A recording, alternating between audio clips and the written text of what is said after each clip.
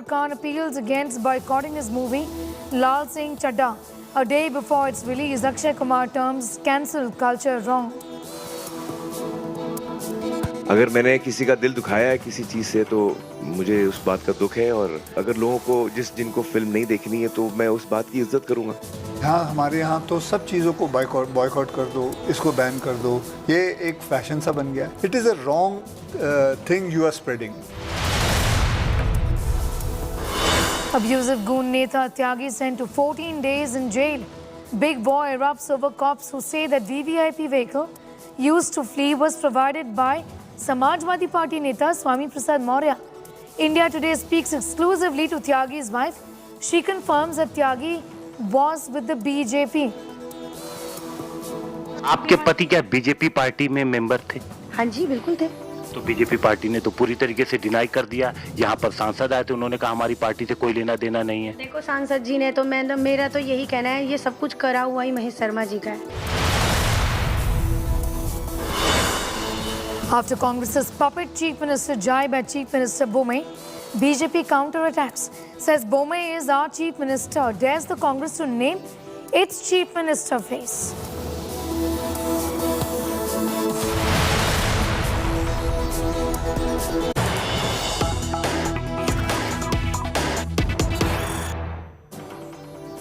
Some news just coming in. Rahul Gandhi is now wading into the Tiranga face-off. Rahul Gandhi says poor extorted in the name of the Tiranga drive. He claims the poor have been denied ration over Tiranga. Supriya Bhardwaj is getting us more details on that story. Supriya, in fact, the opposition has gone all guns blazing, saying there are several faults with the Har Ghar Tiranga drive and that many are facing, the brunt of the push by the BJP-led central government when it comes to the Tiranga drive. Well, Sneha, as far as the opposition is concerned, they were already gunning for the government ever since that video surfaced where a lot of people are claiming that they had to pay 20 rupees in order to get the ration from the authorized stores.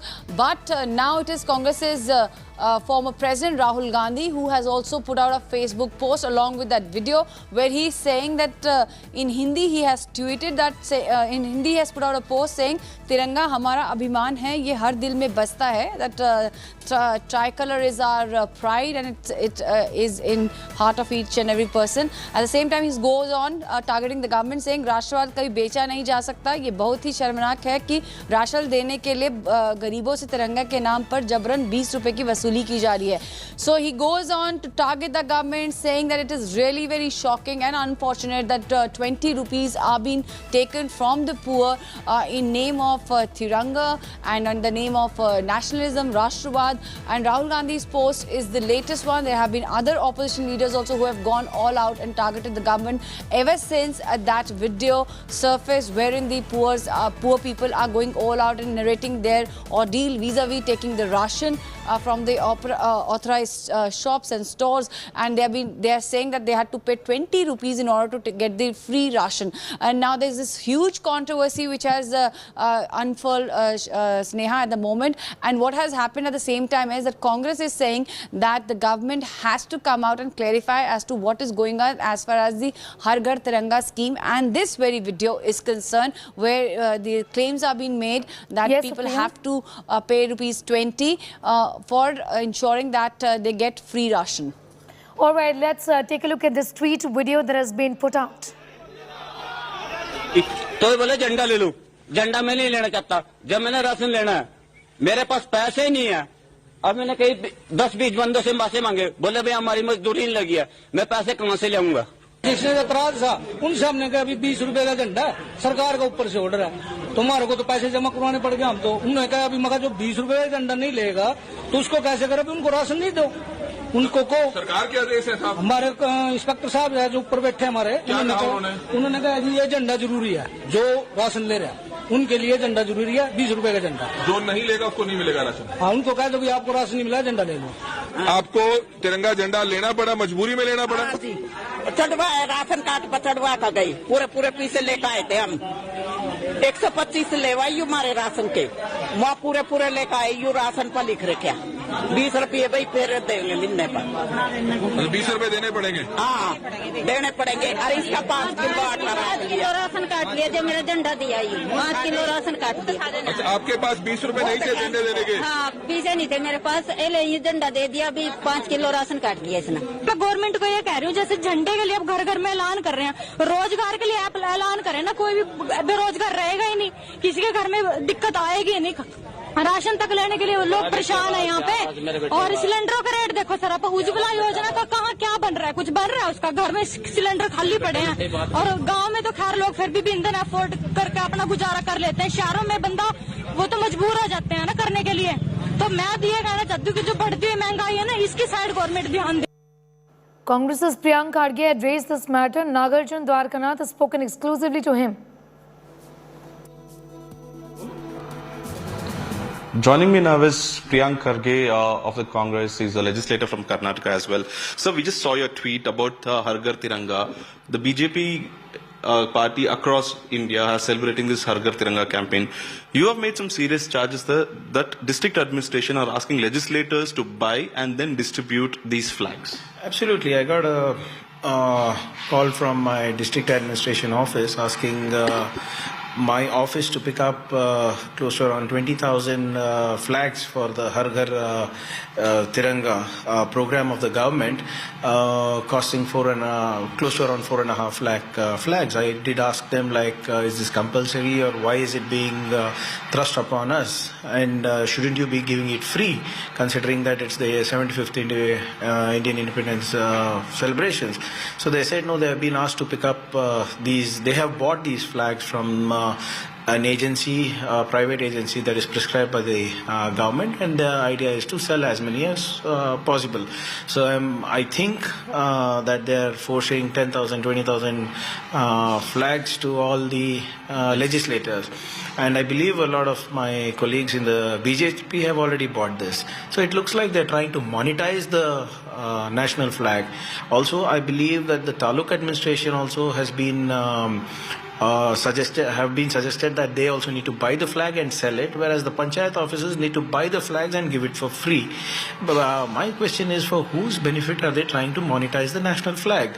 For Kashmir files, our state government made it tax free. The BJP legislators and the MPs bought tickets and distributed the tickets for free. But for the national flag, they're going to charge poor people.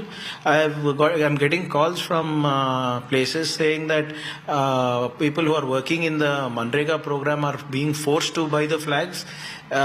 People are threatening, the Food and Civil Supplies Department is threatening people, saying that if you don't buy the flag, we will not give you ration. Is this the kind of patriotism that has been bred in the country for so long? For whose benefit has the flag code been changed? For whose benefit are they mass manufacturing these flags and ensuring they're selling it? My only concern was, if they knew that they want to sell crores of flags, why didn't they flag this issue with the Khadi Development Board? They could have saved that industry. Rahul Gandhi also visited the Khadi flag making factory in Hubli. When he had come, you were saying the money could have come to the state exchequer itself if people had procured from the government sources in Karnataka. Absolutely, they could have saved the cottage industry. What is the point of Modi ji's great slogan, local for vocal, if it is not going to help the industry? If they had planned this properly, or if the intention was clear to ensure that one buys a flag, or they have to give away a flag, they could have done it to the Khadi village board itself, right? They could have saved this industry. They would have benefited. Crores of weavers would have benefited. Crores of dye tailors would have benefited. Crores of people who are in the dye making industry would have benefited. They're all people who live on daily wages. And second tweet also, you have said that they are being threatened. You have shared a video of someone speaking in Hindi saying, we don't have money to buy your own food. Now they're saying, if you don't buy flag, there's no ration. Seems like an across India phenomena. Yeah, absolutely. I think it's happening across India, and more so in BJP-ruled states. Because if you look at the video very closely, that person says, I have not worked I have not got any work in Manrega. I don't have money, and I cannot afford this flag, but the ration that is due for me is only going to come if I pay the money for the flag. It's not what I am saying, it's what the public is saying. So I just want to know for whose benefit is the government doing all this? Where is their Desh Bhakti? Why can't they give it for free? You say India is doing so well, India is shining, vocal for local, make in India. Where are all those slogans gone? So second issue is Revenue Minister this morning has spoken to the media and has challenged the Congress, saying, I declare Mr. Bommai as the CM phase of BJP and we will fight the election in his name. Can the Congress have any courage to even declare the name? In fact, to quote his word, he's saying, come on, Congress, let's see if you have the guts in you to declare a name. I am very glad that Mr. Ashok himself has come out and said this.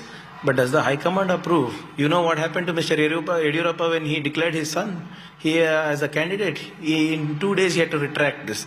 I still challenge the BJP to get a nod from it from the top. And I am not, Congress has never said Mr. Bommai is going to be changed. It's the BJP who's telling. It is Mr. ಈ ತಿರಂಗನ ವಿರೋಧ ಮಾಡಿದವರು ಯಾರು ಗೊತ್ತಾ? ಯಾರ್ರೀ? ಸಾವರ್ಕರ್ ಅವರು ವಿರೋಧ ಮಾಡಿದ್ರು. ಯಾರು ಸಾವರ್ಕರ್? RSS ಅವರು ಆರಾಧನೆ ಮಾಡ್ತಕ್ಕಂಥ ಹಿಂದೂ ಮಹಾಸಭಾದವರು. ಗೋಲ್ವಾಲ್ಕರ್ ಯಾರು ಗೊತ್ತಾ? RSS ನ ಅಧ್ಯಕ್ಷ. ಅವರು ವಿರೋಧ ಮಾಡಿದ್ರು. First of all they have no respect for national anthem, national flag and Indian culture. Shifting focus now, Nitish Kumar will take oath as the Chief Minister of Bihar for the 8th time. After breaking the alliance with the NDA, Nitish will take oath as the Chief Minister with Tejashwi Yadav as his deputy. According to sources, Nitish is going to keep home ministry portfolio with himself. Sources say that RJD will get BJP portfolios. Swearing-in ceremony is going to be held at 2 o'clock at the Raj Bhavan in Bihar's capital of Patna. Remember, Nitish Kumar, who broke ties with the BJP-led NDA on Tuesday and resigned as the coalition's chief minister, will now be heading a Mahagathbandhan government of 7 parties altogether. According to sources, Nitish Kumar held a discussion with regards to the cabinet composition with the allies and is likely to follow the council berth distribution formula. He will also have a 35-member strong council of ministers in the new cabinet. RJD and the JDU are likely to get 14 berths in each council. Meanwhile, Congress is going to get 3. Hindustan Awam Morcha will get 2.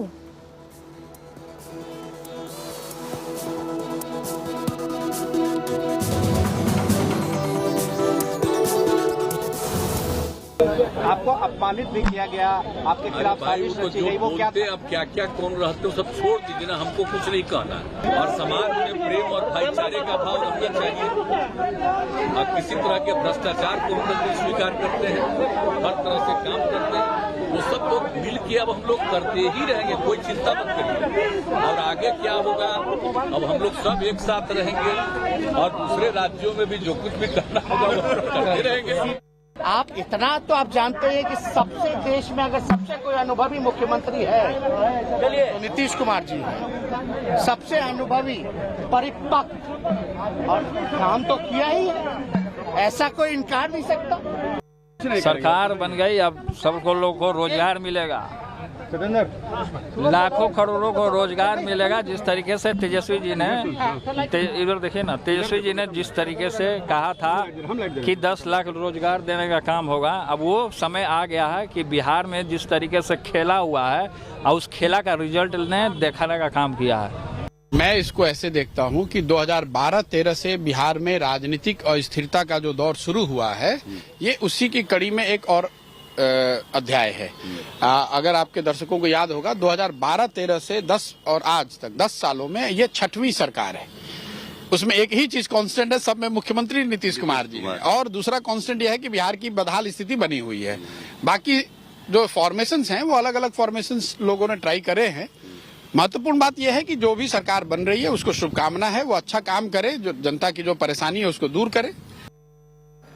Ashutosh Mishra is getting us more details on that story. Ashutosh, what appears right now is that as far as the early demands of the RJD of the home portfolio is concerned, that is something that Nitish Kumar possibly is not going to agree to. He wants to keep the home portfolio with himself. What about the Congress that wanted the Speaker's chair? That is perhaps going to the RJD, isn't it? Well, Sneha, you know, this needs to be seen in a perspective that the way this smooth transition of shifting of one alliance to another and formation of a new government is concerned, if you look at that, that itself is an indication that how everything was planned so carefully that perhaps negotiation on the seats or the cabinet distribution, that was perhaps already decided.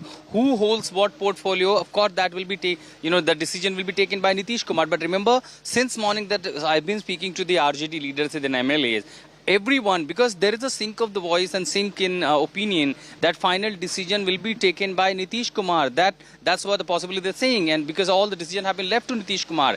As we speak, just a couple of minutes ago, Tejashwi Yadav reached right behind me at the Chief Minister's residence here in Patna. So the deliberation on the cabinet portfolio and the responsibilities are indeed being talked about. Yes, the formula which is in public domain, that who holds the speaker, the Nitish Kumar will remain the chief minister. Tejashwi Yadav is seeking the home portfolio. But remember, there has to be consensus within those party. So Tejashwi Yadav is likely to become the deputy chief minister.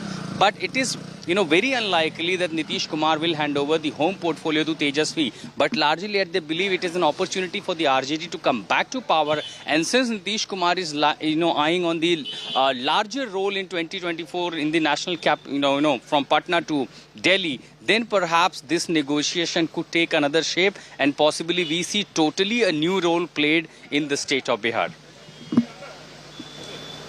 Ashutosh, thanks for getting us those details. We'll of course keep coming back to you for more on that, and staying with the political showdown over Kumar's joining back to Mahagathbandhan, where the BJP has attacked its old ally, calling him a habitual betrayer, staging a protest, accusing Nitish Kumar of pushing Bihar into the abyss of lawlessness and corruption. Also saying the people of Bihar will take revenge. Mahagathbandhan has hit back, saying that ministers of the Saffron Party are now Agniveers. BJP का ये विरोध प्रदर्शन आप देख रहे हैं BJP दफ्तर के बाहर, ये बीजेपी नेताओं का जमावड़ा है जिसमें मंत्री से लेकर आम कार्यकर्ता आज नीतीश कुमार के खिलाफ विरोध दिखा रहे हैं। विरोध जिस बात की है वो देश को भी मालूम है और नीतीश बाबू को भी मालूम है। उनके भतीजा राम जो साथ गए हैं, उन्होंने जो कहा था पलटू राम है ये। आज हम क्या सोचे थे कि ये पूरे जिंदगी भर के लिए नीति, नियत और नैतिकता को फ्रीज में रख दिया।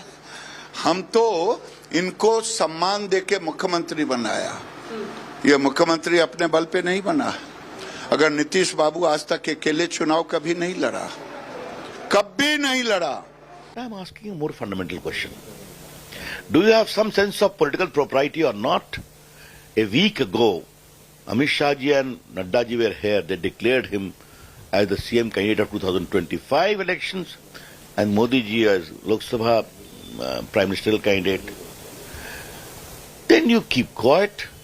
Prime Minister Narendra Modi ji came in the Vidhan Sabha celebrations. You were there. Such a good Banami was there. Then what is this? You ought to be upfront, na? That's the point I'm asking. You can say, sorry, I cannot carry on. Fair enough. So this carry on ought to have been announced in 20 itself, when you had reduced majority, when Modi ji declared you as that. तो कुर्सी मिले तो सब ठीक है। जिस ढंग की राजनीति जो है भारतीय जनता पार्टी पूरे देश में चला रही थी, सब लोग चिंतित थे। सब लोग चिंतित थे। मैंने एकदम देश के आंखों पर पर्दा डाल करके 2014 में जो प्रॉमिस किया इन लोगों ने नौजवानों को लेकर के, किसानों को लेकर के, कहीं वो दिखाई दे रहा है। मैंडेट का अगर किसी ने भारतीय राजनीति में, हम कह रहे हैं, आज़ादी के बाद से अब तक अपमान किसी ने किया है, इन लोगों ने किया है। जब मौजूदा भाजपा ने ये तय कर लिया है कि लोकतांत्रिक मूल्यों को छत विच्छत कर देंगे, सिर्फ हम रहेंगे और कोई नहीं रहेगा, तो जाहिर है कि बिहार ने एक संदेश दिया है। ये सिर्फ शपथ ग्रहण तेजस्वी जी का या नीतीश जी का नहीं हो रहा है, ये शपथ ग्रहण बिहार की आवाम का हो रहा है। देखिए, भारतीय जनता पार्टी ने उनको इज्जत देने में, सम्मान देने में कोई कमी नहीं की, कोई कसर नहीं छोड़ा। वो एनडीए के नेता हैं। हमने तो कहा कि हम 24-25 साथ लड़ेंगे, ये भी कहा, कहीं कोई दुश्वारी नहीं थी। इतने अच्छे साथी को छोड़कर, इतने पुराने साथी को छोड़कर, इतने भरोसे के साथी को छोड़कर वो उन लोगों के साथ गए जिनकी साख पे सवाल है। जो सबसे बड़ा राजनीतिक दल था जिसे सत्ता मिलनी चाहिए थी चुनाव के बाद, 77 के साथ 122 का बहुमत, गठबंधन पूरा, उसने समर्थन दिया है। यहाँ न तोड़ हुई है, न जोड़ हुई है, न रिजॉर्ट कहीं गए हैं, न पैसा दिया है किसी को। जब आपने नीतीश जी को लेकर सरकार बनाई थी तब कहाँ गई थी आपकी नैतिकता, कहाँ गया था आपका ये डायलॉग? मैं तो सिर्फ इतना नहीं कहूँगा कि आपने जो किया था उस समय अगर आपको क्या लगता था वैसा ही महसूस कीजिए जो आपके साथ हो रहा है। और याद रखिए, ये भारत की जनता है, सब कुछ देख रही है। Alright, let's get you all the top developments on Bihar politics, where Nitish Kumar is going to be taking oath at 2 o'clock today as the Chief Minister of Bihar for the 8th time. Tejashwi Yadav will take oath as Deputy Chief Minister. No other cabinet members will be sworn in today. Sources are telling us that Nitish will retain the Home Ministry. Tejashwi Yadav was reportedly lobbying hard for the post, but Nitish Kumar has decided to hold on to the portfolio.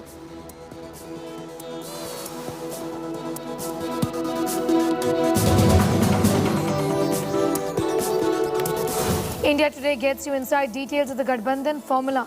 Sources have told us that RJD will get the Speaker's portfolio. RJD has already moved a no-confidence motion in Assembly against the BJP Speaker.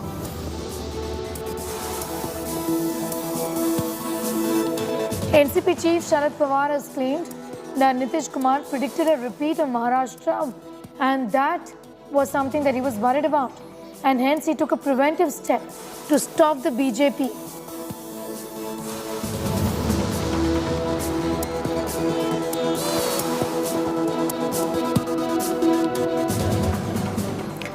Five Desh Ratna Marg Bungalow, the official residence of the Deputy Chief Minister of Bihar, is jinxed.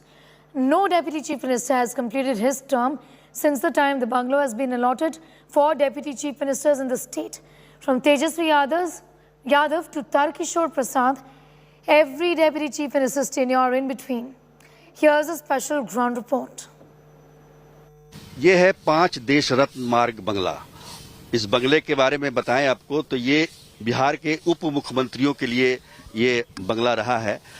अभी इसमें तारकिशोर प्रसाद रहते हैं। अब ये पूर्व उप मुख्यमंत्री बिहार हो गए हैं। अब तारकिशोर प्रसाद यहाँ उप मुख्यमंत्री के तौर पर रह रहे थे, पर देखिए दुर्भाग्य कि कार्यकाल के बीच में ही गठबंधन एक बार फिर टूटा और वो पूर्व उप मुख्यमंत्री बन गए। अब महागठबंधन की सरकार फिर आ गई है। हो सकता है कि तेजस्वी यादव फिर से इस बंगले में रहने के लिए आए। अब आगे क्या भविष्य होता है वो देखना बेहद जरूरी होगा। कैमरामैन दीपक कुमार के साथ Sujit Kumar Jha, Patna. Dubbed Paltu Chacha by Tejashwi Yadav, Nitish Kumar did another somersault yesterday. Well, he's been with the Mahagathbandhan twice and with the NDA many times. Where will he go next?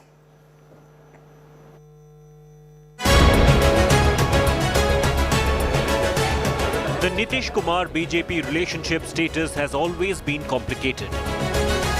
The tumultuous tie-up is in tatters again, and Nitish Kumar has done another stunning somersault. The first political palti by Nitish Kumar was in the year 1994. He rebelled against Lalu's control of the Janata Dal in Bihar and allied with George Fernandez to form the Samata Party. The Samata Party then became a partner in the coalition led by Atal Bihari Vajpayee.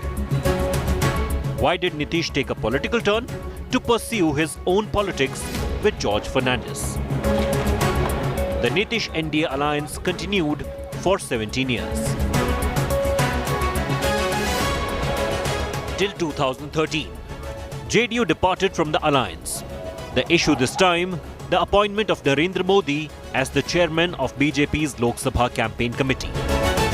This time, Nitish declared his opposition to Modi's alleged communal politics and broke up with the NDA to follow his secular agenda. 2 years later, the 2015 Bihar Assembly elections brought another paradigm shift in Bihar politics, as Kumar formed Mahagathbandhan, or Grand Alliance, with the Rashtriya Janata Dal and Congress.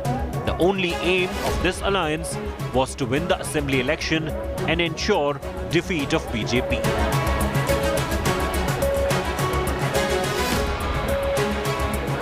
The Grand Alliance continued for 2 years, but hit a major roadblock in 2017. Nitish-led JDU left the Mahagathbandhan due to disagreement with the RJD. This time he was back again with the NDA. Nitish said he took the decision after listening to his Antaratma ki Awaaz, following allegations of corruption against Lalu and his family. And again, for the fifth time now, 5 years after he broke away from the Mahagathbandhan, Nitish Kumar has taken a dramatic political turn. Dubbed Paltu Chacha by Tejashwi Yadav, Nitish has now allied with the RJD and Congress again, divorcing the NDA to pursue his national ambitions ahead of 2024. Bureau Report, India Today.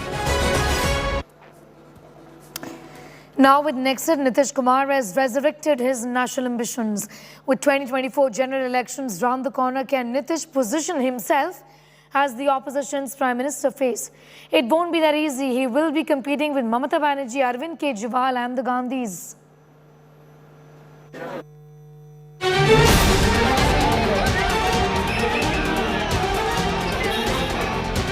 Boom, boom, boom, the big Bihar blockbuster.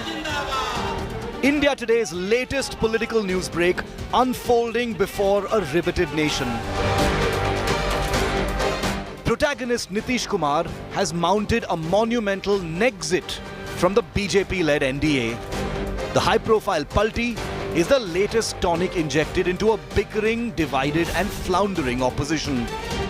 And after the bruising that the BJP Hatao parties received in the Maharashtra Shinde insurrection, Nitish's move is tantamount to Badlapur for a wounded opposition that's been looking to injure the BJP.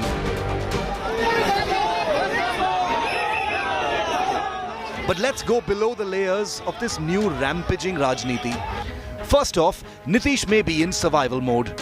But don't forget that this also allows Nitish to at least try to revive his long-nursed dream of rivaling Modi nationally. The high-profile dumping of the BJP dents Team Modi's hold over allies, especially just weeks after the Shinde showdown, and gives the opposition a rare moment to feel a little happy. But while the opposition may enjoy the rare fruits of the BJP on its back foot, Nexit won't be all hunky-dory for the opposition's battle road to 2024 and could in fact inject even more complications. Don't forget that Nitish, by dumping the BJP, joins a swelling list of the many challengers for opposition leadership along with Mamata, Arvind Kejriwal and don't forget the Gandhis. If you zoom in, it'll be all smiles and congratulations for Nitish over the next 48 hours. A signal moment where Sushasan Babu has scored one for the opposition team in delivering a strike on the BJP. But if you zoom out, you'll see that this could add to the muddle, the game of potential thrones, with yet another big ambitious ego added to the already bubbling opposition soup. With less than 2 years to go for the next national election, the game has gotten even more interesting. Bureau Report, India Today. It's time for a break. Here on the other side, superstar Aamir Khan appeals against boycotting his movie Lal Singh Chadda. This a day before the release of this film, Akshay Kumar also calls cancel culture wrong.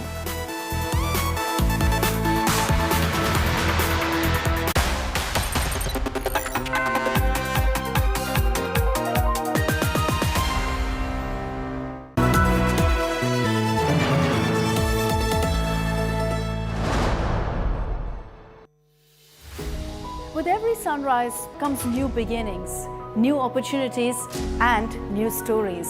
And that's why we're first up.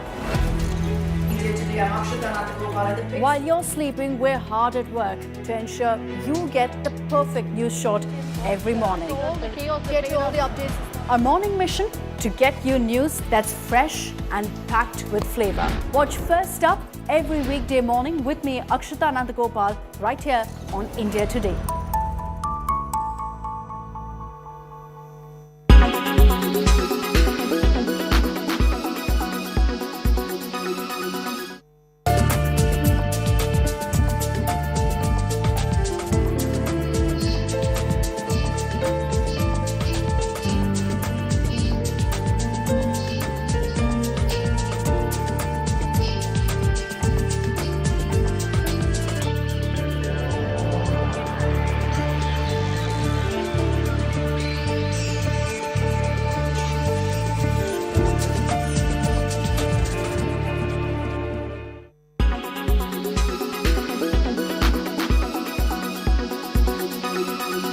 Make your media plan smarter with India Today Live TV on your connected devices. Kerala public health. All political parties traveling from different parts. Armed with facts, Looking at political back. she takes the news by its horns. Do you think the future of these students are not hampered? Fierce, bold and direct, setting the tone for the biggest stories from every corner and every angle. Expect nothing but the unfiltered truth. News first, niceties later. Watch me, Nabila Jamal, on India Today.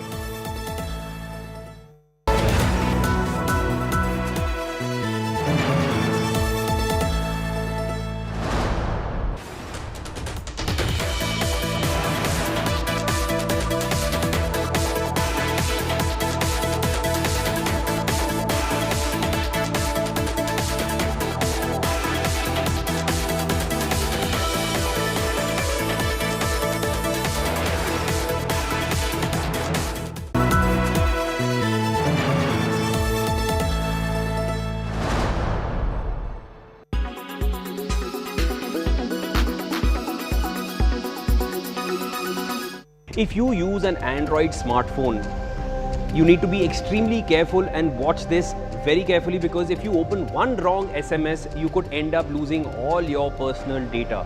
Even if it's an SMS which comes from a company which is known to you, like an Oppo or a Samsung or a Vivo or any other known smartphone manufacturer, you still need to be careful, because a new spyware named Hermit has arrived and it is causing major havoc as far as Android users are concerned. So Hermit is a surveillanceware that hides its malicious capabilities in packages downloaded after it is deployed. The spyware is basically distributed via SMSs and it carries malicious links in it. So Hermit basically hits you in the form of an SMS, and it will mimic applications of known smartphone companies like the ones I mentioned earlier, or any of the known smartphone companies you use. After that, once you have ended up on that web page, and that web page may also be a legitimate one, Hermit kickstarts different activities in the background on your smartphone. It also checks the version of Android that your smartphone is operating on, and it keeps adapting itself as per that. It is extremely smart and it works in the background, and the garb that it uses is very legitimate. So once it is deployed and activated, it can record audio from your phone, it can make and redirect your phone calls, it can gain access to your contacts, your photographs, your device location and your SMS messages. So there's hardly anything left which is private. So once Hermit enters your phone in the form of an SMS, after that you may get a website link in that SMS which will look genuine, but they may be asking for your social media credentials. Or they may ask you to download an app, a third-party app. Or they may want to ask you for your financial credentials. After that, obviously, it's going to be used against you. So Hermit was recently used in Kazakhstan, and high-profile individuals were targeted, which included journalists, human rights activists, and government officials as well. If you are an Android user, make sure that your phone is up to date. And if you get any kind of an SMS which is creating some kind of urgency, get in touch with the smartphone manufacturer.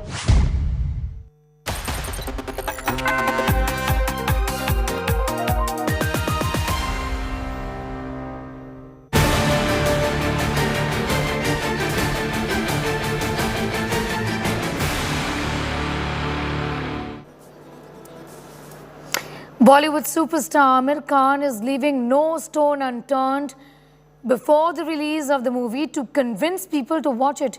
He's appealing the people to watch this film and not boycott. He also said he won't hurt anyone. But after boycott Lal Singh Chadda trends on social media, the PK actor appealed the people not to do this. He says that this is something that he is not happy about. And he's also gone on to say that if he's hurt anybody, he apologizes for it. Of late, several movies, including Rakshabandhan, are being boycotted by many people on social media. मैं तो बिल्कुल चंगा हूँ। कहाँ रहते हो? अपने घर विच। बुद्धू हो क्या? भाई लाल सिंह चड्ढा जो बहुत सिंपल आदमी है, तो मैं यही कहूँगा कि अगर मैंने किसी का दिल दुखाया है किसी चीज़ से, तो मुझे उस बात का दुख है और मैं किसी का दिल नहीं दुखाना चाहता हूँ। और आई थिंक बाकी अगर लोगों को जिनको फिल्म नहीं देखनी है, तो मैं उस बात की इज्जत करूँगा। क्या कर सकते हैं लेकिन मैं चाहूँगा कि ज़्यादा से ज़्यादा लोग फिल्म देखें। हमने बड़े मेहनत से फिल्म बनाई है और सिर्फ मैं नहीं हूँ, फिल्म जो बनती है वो सैकड़ों लोगों के मेहनत से बनती है।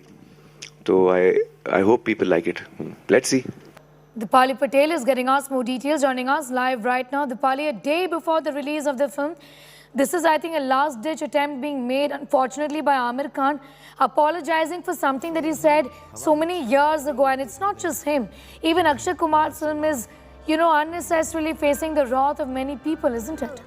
Yes, of course, Sneha. This Aamir Khan statement came yesterday at an event which happened in New Delhi, where he was asked about cancel culture, and he said that he was not intending to hurt anybody's feeling, but if he has hurt anybody, I would like to apologize. So he's apologized to everyone he thinks he has offended, or if people are upset about him. But he also urged people to watch his film. Again, during my interview with Akshay Kumar, when I asked him about the cancel culture, he said that people are unnecessarily taking this to the next level, and it has become a fashion. He said that he even appealed to people by folding his hands, and he said that he requests everyone to not ban films, to not ban Bollywood or any industry, because it ultimately helps the economy. And he also mentioned that इसमें देश का नुकसान होगा और किसी और का नहीं होगा. So basically he also meant that he put it on the country, saying that ultimately if people will boycott or ban their films, economy of the country will suffer. So that was Akshay Kumar. Also, I spoke to Bhumi Pednekar yesterday in Delhi. She had come for the promotion of her film Rakshabandhan. She also mentioned that Twitter or social media platform is it's a democratic space where people are bound to say anything or write anything. But she also mentioned that it's a phase, and I think this will go away or disappear once all of this is okay. Yeah. All right, Dipali, I'm thanking you for the moment. We earlier spoke to Bollywood actor Nasir Abdullah about the controversy. Listen in.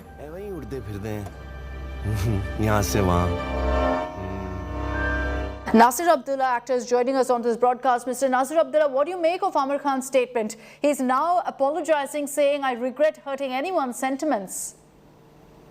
Yeah, he's obviously explaining himself because he happened to quote something that his wife had said once upon a time, that was, more than 5-6 years ago. So he had said this. He had said this as in repeating what his wife had said, because his wife was feeling insecure after hearing some news here and there. So he has repeated that obviously these were not firstly his remarks, it was a repeat of what his wife was feeling. And anyway, the fact remains that if he really felt all this intolerance was happening, he could have left the country and had a life of whatever he wanted. But the point is, he is reaffirming the fact that he had no intention of saying what he did or even meaning it. That's what I feel. Mr. Nasir Abdullah, do you believe that this comment from Aamir Khan has come, a few years too late? And that it's coming because of the pressure of a film not performing because of a boycott trend. Yeah, the comment is actually coming too late because it is also too late to have to initiate another attack on him 7 years after the comment was made.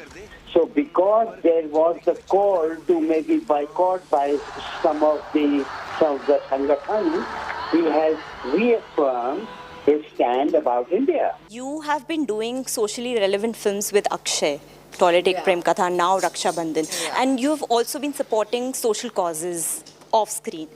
I want to understand the term cancel culture from you. Like, you know, log bolte hain ye ban kar do, usko boycott kar do. Do you think this has become a huge problem these days, and how do you deal with it?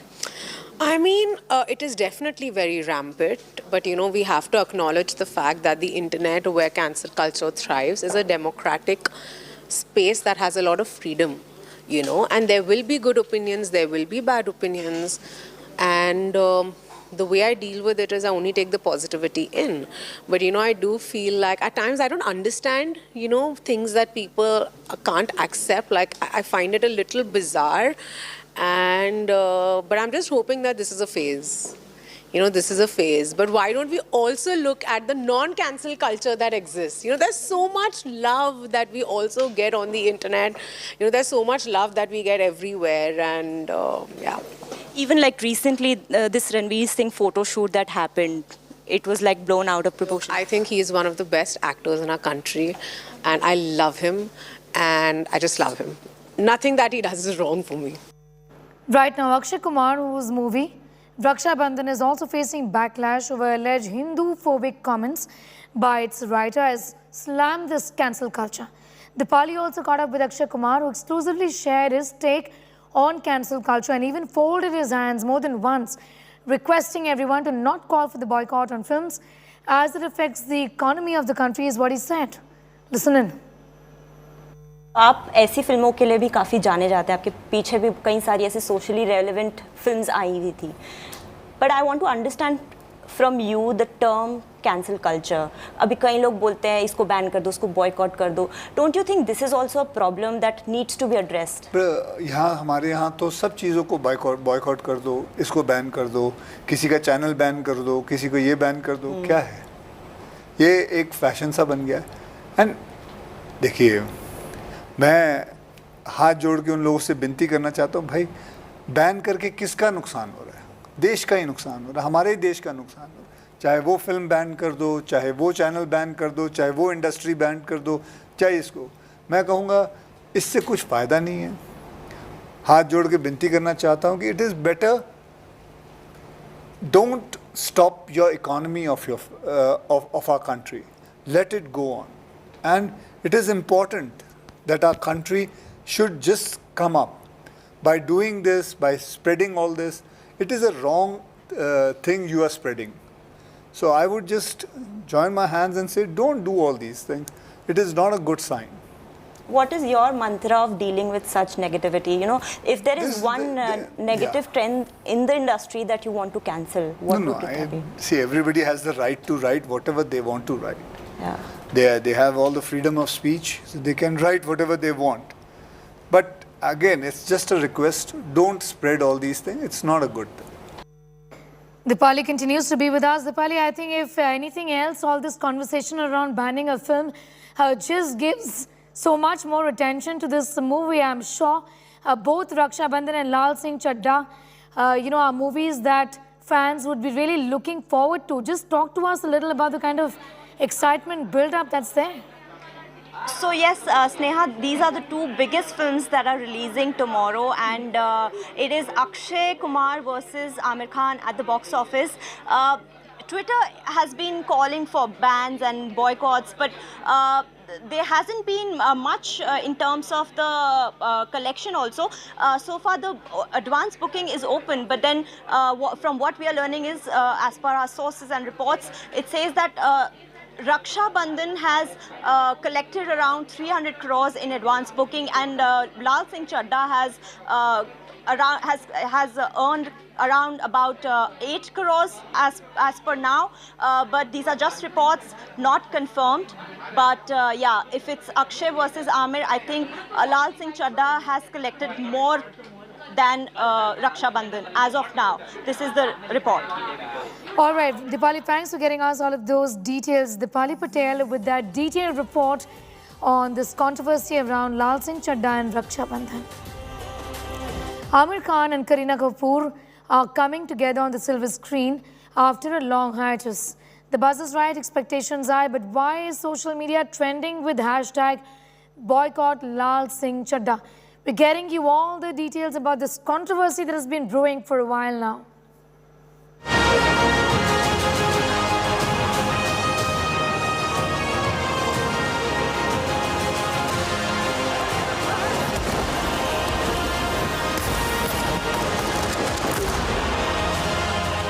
Aamir Khan and upcoming film Lal Singh Chadha is being trolled and targeted days before its release.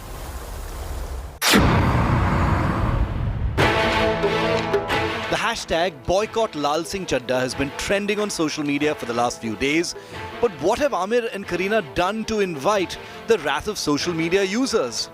Well, the actors seem to be paying the price and being cancelled for comments they made years ago. Aamir Khan is being branded anti-India and anti-Hindu as Twitterati have joined hands for a campaign to boycott his upcoming film. And it's not over one controversy, but a number of them. First, over this scene in Aamir's film PK. Brother, मैंने जान दे, मेरे छोटे-छोटे बच्चे. मालूम है हमका, गणेश जी और कार्तिक के इतने छोटे भी नहीं हैं वो, अकेले रह सकते हैं घर में. आप हमरा रिमोट दिलाई दो, फिर जाओ अपने फैमिली के पास. Second, over his intolerant India comments back in 2015.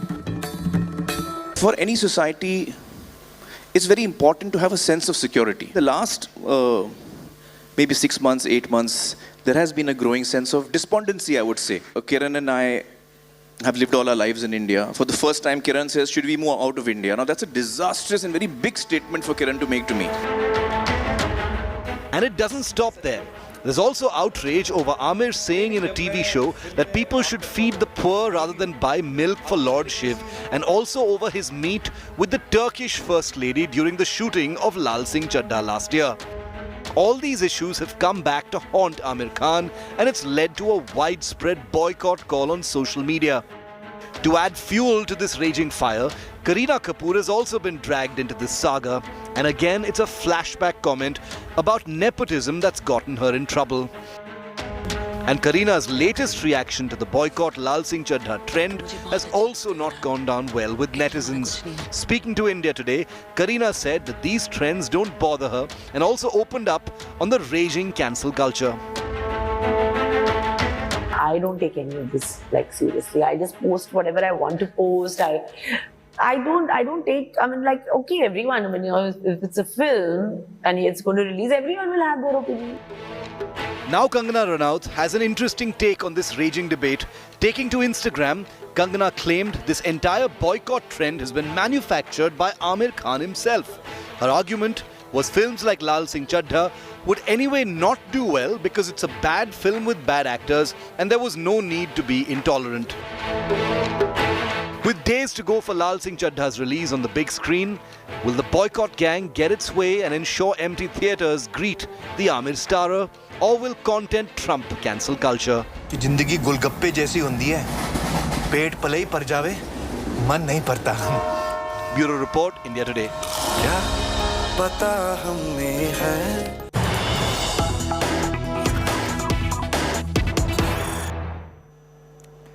We have some news just coming in. Well, after the Congress, the Popular Front of India is wading into the Tiranga controversy.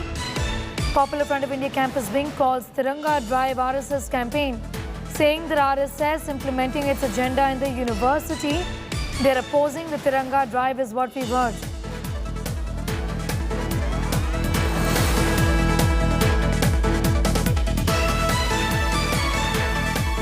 Few months back, in the same college, was detained for Muslim girls as showing the religion base. They're using They're using for the religion-based inside the college. But in the same college, they're conducting on the religion-based program. They're using the RSS Bhagavad Dwaja. They're using for the Bhagavad Dwaja for the programs. We are not against for any Indian flags programs. So we are trying to go for the DC and giving the memorandum for this program. Commissioner have to take action against these programs and immediately they're stopping these programs. You can find that report and much more up on our website as well. That's indiatoday.in. You can also download the India Today app. News continues in just a few minutes.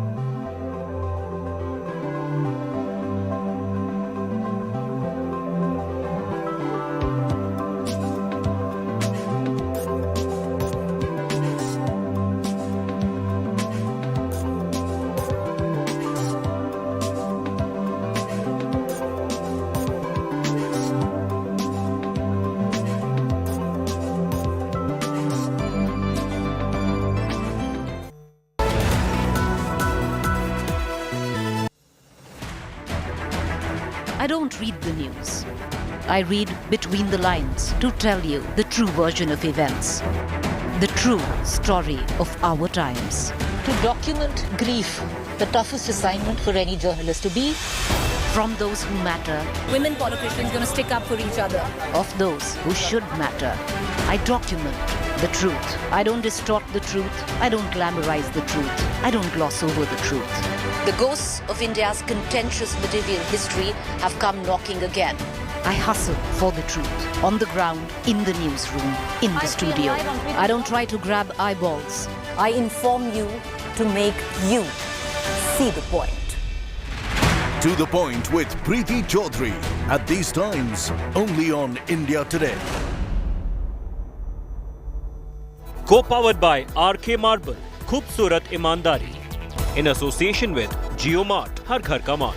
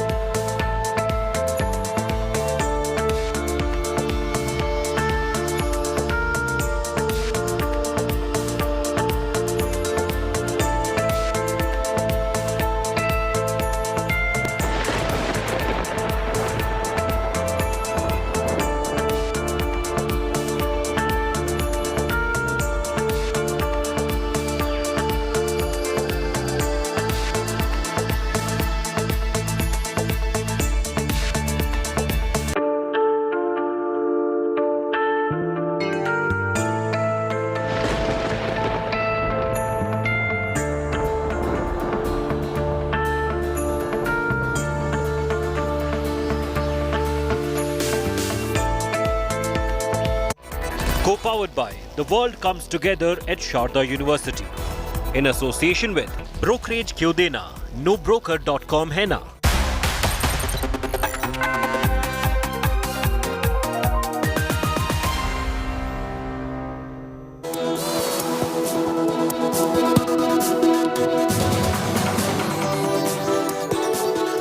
Hello there, very good afternoon. You're watching India Today TV. I'm Sneha Mordani. Let's get you the top stories first. Superstar Aamir Khan appeals against boycotting his movie Lal Singh Chadda. A day before release, Akshay Kumar also calls cancel culture wrong. अगर मैंने किसी का दिल दुखाया है किसी चीज से तो मुझे उस बात का दुख है और अगर लोगों को जिनको फिल्म नहीं देखनी है तो मैं उस बात की इज्जत करूंगा. हाँ, हमारे यहाँ तो सब चीज़ों को बॉयकॉट कर दो, इसको बैन कर दो. ये एक फैशन सा बन गया. It is a wrong thing you are spreading. Day after dumping BJP, Nitish Kumar to take oath as Chief Minister of Bihar. RJD Chief Tejashwi to be his deputy. BJP claims betrayal of mandate. Politics over Har Ghar Tiranga explodes. Congress's Kharge targets Tiranga Yatra, claims faulty 20,000 Tirangas have been sold for 4.5 lakhs, claims beneficiary denied ration over the Tiranga drive. Abusive goon Neta Tyagi sent to 14 days in jail. Big war erupts after cops say VVIP vehicle was used to flee, and that was provided by Samajwadi Party Neta Swami Prasad Maurya. India Today exclusively speaks to Tyagi's wife. She confirms Tyagi was in the BJP. आपके पति क्या BJP party में member थे? हाँ जी, बिल्कुल थे. BJP party ने तो पूरी तरीके से डिनाई कर दिया. यहाँ पर सांसद आए थे, उन्होंने कहा हमारी पार्टी से कोई लेना देना नहीं है. देखो सांसद जी ने तो मेरा तो यही कहना है, ये सब कुछ करा हुआ ही महेश शर्मा जी का. After Congress's puppet Chief Minister jibe at Chief Minister Bomai, BJP counter-attacks. Says Bomai is our Chief Minister, dares the Congress to name its Chief Minister face.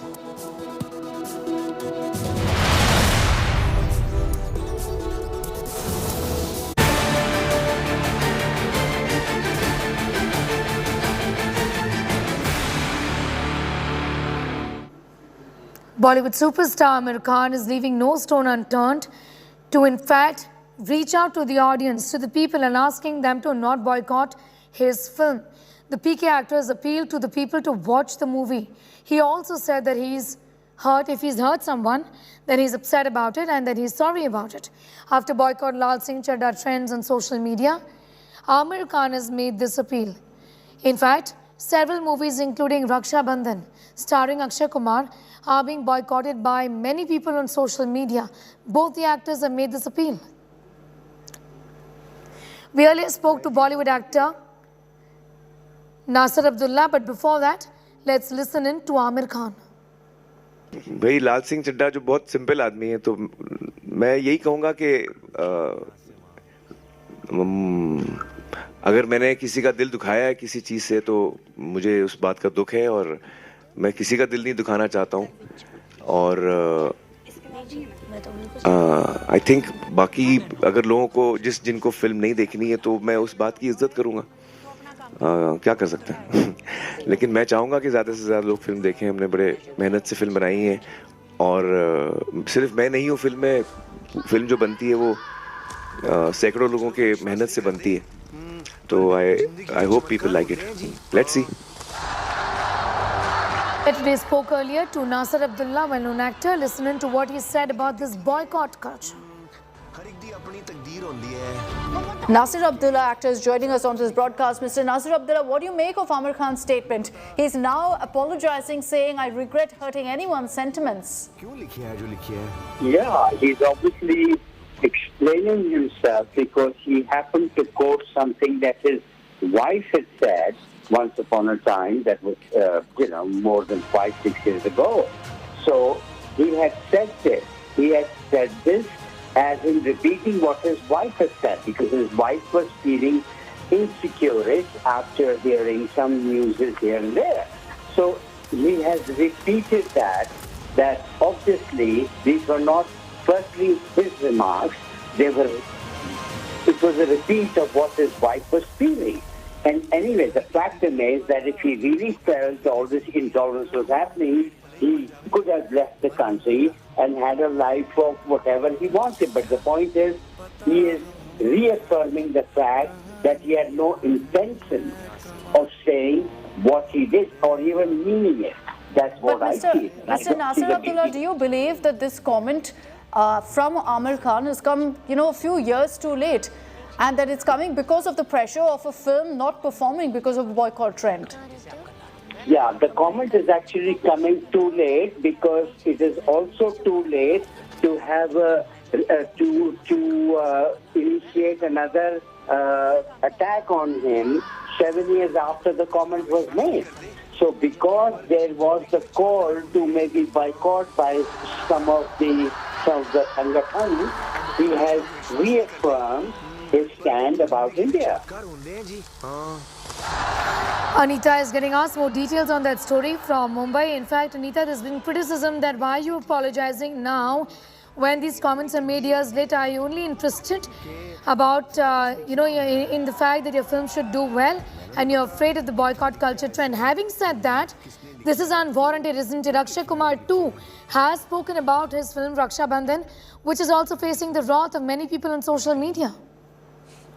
So this is a new culture now where if a Bollywood actor says something, it hurts the sentiments of people immediately, and boycott, a trend that you need to boycott their film starts trending. Aamir and like Sir said, that it's too late for Aamir to come now and apologize for something that he had said long back. It's just because Lal Singh Chadda, for him, it's a very ambitious project of his because it's been in making since a very long time. Plus, it took many years for him to get the rights of the film. So he has put in a lot of hard work, and he is literally pleading right now to each and every one who are saying that they won't watch the film. But at the same time, he's also okay if people will not watch the film. But as an actor, I'm sure that for him, the business at the box office, which Bollywood is yet to see, only apart from 2 or 3 films, no other films have worked. So for him or for Bollywood, be it Raksha Bandhan, be it Lal Singh Chadda, both are very important films for Bollywood to revive back what they have lost in this couple of years. So for him, just literally going out and telling people, please watch the film, it's in itself, it's a big thing. Well, yes, absolutely. Anita, be with us. We'll talk to you more about that. But let's take a look at this story on this movie. Well, Aamir Khan and Kareena Kapoor Khan are coming together on the silver screen after a very long hiatus. The buzz is right, expectations are high, but why is social media trending with the hashtag boycott Lal Singh Chadha? Take a look.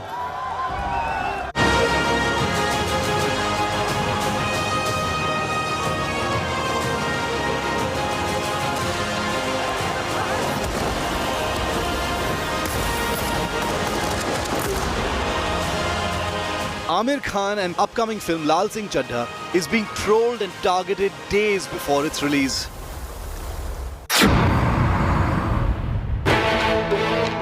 The hashtag boycott Lal Singh Chadha has been trending on social media for the last few days.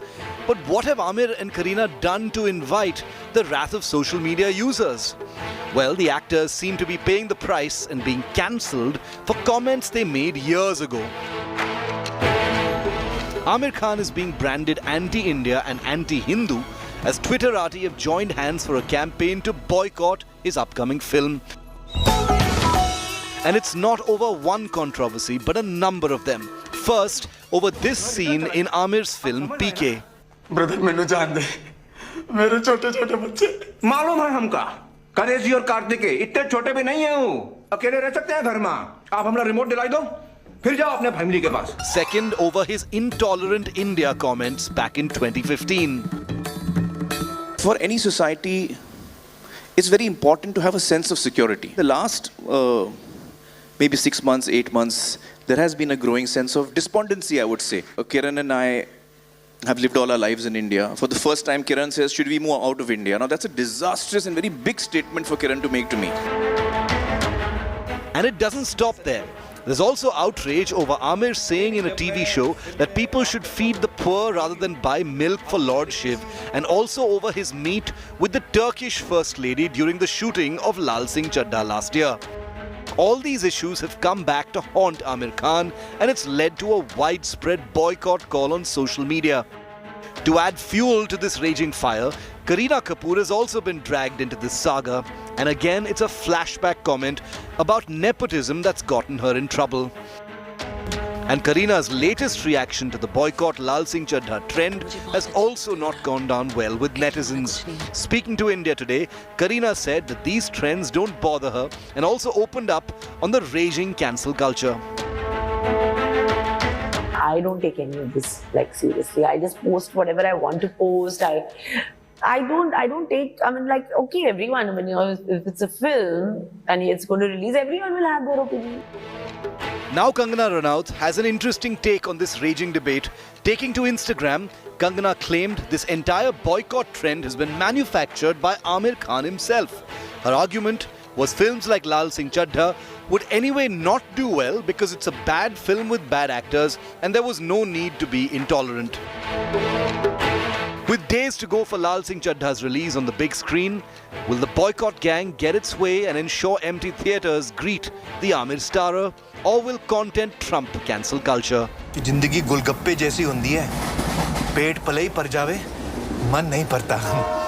Bureau Report, India Today. पता हमें है. Well, Akshay Kumar's movie Rakshabandhan is also facing backlash over alleged Hindu-phobic comments by its writer, has slammed the cancel culture. My colleague Dipali Patel caught up with Akshay Kumar, who exclusively shared his take on boycott, cancel culture, and even folded his hands more than once, requesting everyone to not call for the boycott on films as it affects the economy of the country, is what he said. Listen in. आप ऐसी फिल्मों के लिए भी काफ़ी जाने जाते हैं, आपके पीछे भी कई सारी ऐसी सोशली रेलेवेंट फिल्म्स आई हुई थी. But I want to understand from you the term cancel culture. अभी कई लोग बोलते हैं इसको बैन कर दो, उसको बॉयकॉट कर दो. Don't you think this is also a problem that needs to be addressed? यहाँ हमारे यहाँ तो सब चीज़ों को बॉयकॉट कर दो, इसको बैन कर दो, किसी का चैनल बैन कर दो, किसी को ये बैन कर दो. क्या है ये? एक फैशन सा बन गया. एंड देखिए, मैं हाथ जोड़ के उन लोगों से विनती करना चाहता हूँ, भाई बैन करके किसका नुकसान हो रहा है? देश का ही नुकसान हो रहा है, हमारे ही देश का नुकसान हो रहा है। चाहे वो फिल्म बैन कर दो, चाहे वो चैनल बैन कर दो, चाहे वो इंडस्ट्री बैन कर दो, चाहे इसको, मैं कहूँगा इससे कुछ फ़ायदा नहीं है। हाथ जोड़ के विनती करना चाहता हूँ कि it is better, don't stop your economy of our country. Let it go on. And it is important that our country should just come up. By doing this, by spreading all this, it is a wrong thing you are spreading. So I would just join my hands and say, don't do all these things. It is not a good sign. What is your mantra of dealing with such negativity? You know, if there is one negative trend in the industry that you want to cancel, what would it be? See, everybody has the right to write whatever they want to write. Yeah. They have all the freedom of speech, so they can write whatever they want.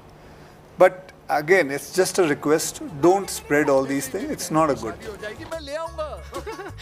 Anita continues to be with us on that story. Anita, this conversation about boycotting a film and all of this just gives a lot of attention to the film per se. In that sense, talk to us a little about the kind of excitement that is being building up when it comes to both of these movies, isn't it? See, any publicity is a publicity, yes. whether it's a good publicity for the film. As far as Lal Singh Chaddha is concerned, there's a huge expectation from the film, and the anticipation is also high because Aamir has gone all out. He has been there in every city. He's been promoting the film as its own baby because, like I said earlier, he has put in lots of effort in the film. It's not only him. There is Kareena, there is Mona. There are a lot of other people who have put their blood, sweat, and everything that they had. Even for that matter, Rakshabandhan, even Akshay has been going all out to promote. So both the films have a good, expectation from the audiences. There are good reviews have already started coming in for Lal Singh Chaddha because Aamir has already shown the film to a lot of other people. He's been doing that since a while now. So there is, the excitement is there for both the films, whether the boycott hashtag is trending or whatever it is. People will watch what they want to watch, whether we spread whether it's you should boycott it or no. It's just audience in the end who wants to watch the film.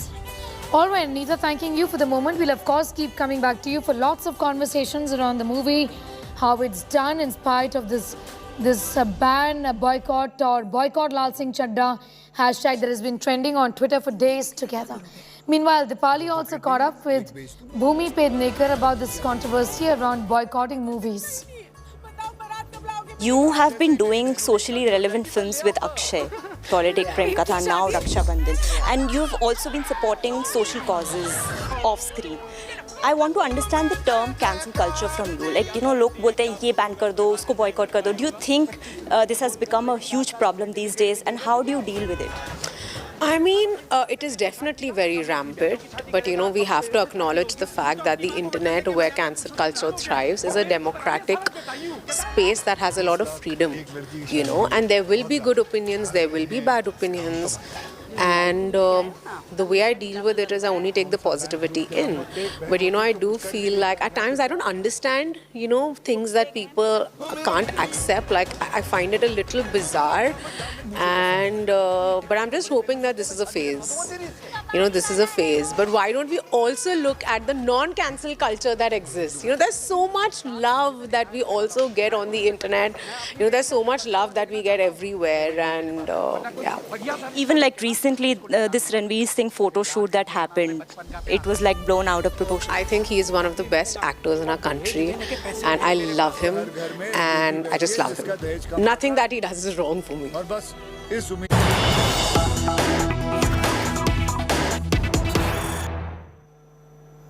Some news just coming in. Extortion heat on Moosewala killer Lawrence Bishnoi. Moosewala's killer in 2-day police remand. Custody in the 50 lakh Moga extortion case. Punjab police bring Bishnoi to Punjab's Moga now.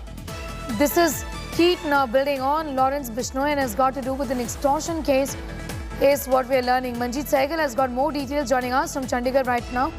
Manjeet, talk to us a little about what this particular case is about. Well, Sneha, Punjab police, besides Sidhu Moosewala's murder, is also investigating and questioning Lawrence Bishnoi and his men in connection with various extortion cases, attempt to murder and arms act cases registered against his gang and Lawrence Bishnoi himself.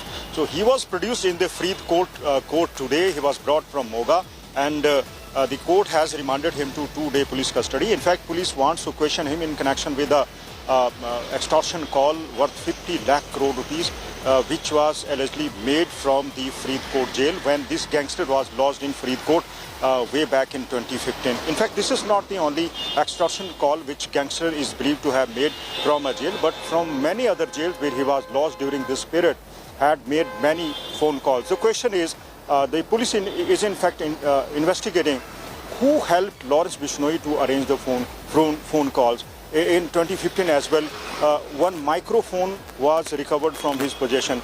In Sidhu Moosewala's case, it has also become clear that he had a mobile phone access in New Delhi jail as well. So police is investigating all the angles, and besides the Manjeet, I'm thanking you for the moment. We have some news coming in from Bihar where Sushil Modi, I beg your pardon, former Deputy Chief Minister of Bihar and senior leader of the BJP is addressing the press. George Fernandes, Digvijay Singh, Prabhunath Singh, ये लोग नहीं चाहते थे कि नीतीश जी का नाम घोषित किया, वो तैयार नहीं थे। और मैंने बिना पार्टी से पूछे मैंने उनके नाम का ऐलान किया कि 2005 में नवंबर के चुनाव का मुख्यमंत्री का उम्मीदवार नीतीश कुमार होगा, और पार्टी ने उस पर मोहर लगाई। तो जिस बीजेपी ने आपको 5 बार बिहार का मुख्यमंत्री बनाया, आपके पार्टी के विरोध के बावजूद आपके नाम का ऐलान किया और आपको मुख्यमंत्री बनाया, उस पार्टी को आपने धोखा दे दिया। और देखिए मित्रों, ये जो विश्वासघात है, ये केवल बिहार की जनता के साथ विश्वासघात नहीं है। 2020 के अंदर वोट मिला नरेंद्र मोदी के नाम पर, आपके नाम पर वोट नहीं मिला। अगर आपके नाम पर भी वोट मिला होता तो हम 150 पौने 200 पार कर जाते। अगर आपके नाम पर वोट मिला होता तो आपको कल 43 सीट नहीं मिली होती। जब लगा कि हालांकि स्थिति ठीक नहीं है, तो नरेंद्र मोदी ने एक दिन में 3-3, 4-4 रैलियां की, जी जान लगा दिया। तो 2020 का जनादेश नरेंद्र मोदी के नाम पर है। 2020 का जनादेश नरेंद्र मोदी का जनादेश है। और 2020 में जब नरेंद्र मोदी आए तो ये तो समाज के सभी तबकों का वोट मिल रहा था, लेकिन जो अति पिछड़ा समाज है, जो 30-35% है, क्योंकि नरेंद्र मोदी अति पिछड़ा समाज से आते हैं, अति पिछड़ा समाज उनको अपना नेता मानता है।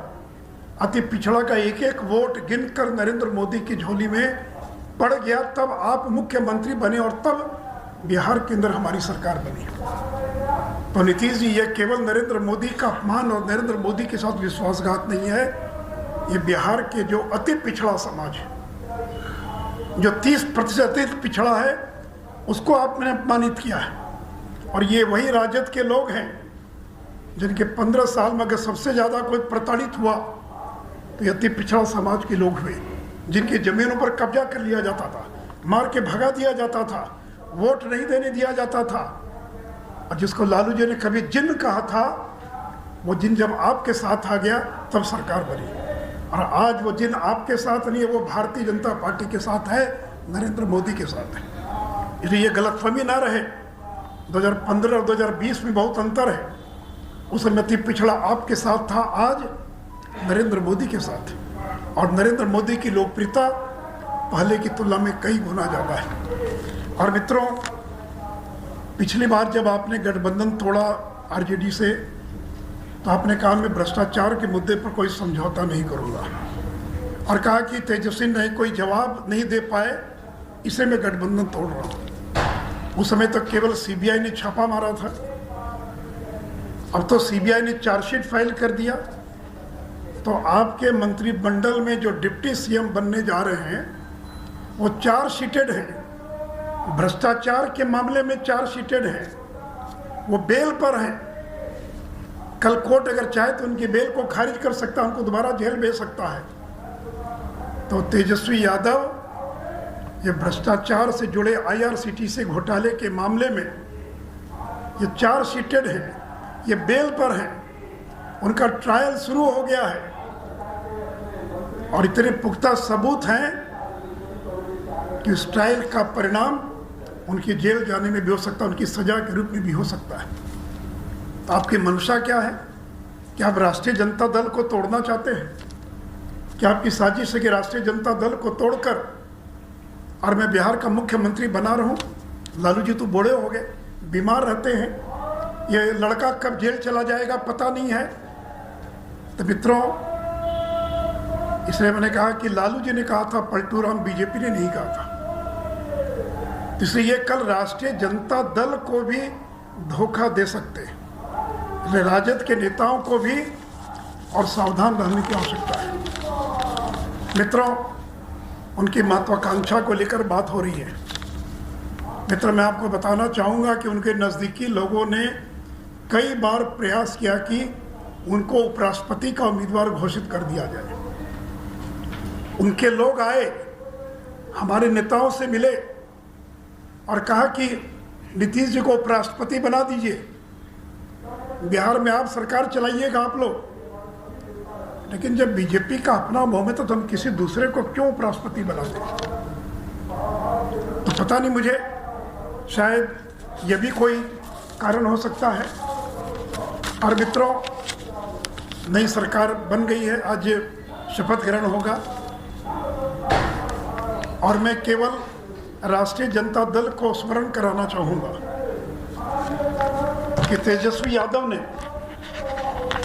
प्रेस कॉन्फ्रेंस में कहा था, अपने हर भाषण में कहा था और कहा था कि 15 वर्ष के एनडीए शासन में रिक्त पड़े 4.5 लाख पद भरने के साथ साथ 5.5 लाख स्थायी पदों का सृजन, कुल 10 लाख स्थायी नौकरियों की समयबद्ध बहाली की प्रक्रिया पहली ही कैबिनेट बैठक में पहले दस्तखत के साथ शुरू होगी। तो मित्रों, तेजस्वी यादव को इसी नाम पर वोट मिला, इतनी बड़ी संख्या में सीटों को जीतने में उनको सफलता मिली। तो मैं इनको याद कराना चाहूँगा, आज या कल मंत्रिपरिषद के गठन के बाद जब कैबिनेट की पहली बैठक होती है तो आपका वायदा था, हर भाषण में आप जोर जोर से कहते थे कि कैबिनेट की पहली बैठक में और पहला हस्ताक्षर होगा कि बिहार के 10 लाख लोगों को रोजगार दिया जाएगा। सरकारी नौकरी, रोजगार यानी प्राइवेट सेक्टर में नहीं, सरकारी नौकरी दी जाएगी। इसलिए मैं क्या आपको स्मरण कराना चाहूँगा और हम रोज रोज आपको स्मरण कराते रहेंगे कि आपका 10 लाख नौकरियों का वायदा था, आप उस वायदे को पूरा कीजिए। और मित्रों ने एक और वायदा किया था कि किसानों का कर्ज माफ करेंगे। तो बिहार का किसान आपसे जानना चाहता है कि आप किसानों का कर्ज कितने दिनों में माफ करेंगे। और साथ ही साथ आपने कहा, आपने कहा कि आशा कार्यकर्ता, आंगनबाड़ी सेविका, सहायिका, रसोई कर्मियों के मौजूदा मानदेय को दुगना करके और जीविका दीदियों को नियमित वेतन नौकरी उपलब्ध कराई जाएगी। तो जो आशा वर्कर है, आगे ये जो आशा है, आंगनबाड़ी सेविका, सहायिका है, उनके वेतन को, उनके मानदेय को आपने दुगना करने की घोषणा की है। और नियोजित शिक्षकों के बारे में आपने कहा है कि समान काम समान वेतन की नीति लागू की जाएगी। तो इसलिए मित्रों, मैं उम्मीद करता हूं कि आपने जो वायदा किया था उस वायदे के अनुरूप, कि डी फैक्टो चीफ मिनिस्टर तो तेजस्वी यादव है, नीतीश जी तो केवल जिसको टिटुलर हेड कहते हैं वो दिखावे के मुख्यमंत्री होंगे। उनकी संख्या 80 है, आपकी संख्या 45-46 है। और लालू यादव के काम करने का तरीका क्या है सब लोग जानते हैं। तो दिखावे के मुख्यमंत्री रहेंगे नीतीश कुमार और असली मुख्यमंत्री होगा तेजस्वी प्रसाद यादव। इसलिए मित्रों, केवल कि मैं जो उन्होंने वायदा किया था उस वायदे को याद कराते हुए और अंत में केवल कि बीजेपी ने कोई कसर नहीं छोड़ रखी थी कि अगर कोई शिकायत है तो हम आपकी शिकायत दूर करने के लिए तैयार हैं। 2 बार धर्मेंद्र प्रधान आए, उन्होंने कोई शिकायत नहीं की, नहीं सब ठीक चल रहा, कोई दिक्कत नहीं है। और ठीक सरकार गिरने के एक दिन पहले हमारे पार्टी के एक बड़े वरिष्ठ नेता ने दिल्ली से फ़ोन किया कि नीतीश जी सब ठीक तो है? बोला सब ठीक है, कोई दिक्कत नहीं है। तो पूछा कि ये ललन सिंह का बयान आ रहा देख रहे हैं टीवी पर, तो कहा कि जैसे आपकी पार्टी में गिरिराज सिंह है वैसे हमारे पार्टी में ललन सिंह है, आप इन बयानों की चिंता मत कीजिए। फिर कहा कि भाई आपके बहुत सारे और नेताओं का भी तरह तरह का बयान आ रहा है। तो बोला अरे नेता लोग हैं, प्रवक्ता हैं, कुछ न कुछ बोलते रहते हैं, कोई दिक्कत नहीं है। पूछा कोई शिकायत हो, कोई कठिनाई हो? तो कहा कि नहीं कोई दिक्कत नहीं, ऑल इज वेल। और अब कह रहे हैं कि मुझे अपमानित किया जा रहा है। अरे क्या अपमानित किया आपको? आप ही बता दें क्या अपमानित किया, बताना चाहिए ना। एक शब्द बोल देने से तो नहीं होगा। तो मित्रों अब तो सरकार बन गई, पार्टी ने जो कार्यक्रम घोषित किया उस कार्यक्रम के अनुसार हम काम करेंगे। पहली बात कि ये नरेंद्र मोदी का अपमान है, ये बिहार के अति पिछड़ों का अपमान है। Senior BJP leader Sushil Modi launching a scathing attack on Nitish Kumar, and Rohit is getting us more details on that story, joining us from Raj Bhavan right now, where in about half an hour from now, Nitish Kumar, Rohit, will be taking as the Chief Minister of Bihar for the record 8th time, isn't it? Well, absolutely. We are inside the Raj Bhavan where the swearing in ceremony will take place. This is the Rajendra Mandapam, and we can show you pictures here. The desk tech is completely ready here for the swearing in ceremony, and 2 o'clock exactly is when the swearing in ceremony will start. First, Nitish Kumar will be sworn in as the Chief Minister, and then Tejashwi Yadav will be sworn in as the Deputy Chief Minister. And today only 2 swearing in will take place of Nitish Kumar and Tejashwi Yadav, and you can see that several leaders and MLAs of the Mahagathbandhan are present here. However, the BJP legislators are in fact missing. They have not come here till now, but all the legislators, it seems that from the RJD, from the JDU, from the Congress, from the left parties, they have all arrived here for the swearing in ceremony. And I think the swearing in ceremony is going to last for about 15 minutes because only Nitish and Tejashwi are going to be sworn in today. And let's talk to some of the party MLAs who have come here. Mukesh रोशन जी, ये बताइए आज swearing in ceremony हो रहा है, क्या कहेंगे? सत्ता में वापसी हो रही है आप लोगों की? बिल्कुल, अब की बार बिहार में सामाजिक न्याय की सरकार बनने जा रही है और चाचा भतीजा जब एक हुए हैं तो बीजेपी वालों के पेट में दर्द हो रहा है। आप लोग भी जानते हैं कि बिहार जो है ऐसा जगह है जहां से उड़ती हुई चिड़िया को हल्दी लगाने का काम करता है, तो इस बार भाजपा को खदेड़ने का काम बिहार से शुरुआत हुआ है। Some more RJD leader Shyam Rajak. Shyam Rajak is the senior leader of the party. Let's talk to Shyam Rajak. Shyam Rajak ji,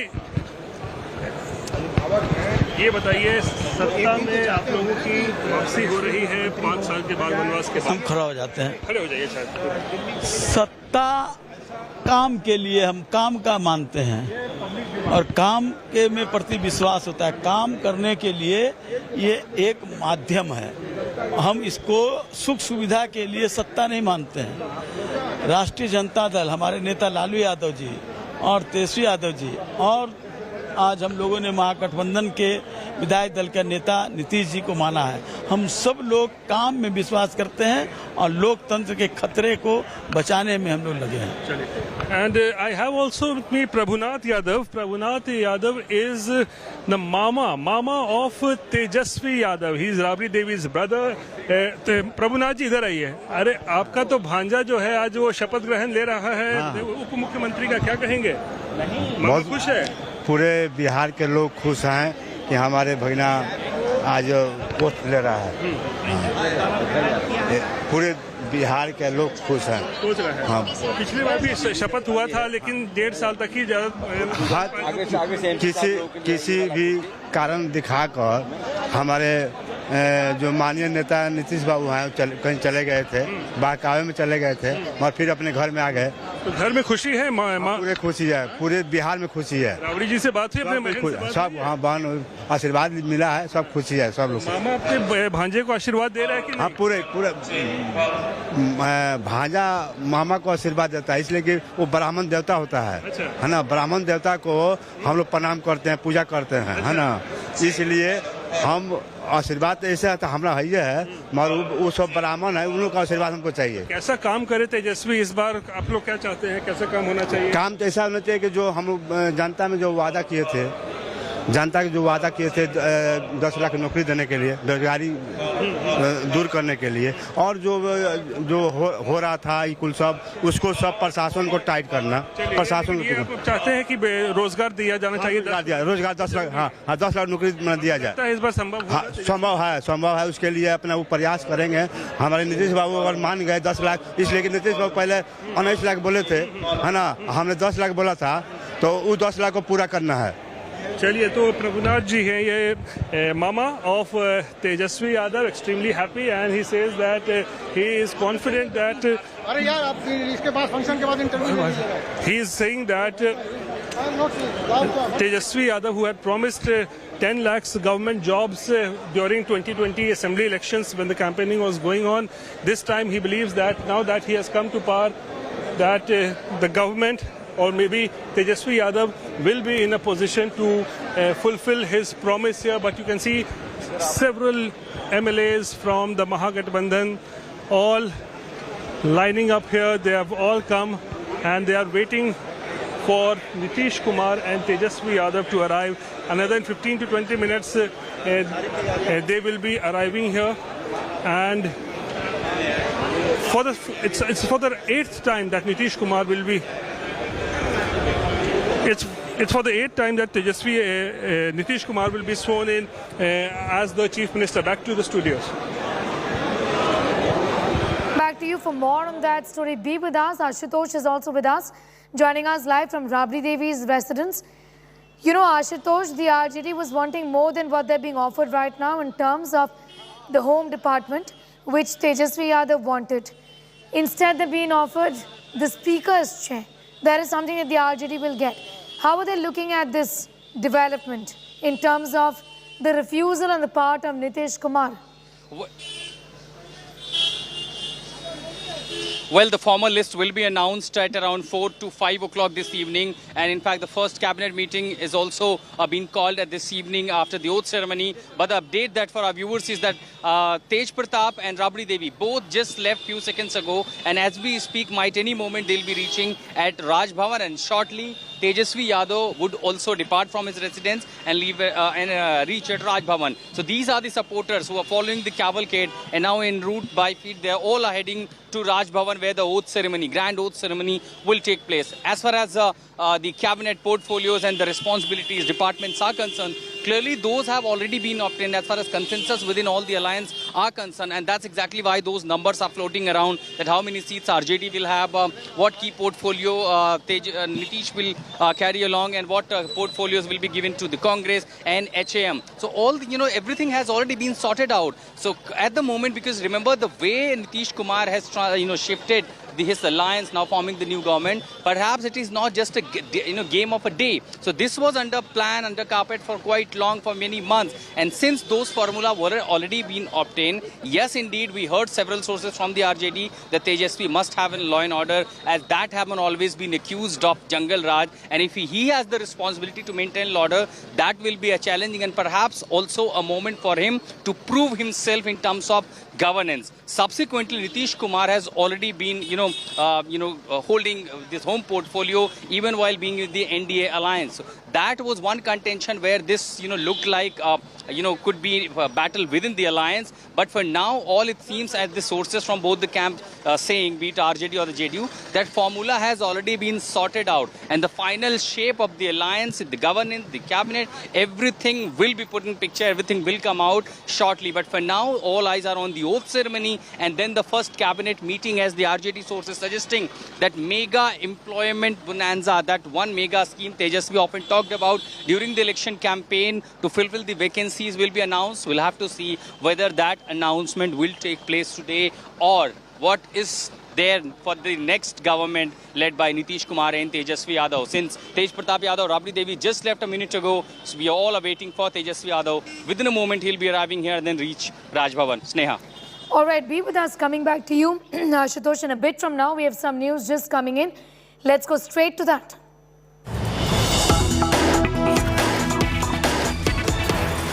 The RJD is positioning Nitish Kumar as a Modi challenger. RJD declares it's Modi versus Nitish in 2024. Sharad Yadav saying that Nitish is the ideal Prime Minister material. Nitish will be the Gathbandhan Prime Minister nominee. Gandhi's and in fact, this is what he said, and it does appear that with this announcement, Nitish, Gandhi's and Mamata Banerjee along with Arvind Kejriwal appear to be in the race for the Prime Minister. Listen to the senior leader of the RJD. ये तो साफ है कि इतिहास जो है वो लिखेगा कि कौन की गलती थी। मैं ये मानता हूँ कि हम लोगों का साथ छोड़ करके वो गए थे बीजेपी में और बीजेपी के साथ जो उनका अनुभव है वो अनुभव बताता है कि अलायंस ठीक नहीं चला, कि वो काबिल आदमी है और चुनाव में जो है वो फिर से नए चुनाव जो होंगे उसमें एक नाम ऐसा है जो स्वीकार किया जा सकता है 2024 के लिए 24 के लिए। इसलिए ये संभावना में खारिज नहीं करता। ये प्रधानमंत्री के सब तरह के गुण उनमें हैं। गठबंधन मतलब अपोजिशन एक हुआ और उसमें सहमति हो गई नीतीश जी के लिए, तो निश्चित तौर पर नरेंद्र मोदी और निश्चित नीतीश कुमार के बीच में मुकाबला हो सकता है। India Today consulting editor Rajdeep Sardesai is now joining us. Rajdeep, Nitish's somersault of course comes 18 months before the big 2024 battle. Can he go national is a big question here. Well, as you saw, as I just responded to you, that's the million-dollar question. Does Nitish Kumar really want to remain Bihar Chief Minister yet again, or does he want to catapult himself on the national level? You see, he attempted that in 2013 in a way by taking on Narendra Modi frontally. He didn't succeed. This time round, it's even more difficult because my own view is Nitish is a much more diminished figure because of his repeated political acrobatics.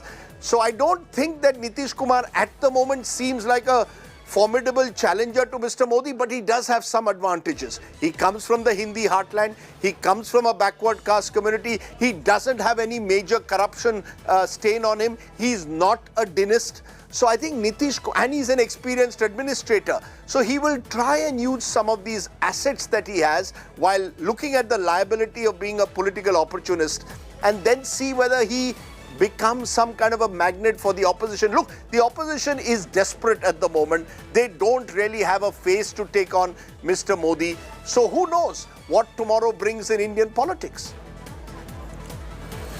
Going to now go straight to Rohit for more details on what has now been said by Sharad Yadav, essentially indicating something that has been the talk in the political circles for a very long time, that this indeed is a move keeping 2024 in mind, essentially, isn't it? Nitish wouldn't have been able to be a challenger to Modi, or at least, make a case for himself had he continued his alliance with the BJP. Rohit?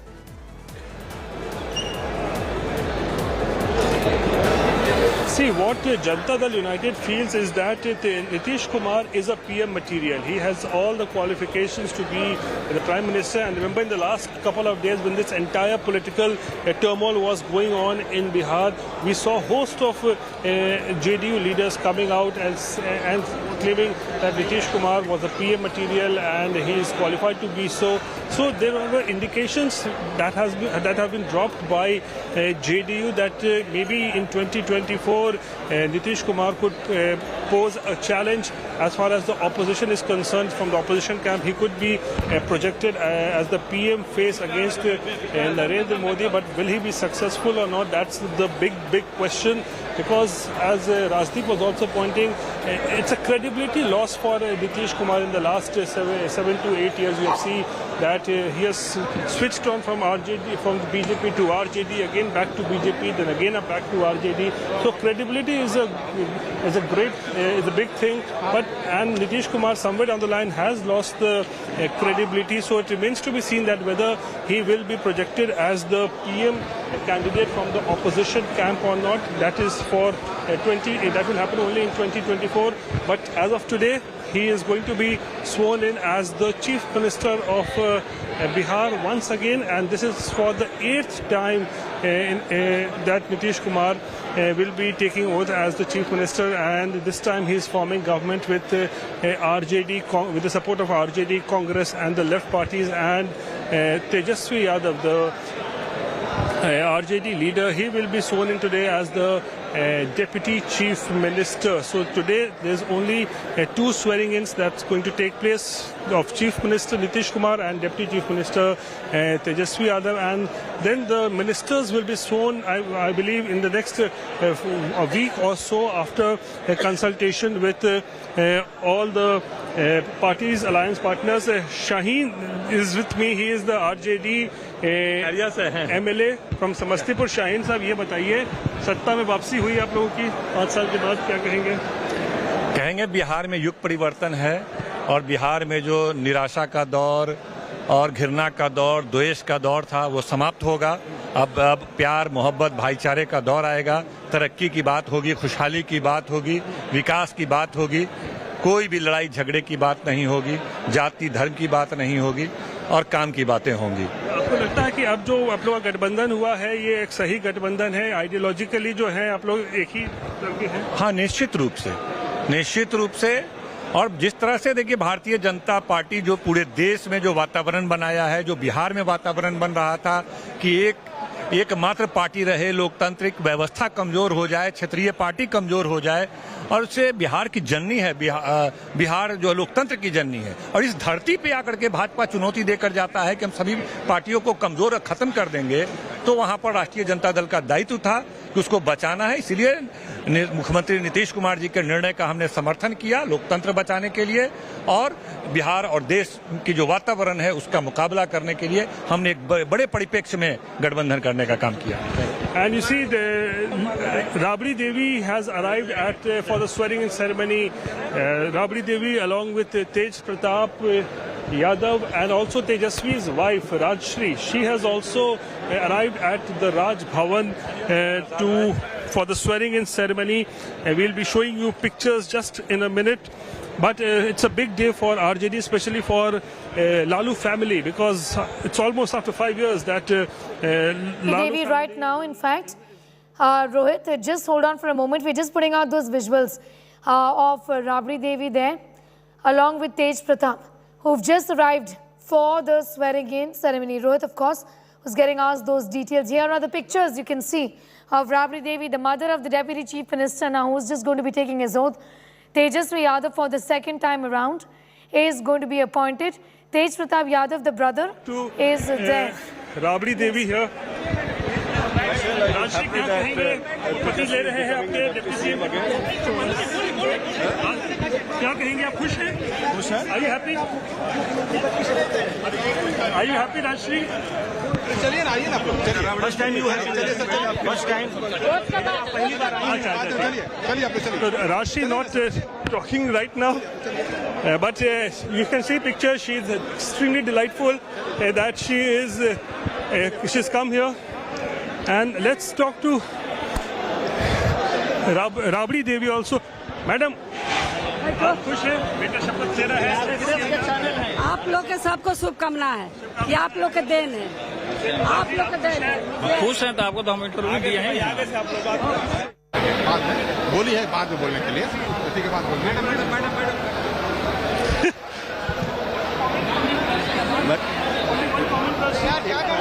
We all are very happy.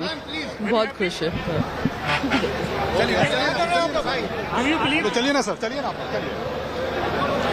तो ये थी तेजस्वी यादव की पत्नी विशेल, जो कि बता रही हैं कि हैप्पी, हम खुश हैं इस शपथ ग्रहण समारोह को देखने के लिए.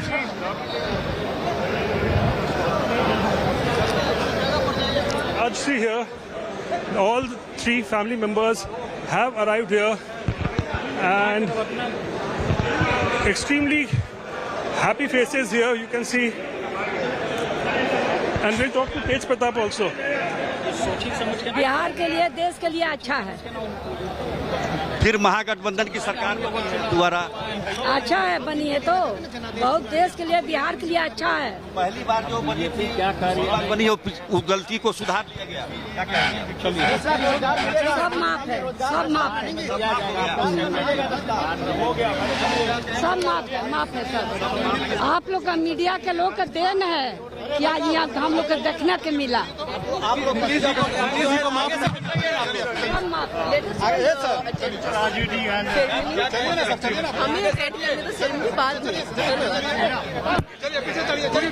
हो गए तो सब माफ है. अंजना, आपने सुना होगा राबड़ी देवी कह रही हैं, और कल जब नीतीश कुमार गए थे राबड़ी देवी से मिलने, The family members are happy here that Tejashwi is once again going to be taking oath as the Deputy Chief Minister, and the security person, in fact, trying to asking the media to just move away because it's time for Chief Minister, for Nitish Kumar and Tejashwi Yadav to arrive.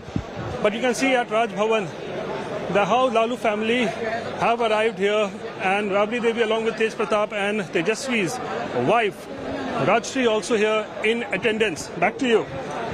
Right, pictures on your screen are of the family of the Deputy Chief Minister who's just going to be taking oath. Rajshri, the wife of Tejashwi Yadav, brother Tej Pratap, who also will be getting, in all likelihood, ministerial birth. Rohit continues to be with us. Rabri Devi, Rohit just speaking exclusively to India Today Group Aaj Tak, talking about the fact that this is something that is good for the country, this is good for Bihar. Also, interestingly, because questions are being asked about the kind of animosity that we've seen over the last 5 years, very recently, so just a few days ago, where the RJD was planning protests against Nitish Kumar, have now joined hands with Nitish Kumar. So this essentially is hypocrisy on the part of the RJD as well, not just the JDU, isn't it?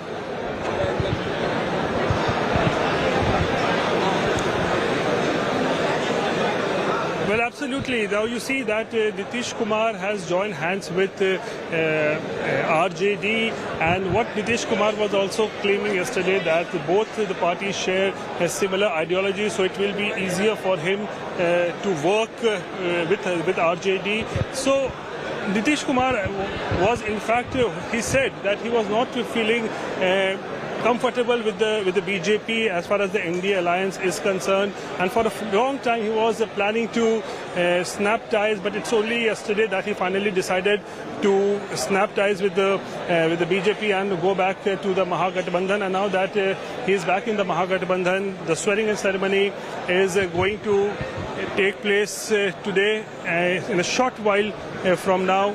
I think in the next 5 minutes Nitish and Tejaswi will be arriving here together, and then the swearing-in ceremony will begin. First, Nitish Kumar will be taking oath as the Chief Minister, after which Tejaswi will be taking oath as the Deputy Chief Minister. So that's the only two swearing-in that is going to take place today, and the remaining of the ministers, I think, will be sworn in within a week's time. Back to you. All right, visuals of Tej Pratap Yadav, Rabri on your screens right now. Rajshri, the wife of Tejaswi Yadav.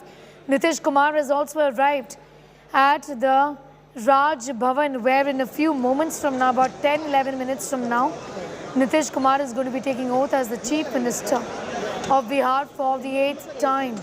The BJP, Rohit, continues to go all guns blazing, saying that this is this is in fact very wrong. This is hypocrisy on the part of Nitish Kumar, who until a few days ago, when asked whether there was a problem with the alliance, where he was facing any problems, had said that he wasn't. So So what is this U-turn about is the question the BJP is asking.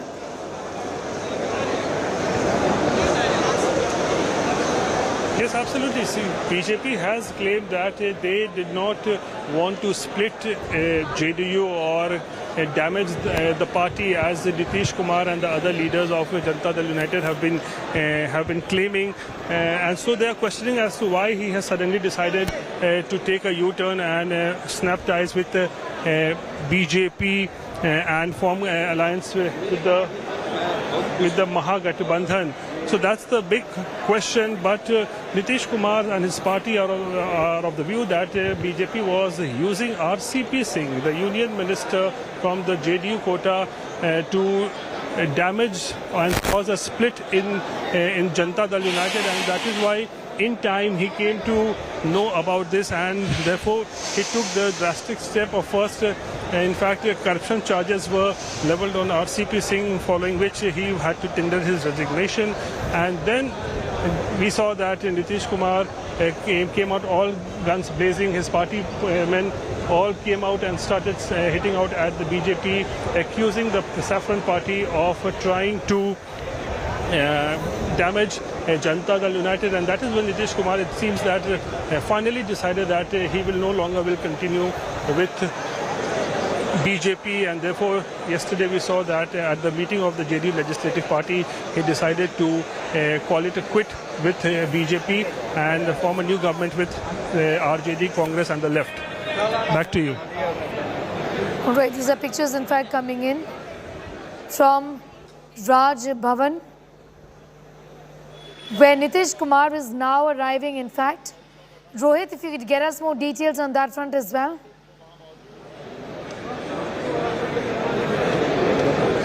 Yes, what we learn is that Chief Minister, in fact Nitish Kumar, Chief Minister designate, Nitish Kumar has arrived. Yes, Tejashwi Yadav has also arrived. We are showing pictures here showing Tejashwi Yadav has arrived here, and we are just in a couple of seconds we are going to show you pictures here. See, in a pink kurta, in a white kurta, you see here Tejashwi Yadav has arrived for the swearing-in ceremony, and he is meeting senior leaders of the party, some officials, bureaucrats he is meeting, and this is for the second time that Tejashwi will be sworn in as the Deputy Chief Minister of Bihar, and he is greeting several dignitaries who are present here, and see, there you see he's sitting beside his wife Rajshri, and this is a happy occasion for him, and in fact his wife has also proved to be lucky for him. Within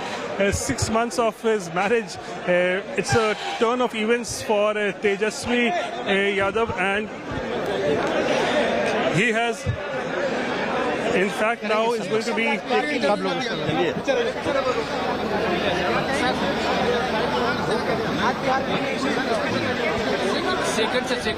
चलिए, तो अभी कह रहे हैं कि protocol का ख्याल रखा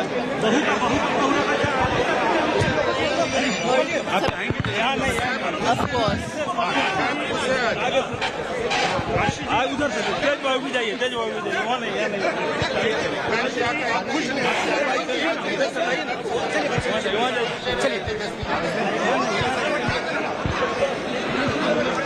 Tejashwi Yadav, Deputy Chief Minister designate, will be taking oath as the Deputy Chief Minister for the second time. The press, they're trying to get a word from Tejashwi Yadav. He is being sworn in as the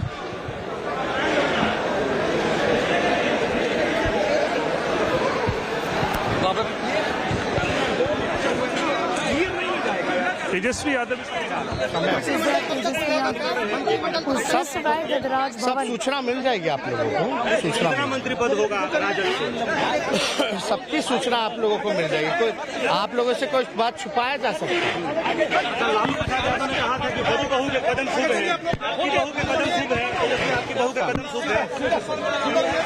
sir, आज बिहार की जनता के लिए एक शब्द क्या कहेंगे आप? एक शब्द में अगर कहना हो आज के लग जाएगा तो बिहार की जनता के प्रति हमारी जवाबदेही है, जिम्मेवारी है, जो commitment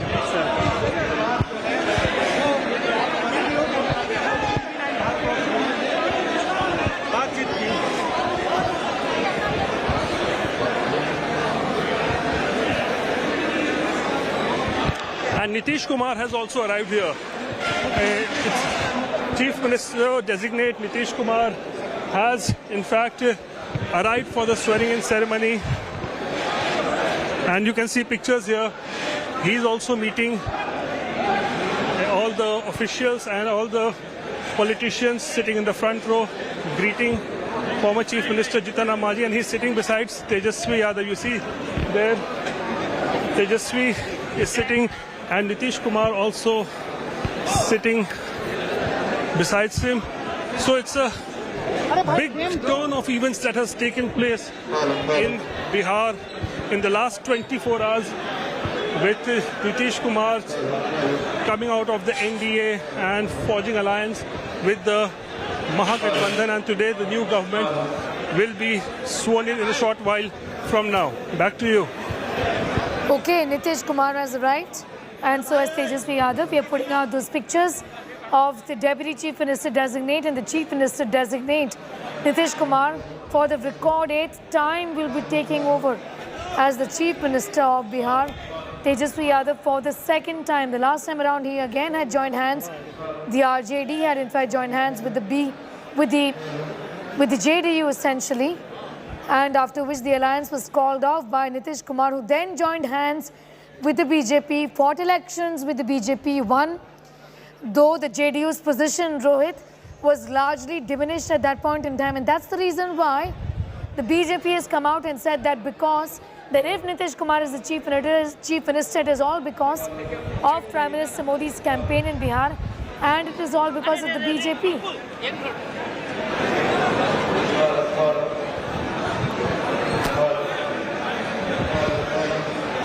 Rohit.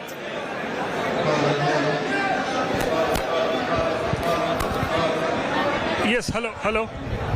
Rohit, if you can hear me, I was asking you about the manner in which the BJP has gone all out against Nitish Kumar, saying that if he is on the Chief Minister's chair, it is because of Prime Minister Modi's campaign in 2020, and it is because of the BJP.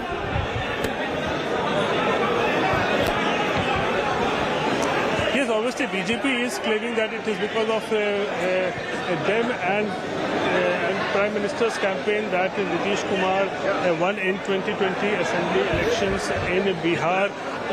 But the things have completely changed here, because in the last 24 hours we saw that how from the BJP now Nitish Kumar is back with the Mahagathbandhan, and he is believed to be extremely unhappy with the BJP. He was very unhappy with the BJP, not feeling comfortable, and he claimed that for the last few months BJP was trying all sort of antics and all sort of methods were being applied by the BJP to break Janata Dal United, and he came to know about it, and that is why he decided that he will not stay with the party which is trying to in fact damage Janata Dal United and also diminish the credibility and the stature of Nitish Kumar. And yesterday we saw that how finally he decided that he will be dumping BJP, and within few hours we saw that he met with Tejashwi Yadav and Rabri Devi, and later both Nitish and Tejashwi staked claim to form the government. And today the swearing-in ceremony is happening here, but there is a little bit of a chaos here inside the Rajendra Mandapam where this swearing-in ceremony is taking place, because the media personnel here trying to get reactions, pictures of the Lalu family here, and also Nitish Kumar, who is present here. But in a short while from now, within a couple of minutes, the swearing-in ceremony is going to start. And first, Nitish Kumar will be sworn in as the Chief Minister, followed by Tejashwi as the Deputy Chief Minister. Back to you. A few moments from now, any time now, Nitish Kumar was now seated on your screens. Rabri Devi there greeting him. Tejashwi Yadav is Deputy Designate, Deputy Chief Minister of Bihar on his right. Senior leaders just sitting next to Nitish Kumar, the man who's dumped the BJP and gone back to the Mahagathbandhan. On your screens, the family of Tejashwi Yadav, wife Rajshri, Rabri Devi, also Tej Pratap, the brother of Tejashwi Yadav, who's also always been in news for the wrong reasons, will be a minister in the cabinet, and that is fairly evident. Rohit continues to be with us. Rohit, expect the BJP to continue to talk about the manner in which Nitish got no answers from Tejashwi Yadav on the corruption charges that they've been facing, particularly Lalu Yadav. And in spite of that, to retain his position as a chief minister, went into this so-called unholy alliance, isn't it?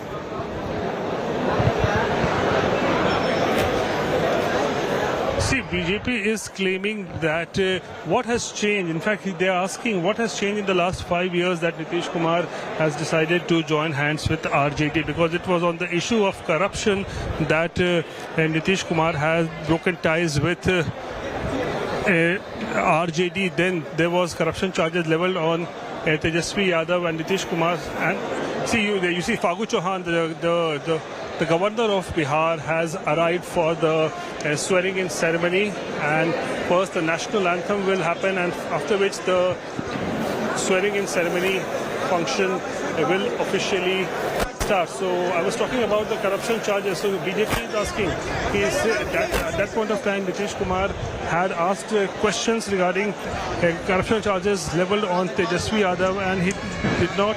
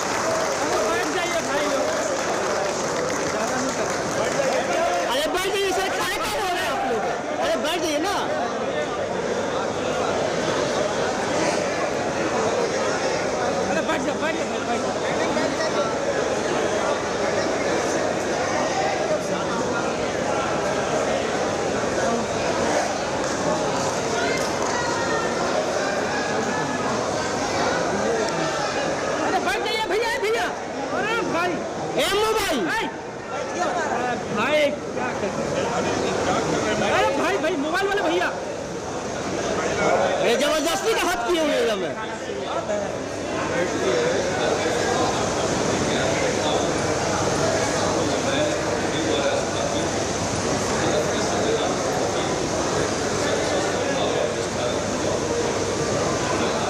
शपथ लेते हुए Nitish Kumar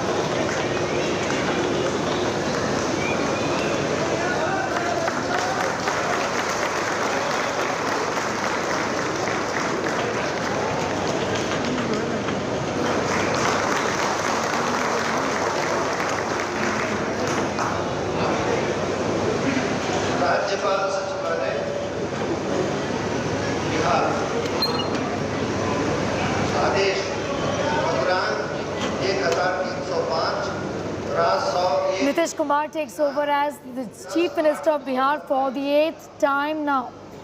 Today only the Chief Minister and the Deputy Chief Minister will be sworn in. Within a week's time is what we know. The other ministers will be sworn in.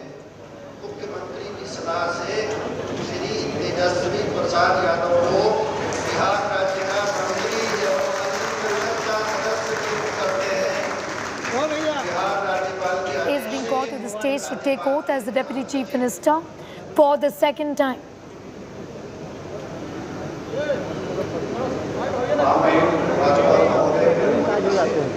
माननीय श्री तेजस्वी प्रसाद यादव से अनुरोध है कि वे कृपया मंच पर शपथ ग्रहण के लिए पधारें तथा महामारी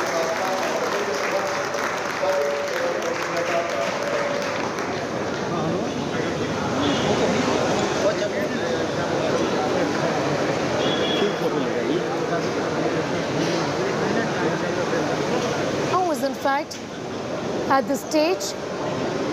On your screens, the Deputy Chief Minister designate, and is now going to be taking the oath. Listen in.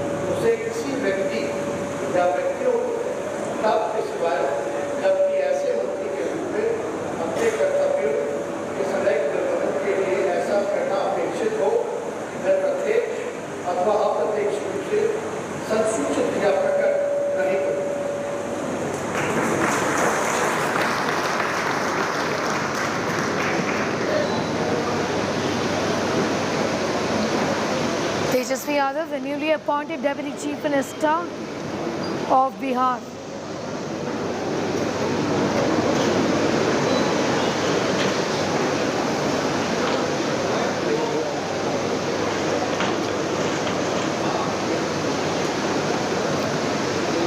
He's taken oath as the Deputy Chief Minister for the second time amidst a great deal of criticism of a U-turn on the part of the JDU by breaking ties with the BJP and joining hands with the RJD, which Nitish Kumar had previously dubbed as a party of those who are corrupt. He had sought answers from Tejashwi Yadav on the corruption charges and had broken the alliance in 2017, then joined hands with the BJP, went along to fight the elections along with the BJP. However, now Nitish Kumar has parted ways with the BJP, breaking the alliance amidst criticism that this is an opportunistic and unholy alliance with the RJD and the Congress that the JDU has been critical of in the last 5 years. So what really changed?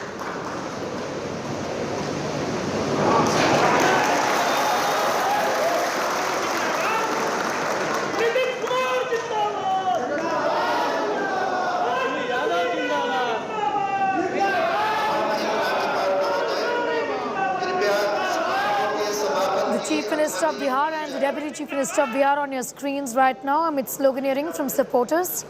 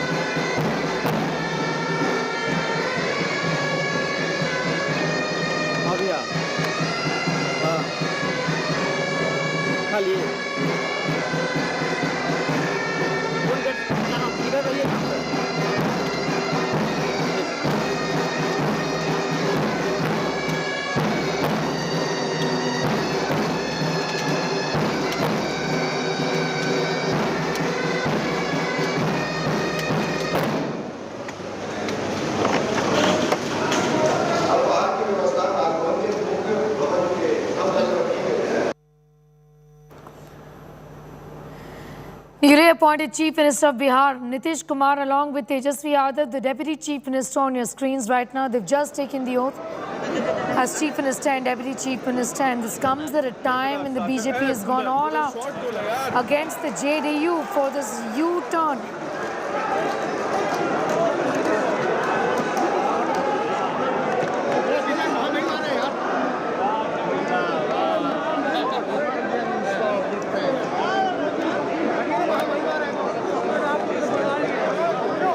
The BJP, of course, is talking about this so-called unholy alliance, saying that Nitish Kumar has betrayed the mandate of the people. In fact, the press trying to get a word from Nitish Kumar there. House भी बुलाएंगे, विधानसभा को भी बुलाएंगे, और जहां पर जब नई सरकार बनी है तो हम लोग हाउस हमलों के प्रति जो वैसे तो बहुमत है ही, लेकिन एक परंपरा है, उसके लिए भी हम लोग अब आज ही बैठ करके उसका तारीख तय कर लेंगे, और तारीख तय करके हाउस को भी हम लोग विधानसभा को भी। सर, बीजेपी विश्वासघात दिवस मना रहा है, विश्वासघात किया है और विश्वासघात दिवस महाधरना पर बैठे हैं सारे लोग। क्या करता है वो सब छोड़ दीजिए, बाकी लोग बताएंगे। और जब वो सब कितना बोलते रहेंगे और जब जरूरत होगा तो कभी सब बता देंगे क्या हुआ। आप जरा सा सोच लीजिए, हम लोग जो छोड़ करके उधर चले आए पिछली बार 17 में, तो वो जो एक हमने कर दिया और उसका जो साथी आए, और फिर जब पिछली बार 17 में, तो वो जो एक हमने कर दिया और उसका जो साथी आए, और फिर जब साथी लड़े, तो आप जरा हमारे जितने लोग हैं, पार्टी के जितने लोग हैं, उन सब लोगों से जरा पूछ लीजिए कि क्या सबकी स्थिति हुई है, किससे पूछिएगा। लेकिन फिर भी हम तो चाहते नहीं थे बनना, हम तो उस चुनाव के बाद नहीं बनना चाहते थे मुख्यमंत्री, लेकिन मुझ पर पूरा चारों तरफ से करके दबाव कि नहीं आप संभालिए, हम कर लिए। लेकिन बाद के दिनों में जो कुछ भी हो रहा था आप देख रहे थे ना, और पिछले 1.5-2 महीने से हम किससे बात कर रहे हैं आप लोगों से, क्या क्या किया गया है। तो जो कुछ भी किया गया है उसको ठीक नहीं लगता था, आप इसीलिए हम कह रहे हैं। तो अंत में हमारे पार्टी के लोगों में बहुत ज्यादा था, और उसके बाद उन लोगों ने जब बातचीत किया और सारे इन लोगों से पूरी बातचीत अंदरूनी हो गई और ये बात हुआ, तो कल ही हम लोगों का फैसला हो गया, अब हो गया। और देख लीजिए, आप सोच लीजिए, जो वापिस फिर वहीं चले गए, आज जहां पर जब था, तो आप जरा सोचिए ना, हम लोगों का 15 में कितना सीट जीते थे, आज जब इन्हीं लोगों के साथ चले गए तो क्या हुआ है, 20 में क्या स्थिति हुई थी, तब तो सब हो ही न गया, ये सब तो सब समय पर चले गए। बीजेपी कह रही है कि यहाँ भी 2025 तक नहीं रहेंगे। अब हम रहेंगे कि नहीं रहेंगे, क्या रहेंगे, उनको जो मन में आता है बोले, लेकिन इतना जान लीजिए कि 2014 में अब नहीं रहेंगे।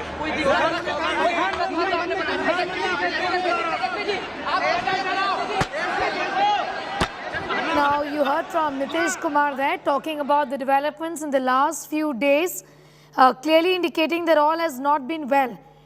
He's also put out a cryptic statement saying that he's not going to be there in 2014. In fact, I'll just go across to Rohit for more on that. Rohit, the last bit of what he said, if you could just explain to us what did he really mean when he said he will not be there, the situation of 2014 will not be there. What does he mean by that? अब वापस आ गए हैं महागठबंधन के साथ। अरे वापस आ गए।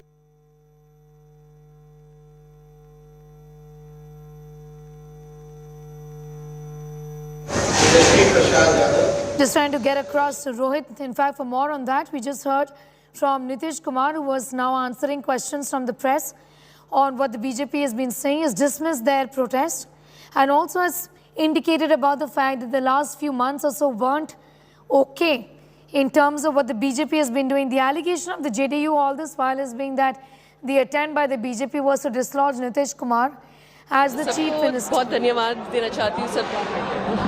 आज एक नई शुरुआत हुई है। आज एक नई शुरुआत। हाँ जी, हाँ जी। भाग्यशाली है। अब बिहार के जनता के लिए बहुत अच्छा हुआ है। बहुत बिहार के जनता के हम धन्यवाद देते हैं, शुभकामना भी देते हैं और सारे मीडिया के लोगों को मैं शुभकामना धन्यवाद देती हूँ कि बहुत अच्छा हुआ बिहार के जनता के लिए, बिहार के देश राज्य के लिए। बहुत खुश है, सब कोई खुश है, बिहार के जनता बहुत खुश है। सुन रहे हैं भाई, क्या कहेंगे आज बहुत दिनों बाद एक बार फिर से आप सुन रहे हैं? हाँ, सरकार में आया है काम करने के लिए, नौजवानों के लिए। चलिए थैंक यू। नहीं है हाँ लाइट चलिए हो गया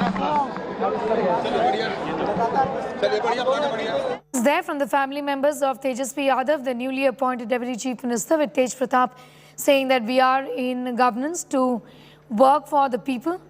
Rabri Devi, also the mother of Tejashwi Yadav, wife of Lalu Prasad Yadav and former Chief Minister of Bihar, they are also commenting on these developments, and so does the wife of Tejashwi Yadav, Rajshri Yadav, there on your screens. Questions are, however, being raised by the BJP over political propriety. What sort of hypocrisy is this is the question the BJP has been asking. Nitish Kumar dismissed those allegations. And also the protest by the BJP a few moments ago after जो 15 में जो चुनाव में जीते 17 छोड़ दिए थे, लेकिन जो 20 का चुनाव हुआ उसमें जनता दल यूनाइटेड के साथ क्या व्यवहार हुआ? हमारे पार्टी के एमएलए और जो भी चुनाव पूछ न लीजिए, आपको पता चलेगा। सब लोग बोलते रहे, अल्टीमेटली मुझको लगा कि भाई सबकी इच्छा है तो उनकी इच्छा का हम स्वागत करते हुए फिर हो गए, और जो पहले एक साथ थे 15 से और फिर वापस सब लोग मिल करके काम कर रहे हैं और बिहार के हित में काम करेंगे। प्रधानमंत्री पद की दावेदारी रहेगी 24 में? नहीं, मेरी कोई दावेदारी नहीं है, ये सब छोड़ दीजिए। हमारी किसी चीज की दावेदारी नहीं है, और हमने जो भी निर्णय लिया है अपने पार्टी के साथियों का सबके मन में ये बात थी कि राजनीति को मजबूत करेंगे पूरे देश में, बहुत पूरे तौर पर, पूरे देश में मजबूत करेंगे। नहीं, पूरे तौर पर मजबूत करेंगे। अब कुछ लोगों को लगता है कि विपक्ष खत्म हो जाएगा, तो हम लोग भी तो आ ही गया विपक्ष में। चलिए, जितना करना है उतना वो करते न रहे। हमको उससे क्या, आपकी परिकल्पना था कि पुराना जनता पार्टी एक रहे, तो क्या आप चाहेंगे कि सारे विपक्षी आगे सब कुछ करेंगे? आप सब Nitish, there on your screens, talking to the press, has spoken about the manner in which the BJP was trying to destabilize the government. When asked questions on his being a challenger, सब लोग मिल करके अब पूरा का पूरा मजबूत हो और सब लोग आगे का सब कुछ करें। अब तो आने वाला है ना भाई, देखिए जिनको 14 में मिला अब 24 है ना, फिर तो इसलिए सब लोग एकजुट हो जाए। नीतीश जी, आप क्या पूरे ताकि 14 देश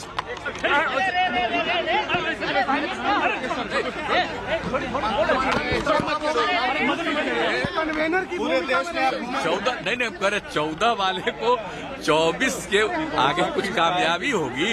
देश में घूमेंगे तो होगा, करेंगे।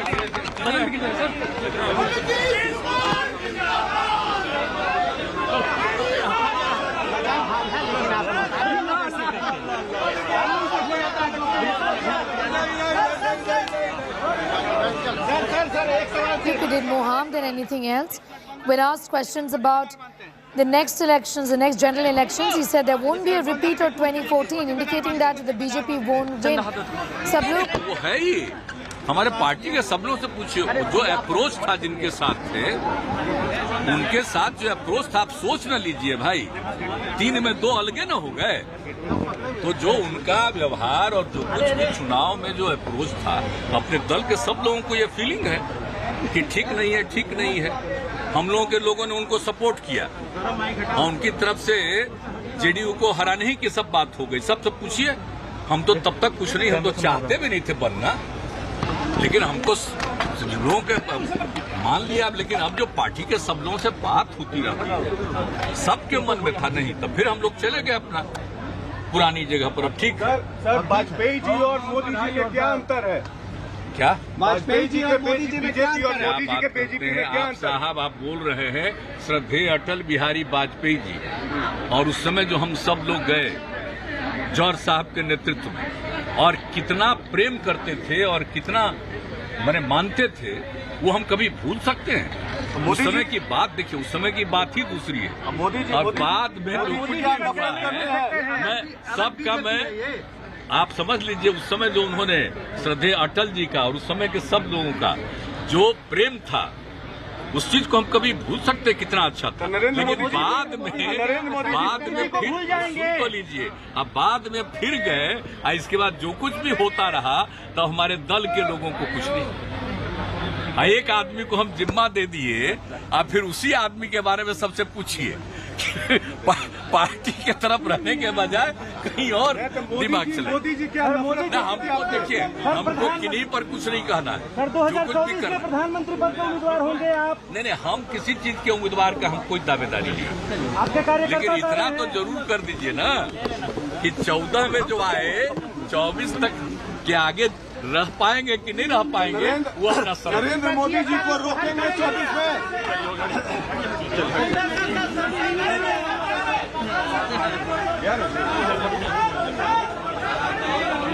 All right, Nitish Kumar, the newly appointed Chief Minister of Bihar, they're launching a scathing attack on the BJP when asked questions on the difference between Prime Minister Modi and late former Prime Minister Atal Bihari Vajpayee. He says, is there even a comparison? In fact, he's also gone on to say that the opposition must come together. Ek jut ho jaye is what he said, and 2014 won't be repeated, referring indirectly to the BJP's victory of 2014, saying that 2024 is going to be very different from 2014, but the opposition has to come together for this. He's also said, when asked questions on him being a contender, a challenger to Modi, he says, davedari nahi hai, which means that he's not looking at that right now. However, this is interesting because this comes at a time when another leader of the party has come out and clearly said that Nitish is going to be the challenger to Modi. So interesting times ahead on what is Nitish Kumar's game plan really going to be. He says because the BJP was trying to destabilize the JDU and the government, that's the reason why he went back to the old partners. What's wrong with that is what he said when he was put questions on the BJP calling this hypocrisy.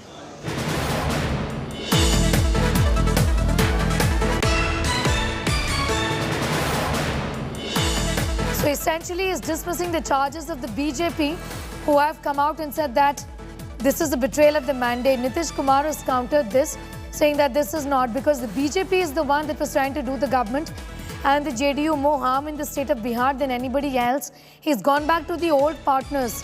What's wrong with that is what he said. He's also gone and said that he didn't want to speak all this while, but now because he's been asked these questions, he's answering. He says, go back to the JDU MLAs and ask them the manner in which the BJP was trying in fact to dislodge the government in the state of Bihar.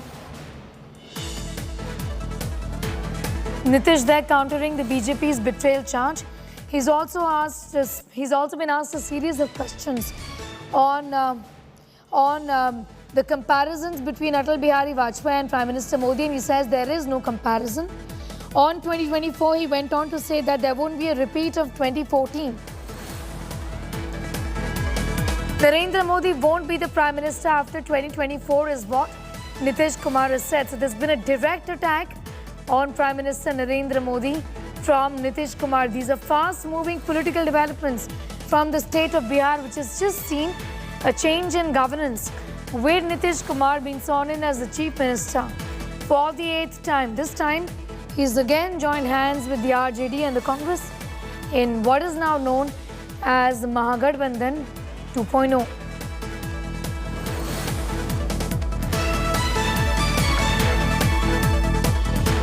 हमारे जितने लोग हैं, party के जितने लोग हैं, उन सब लोगों से जरा पूछ लीजिए कि क्या सबकी स्थिति हुई है, किससे पूछिएगा।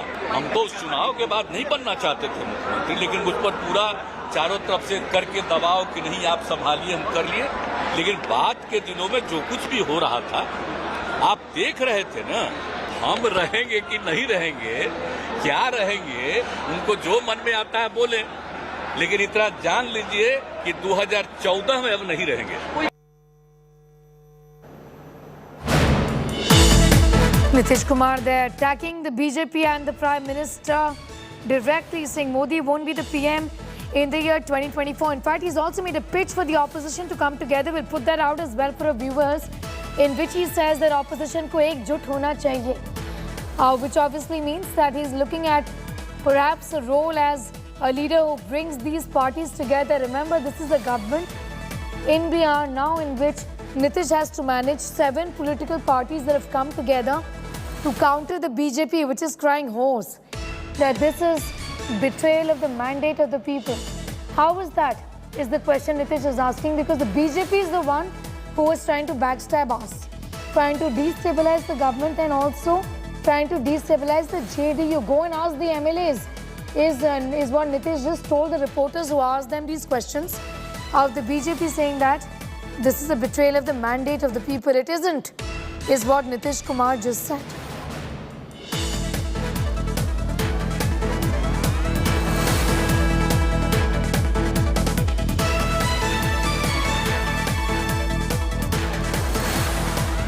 Okay, 2024 will be very different is what he said, saying that the Prime Minister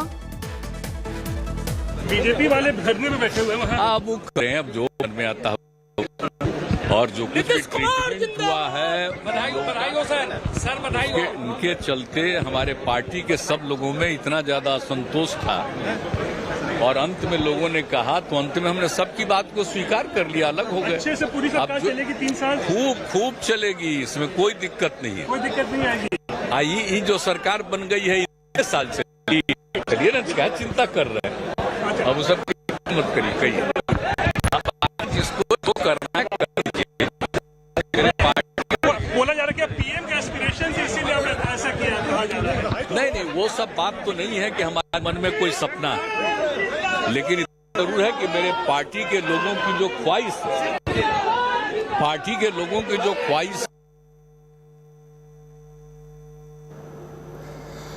Nitish Kumar there attacking Prime Minister Modi, saying that he isn't going to be the Prime Minister after 2024. He was also asked questions about how he can compare Atal Bihari Vajpayee, former Prime Minister, with Modi. He says there is no comparison. He's also asked for the opposition to come together. Opposition ko ekjut hona chahiye, is what Nitish Kumar said. Modi won't be the Prime Minister in the year 2024. A direct scathing attack. He's also alleged that the BJP tried to destabilize the government. He's also said that go and ask the MLAs on how this was being done, and that this is right for the people now. This is best for the people of Bihar. The behavior by the BJP was wrong, is what he said. When asked questions about the BJP protesting against the betrayal of the mandate of the people, he dismissed that, saying that this is what is best for the people. He's only gone back to his old partners. What's wrong in that is the question that Nitish Kumar is asking.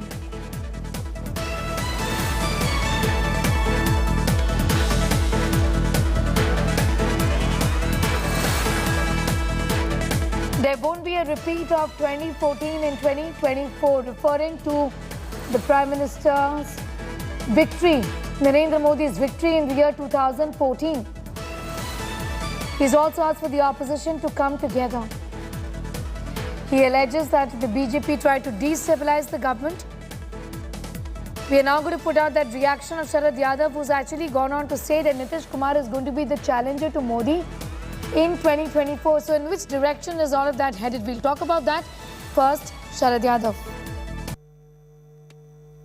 ये तो साफ है कि इतिहास जो है वो लिखेगा कि कौन की गलती थी।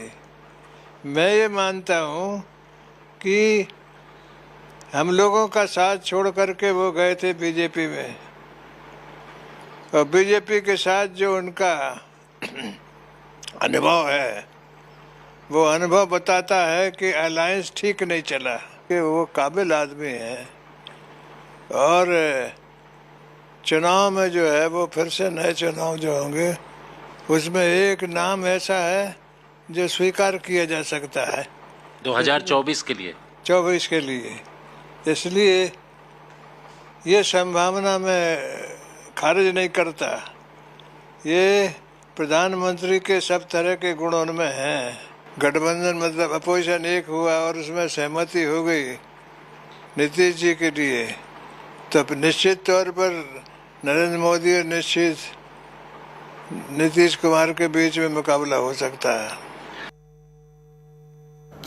Senior leader of the RJD, Sharad Yadav, there clearly saying that Nitish is going to be countering Modi in 2024. Nitish himself has answered some questions about the next elections 2 years from now, saying that there won't be a repeat of 2014, referring to Prime Minister Modi's victory, BJP's victory in 2014, saying that there won't be a repeat. The opposition must come together, is what Nitish said.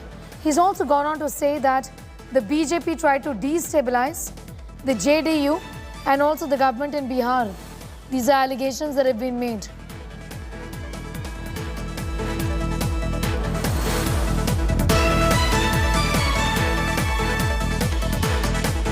हम किसी चीज के उम्मीदवार का हम कोई दावेदारी नहीं, लेकिन इतना तो जरूर कर दीजिए ना कि 14 में जो आए 24 तक के आगे रह पाएंगे कि नहीं रह पाएंगे वो अपना सब। मेरी दावेदारी नहीं है, which means that I am not in contention, is what he says. I am not going to be a challenger, but what does it really mean, given that his name is also already being propped up to be a challenger to Modi in the year 2024? Sharad Yadav has spoken about it, and there is a lot of buzz in the. तो अलग हो गए थे फिर आ गए। BJP वाले धरने में बैठे हुए हैं। आप वो करें, अब जो मन में आता है वो करें, और जो कुछ भी ट्रीटमेंट हुआ है बधाई सर बधाई। उनके चलते हमारे पार्टी के सब लोगों में इतना ज्यादा असंतोष था, और अंत में लोगों ने कहा तो अंत में हमने सबकी बात को स्वीकार कर लिया, अलग हो गए। अच्छे से पूरी सरकार चलेगी 3 साल, खूब चलेगी, इसमें कोई दिक्कत नहीं है। कोई दिक्कत नहीं आएगी। ये जो सरकार बन गई है ये 3 साल चलेगी। चलिए ना, क्या चिंता कर रहे हैं, अब उस सब की चिंता मत करिए, कहिए। अब बाकी जिसको जो करना है कर दीजिए, लेकिन मेरे पार्टी बोला जा रहा है कि पीएम का एस्पिरेशन है, इसीलिए आपने ऐसा किया है, कहा जा रहा है। नहीं, वो सब बात तो नहीं है कि हमारे मन में कोई सपना है, लेकिन इतना जरूर है कि मेरे पार्टी के लोगों की जो ख्वाहिश है, उसी को ध्यान में रख करके हम लोगों ने सब काम किया।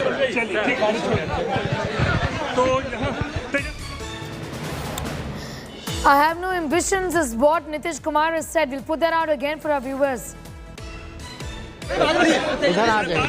सरकार अच्छे से चलेगी, सरकार अच्छे से चलेगी। देखिए, बड़ी मजबूती के साथ बिहार को ऊंचाइयों तक ले जाना है, बिहार के लोगों की तरक्की हो, इसको लेकर के हम और आदरणीय नीतीश कुमार जी मिल करके दिन रात मेहनत करके बिहार आगे बढ़े, इस दिशा में हम लोग काम करेंगे। रोजगार का बच्चा आपका बड़ा मुद्दा था। हमारे मुख्यमंत्री जी चिंतित हैं, हमारी बात हुई है उनसे, और हम लोग इस कमिटमेंट को पूरा करेंगे। जल्दी ही आप लोगों को 1 महीने के अंदर जो है नौजवानों के लिए रोजगार की जहां तक बात है, नौकरियों की बात है, जहां तक सरकारी, वो लोगों को मिलेगा। बीजेपी कह रही है अगर आपने रोजगार पे बात नहीं की तो आपके खिलाफ और सरकार के खिलाफ धरना देगी। बीजेपी धरने पे बैठ गई है, तेजस्वी धरने पे बैठ गई है बीजेपी, धरने पे बीजेपी बैठ गई है। धरना पर नहीं बैठेंगे तो देखिए, राजघाट उनके बारे में हम क्या कहें, बैठे रहने दीजिए। जब वक्त था बिहार के लिए विशेष राज्य दर्जा देने का, विशेष पैकेज देने का, अभी भी तो है ना केंद्र में। अरे इतना तो उनको बोलिए, वहां भी धरना दे दें, दिल्ली भी बैठ जाएं, प्रधानमंत्री कार्यालय के बाहर बैठ जाएं, और कम से कम बिहार को उसका वाजिब हक तो दिलाएं। तो तेजस्वी यादव यहाँ पर बात कर रहे थे।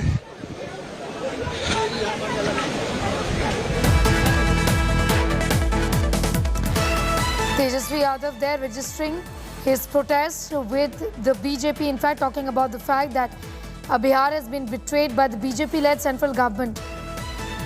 We also have Nitish Kumar, in fact, tell India Today बहुत खुश है, बहुत अच्छा है। बिहार के जनता बहुत खुश है। अब लगता है बिहार के जनता के मैं शुभकामना देती हूँ, बिहार के जनता को शुभकामना देती हूँ, बधाई देती हूँ कि बिहार के जनता के लिए बहुत अच्छा हुआ है। काम और होंगे आगे, आपको लगता है? बहुत अच्छा, नीतीश जी बहुत अच्छा से काम करेंगे, तेजस्वी भी अच्छा से काम करेंगे, दोनों मिल के बहुत अच्छा काम अच्छे से काम करेंगे। और बीजेपी बड़ी नाराज हो गई है कि जनादेश का चोरी हो गया, बताइए। हम लोग का जनादेश का चोरी हुआ था कि नहीं, बीजेपी चोरी किया था कि नहीं? अच्छा राजश्री, आप बताइए, तेजस्वी ने जो डिप्टी सीएम का शपथ लिया, क्या कहेंगे Rajshree? Are you happy? Of course, we all are very happy. पूरी बिहार की जनता खुश है, सब खुश है। ठीक है। You want him that he should fulfill all the promises? हो गया आगे चलिए, हो गया, अब उधर जाइए ना, हो गया। हेलो हेलो, नीतीश लगा पहले। Hello. We all are very happy is what the wife of Tejashwi Yadav has said. Now, scathing attack from Nitish Kumar, will put that out again, in which he says that the BJP was the one trying to betray the people of Bihar and also trying to dislodge the government also. And the very fact that that he's walked out of the alliance, there is no betrayal of the people. He's only gone back to the old partners. In fact, Rabdi Devi also, when asked this question about the people of Bihar and the mandate essentially being stolen, she said it was the BJP which initially stole the mandate. Did not they? Is the question that Rabdi Devi asked. Now, Nitish Kumar has made a couple of important points. He says the opposition must come together. Opposition ko ekjut ho jana chahiye. Before 2024 Lok Sabha elections, there will not be a repeat of 2014, referring to Narendra Modi's victory, the BJP sweep of 2014, saying that 2024 is going to be very different. Visuals on your screen of Tejashwi Yadav and Nitish Kumar right now. The BJP, remember, is holding statewide protests against Nitish Kumar. I am not perturbed by these protests, as what Nitish Kumar said. Karne dijiye. So did Tejashwi Yadav, that they can continue to protest if they wish to, is what has been said by Tejashwi Yadav. Other important points, Nitish Kumar says that he has no dreams of being a contender in 2024 Lok Sabha elections, but his party is saying something else altogether, and the buzz in the political circles is also this, that he sees himself as a challenger to Modi. Sharad Yadav also spoke about it. Sharad Yadav, remember, is no rookie. He is a seasoned RJD leader associated with Nitish Kumar for decades together. He in fact has said that he sees Nitish as a challenger to Modi in the year 2024.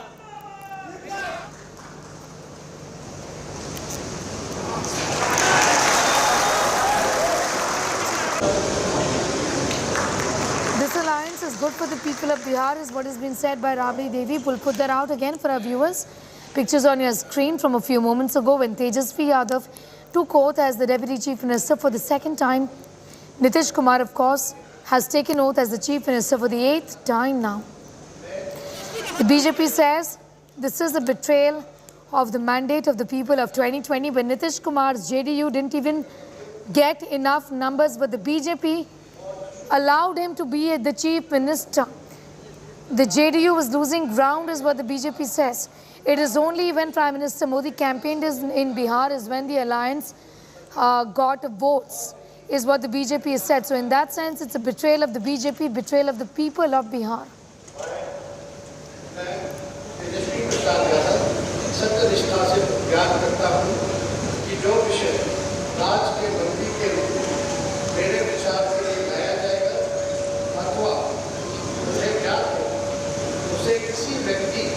या व्यक्तियों को तब के सिवाय जबकि ऐसे मंत्री के रूप में अपने कर्तव्यों के सदैव निर्वहन के लिए ऐसा करना अपेक्षित हो, मैं प्रत्यक्ष अथवा अप्रत्यक्ष रूप से संसूचित या प्रकट नहीं करूँ।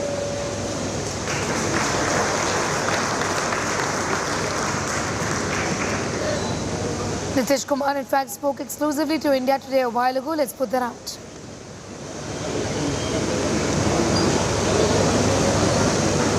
मुख्यमंत्री जी क्या कहेंगे? आप वापस आ गए हैं महागठबंधन के साथ? अरे वापिस आ गए तो ठीक ही हुआ ना, तो अलग हो गए थे फिर आ गए। बीजेपी वाले धरने में बैठे हुए वहाँ। हाँ वो करें, अब जो मन में आता है वो करें। और जो कुछ भी ट्रीटमेंट हुआ है, बधाई सर बधाई। उनके चलते हमारे पार्टी के सब लोगों में इतना ज्यादा असंतोष था और अंत में लोगों ने कहा तो अंत में हमने सबकी बात को स्वीकार कर लिया, अलग हो गए। अब चलेगी 3 साल खूब चलेगी, इसमें कोई दिक्कत नहीं है। बोला जा रहा है कि पीएम का एस्पिरेशन है, इसीलिए हमने ऐसा किया है। नहीं, वो सब बात तो नहीं है कि हमारे मन में कोई सपना है, लेकिन इतना जरूर है कि मेरे पार्टी के लोगों की जो ख्वाहिश है उसी को ध्यान में रख करके हम लोगों ने सब काम किया। मुख्यमंत्री जी क्या कहेंगे? आप वापस आ गए हैं महागठबंधन के साथ? अरे वापिस आ गए तो ठीक ही हुआ ना, तो अलग हो गए थे फिर आ गए। बीजेपी वाले धरने में बैठे हुए वहाँ। हाँ वो करें, अब जो मन में आता है वो करें। और जो कुछ भी ट्रीटमेंट हुआ है, बधाई सर बधाई। उनके चलते हमारे पार्टी के सब लोगों में इतना ज्यादा असंतोष था और अंत में लोगों ने कहा तो अंत में हमने सबकी बात को स्वीकार कर लिया, अलग हो गए। अब चलेगी 3 साल खूब चलेगी, इसमें कोई दिक्कत नहीं है। बोला जा रहा है कि पीएम का एस्पिरेशन है, इसीलिए हमने ऐसा किया है। नहीं, वो सब बात तो नहीं है कि हमारे मन में कोई सपना है, लेकिन इतना जरूर है कि मेरे पार्टी के लोगों की जो ख्वाहिश है उसी को ध्यान में रख करके हम लोगों ने सब काम किया। मित्र, मैं आपको बताना चाहूंगा कि उनके नजदीकी लोगों ने कई बार प्रयास किया कि उनको उपराष्ट्रपति का उम्मीदवार घोषित कर दिया जाए। उनके लोग आए, हमारे नेताओं से मिले और कहा कि नीतीश जी को उपराष्ट्रपति बना दीजिए, बिहार में आप सरकार चलाइएगा आप लोग। लेकिन जब बीजेपी का अपना बहुमत है तो हम किसी दूसरे को क्यों उपराष्ट्रपति बनाते हैं? अभी तक नीतीश जी के जो काम करने का तरीका है, ये तो मैं था कि निभा दिया 13 साल। ये तो शायद मेरे समय में भी सरकार गिर सकती थी। तो नीतीश जी 2-2.5 साल से ज़्यादा किसी के साथ नहीं चल पाते हैं। चाहे जॉर्ज फर्नांडिस हो, शरद यादव हो, RCP सिंह हो, मैं 1 दर्जन नाम गिना सकता हूँ। तो मैं कोई भविष्य वक्ता तो नहीं हूँ, लेकिन ये सरकार 2025 पूरा नहीं करेगी,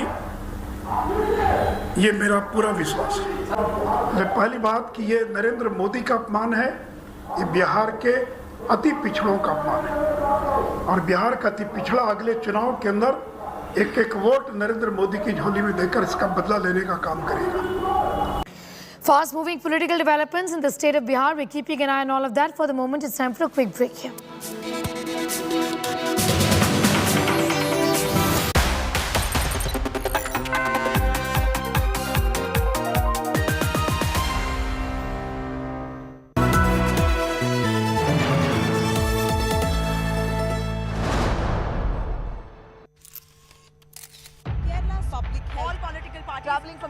Armed with facts, she takes the news by its horns. You think the future of these students are not hampered?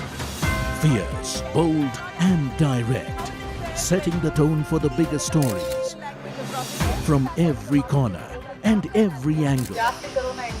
Expect nothing but the unfiltered truth. News first, niceties later. Watch me, Nabila Jamal, on India Today.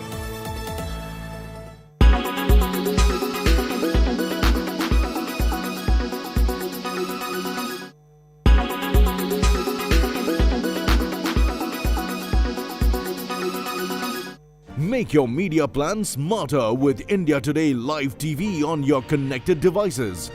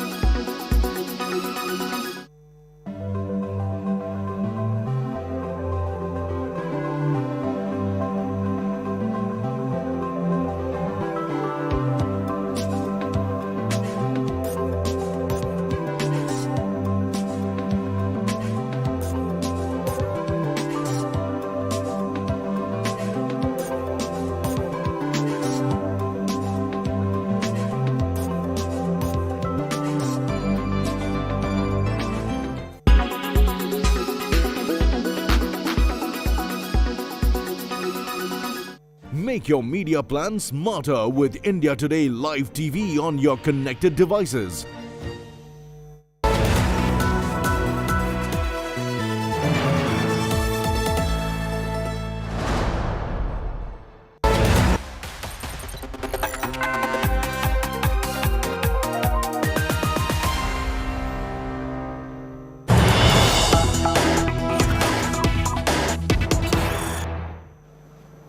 Some news just coming in. Stand-up comedian Raju Srivastav has suffered a heart attack while working out in the gym. He was working out in the treadmill is what we know. He was suffering. He reportedly spoke about chest pain while running on the treadmill and he collapsed. He was brought to Delhi's All India Institute of Medical Sciences by his trainer. He was given CPR twice to resuscitate his heart, and he is currently under observation is what we are being told. Popular actor, comedian Raju Srivastav has suffered from a heart attack and he's been brought to Delhi's AIIMS. He is under observation. He's been given CPR twice is what we know. He suffered a heart attack while working out. He was on a treadmill and he collapsed.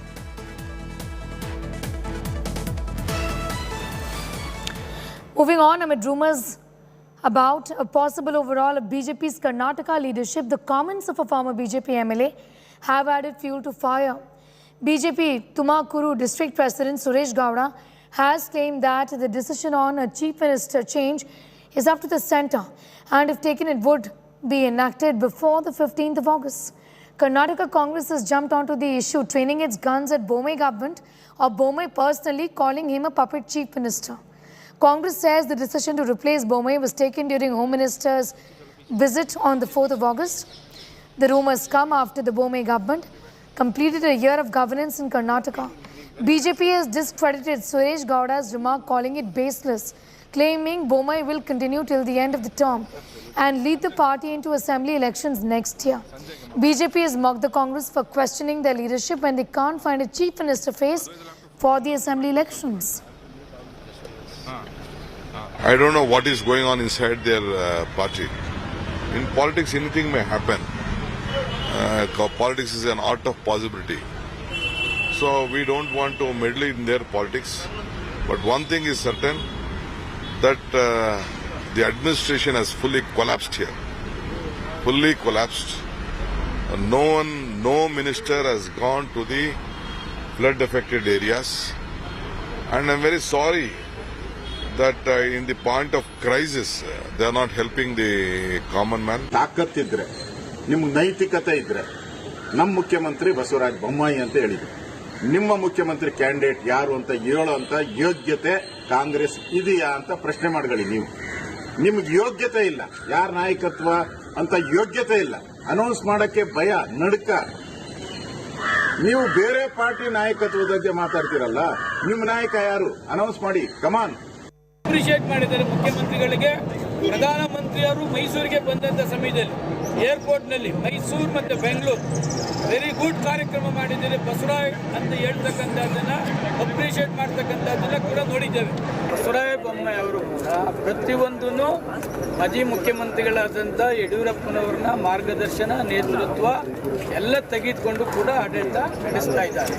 ಜನ ಮೆಚ್ಚುವಂತ, ಜನರಿಗೋಸ್ಕರ ಜನದ ಕಾರ್ಯಕ್ರಮಗಳನ್ನ ಕೊಡ್ತಾ ಇರ್ತಕ್ಕಂಥ ಮುಖ್ಯಮಂತ್ರಿಗಳ ಬದಲಾವಣೆ ಮಾಡ್ತಕ್ಕಂಥದ್ದು 100ಕ್ಕೆ 100.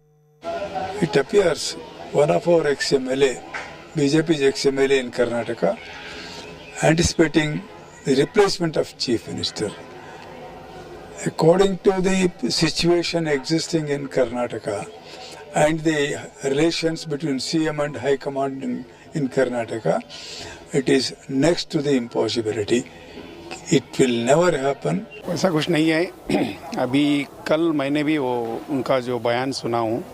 मैं अपना राज्य अध्यक्ष से बात करने वाला हूँ और ऊपर हमारा जो सेंट्रल डिसिप्लिन कमेटी बोर्ड है उनको भी मैं नज़र पे लाऊंगा और उधर से ज़रूर उस बारे में हम बात करने वाले हैं और उनको समझाएंगे. ऐसा और कभी और कोई भी मुख्यमंत्री पद बदलाव होता है, ऐसा बात नहीं करने का वो हम बताने वाले हैं. In other news, Serena Williams has decided that this could be possibly the last few weeks when she will be in action on a tennis court. The 23 Grand Slam winner has announced that she will retire, and most likely the US Open will be her last appearance in a Grand Slam. Here's a full report.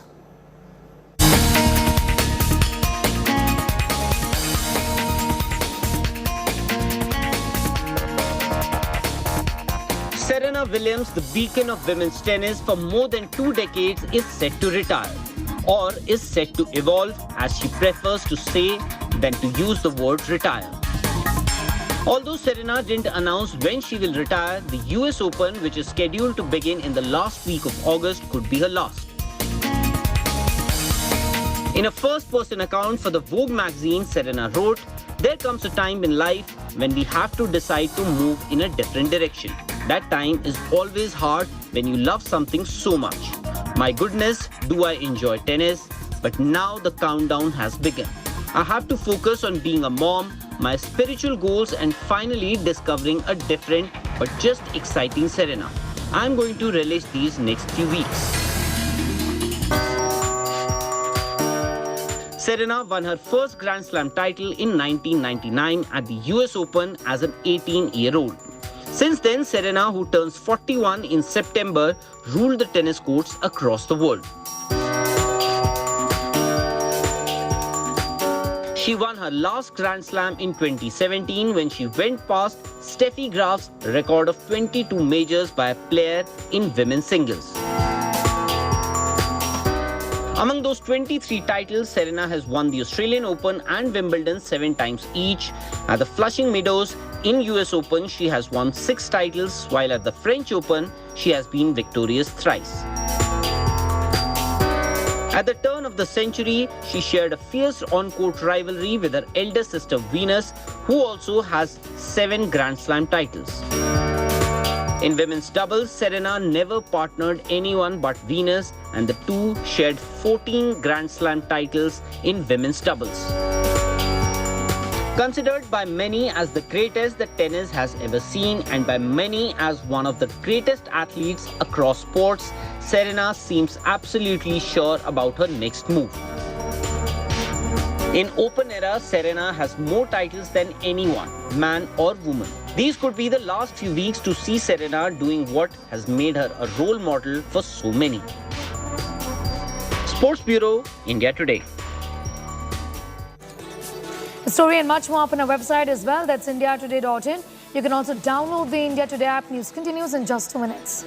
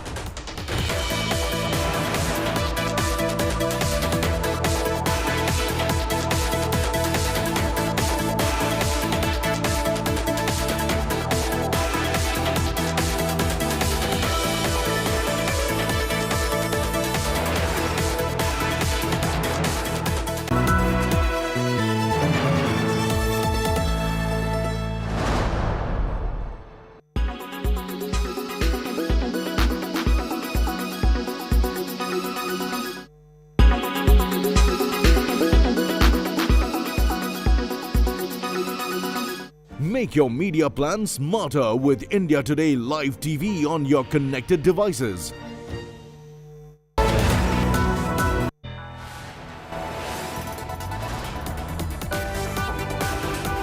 You are watching India Today.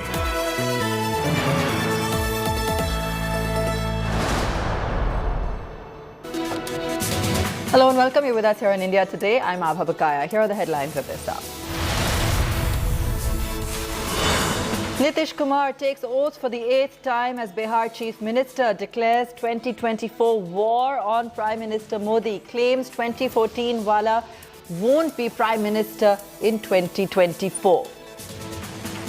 हम किसी चीज के उम्मीदवार का हम कोई दावेदारी नहीं, लेकिन इतना तो जरूर कर दीजिए ना कि 14 में जो आए 24 तक के आगे रह पाएंगे कि नहीं रह पाएंगे वो अपना समझ।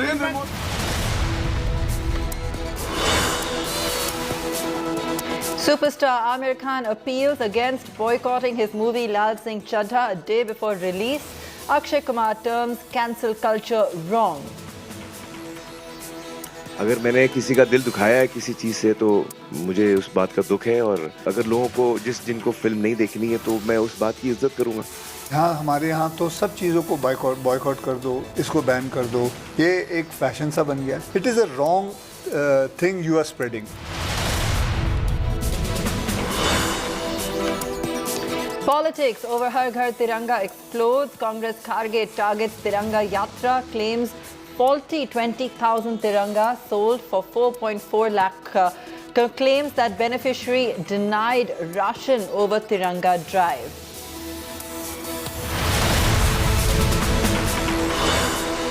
Abusive goon Neta Tyagi sent to 14 days in jail. Big war erupts after cops say VVIP vehicle used to flee was provided by SP Neta Swami Prasad Maurya.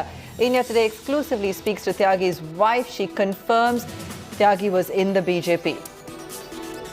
आपके पति क्या बीजेपी पार्टी में मेंबर थे? हाँ जी बिल्कुल थे। तो BJP party ने तो पूरी तरीके से डिनाई कर दिया। यहाँ पर सांसद आए थे, उन्होंने कहा हमारी पार्टी से कोई लेना देना नहीं है। देखो सांसद जी ने तो मेरा तो यही कहना है, ये सब कुछ करा हुआ ही महेश शर्मा जी का है। After Congress puppet Chief Minister jibe at CM Bommai, BJP counter-attack, says Bommai is our Chief Minister, dares the Congress to name its CM face.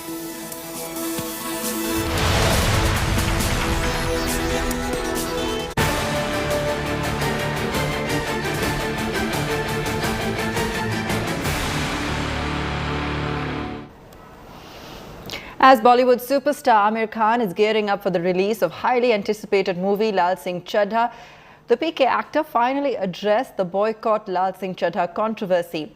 Reacting to trolls, Aamir Khan said that if he has hurt anyone by any means, he regrets it and doesn't want to hurt a single soul.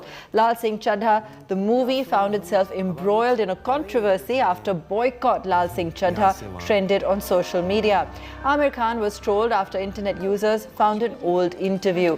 In a 2015 interview, the Bollywood superstar had said that his then wife, Kiran Rao, had suggested they move countries because of growing intolerance in India. मैं ले लेता हूँ।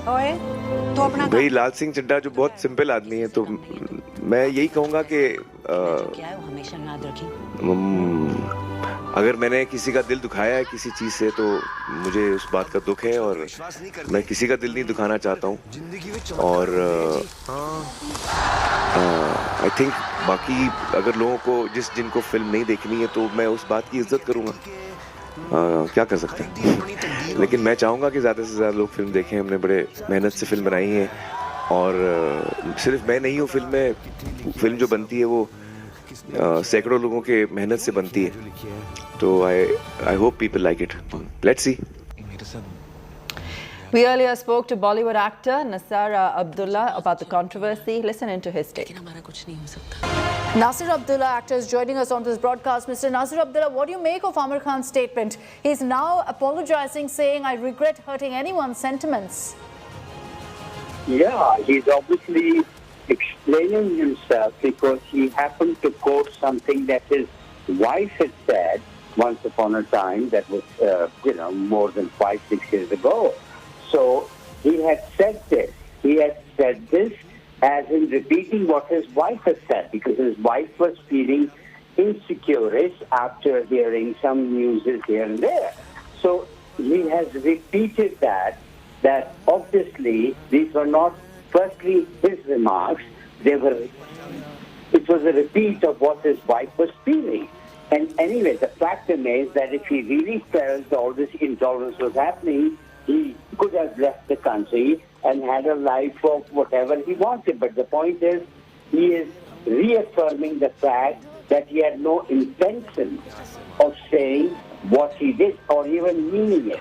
That's what I feel. Mr. Nasir Abdullah, do you believe that this comment from Aamir Khan has come, a few years too late, and that it's coming because of the pressure of a film not performing because of boycott trend. Yeah, the comment is actually coming too late because it is also too late to have initiate another attack on him 7 years after the comment was made. So because there was the call to maybe boycott by some of the Sangathan, he has reaffirmed his stand about India.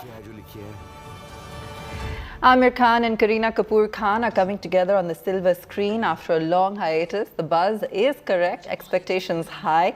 But why is social media trending with a hashtag boycott Lal Singh Chaddha? What's the story? More details in the next report.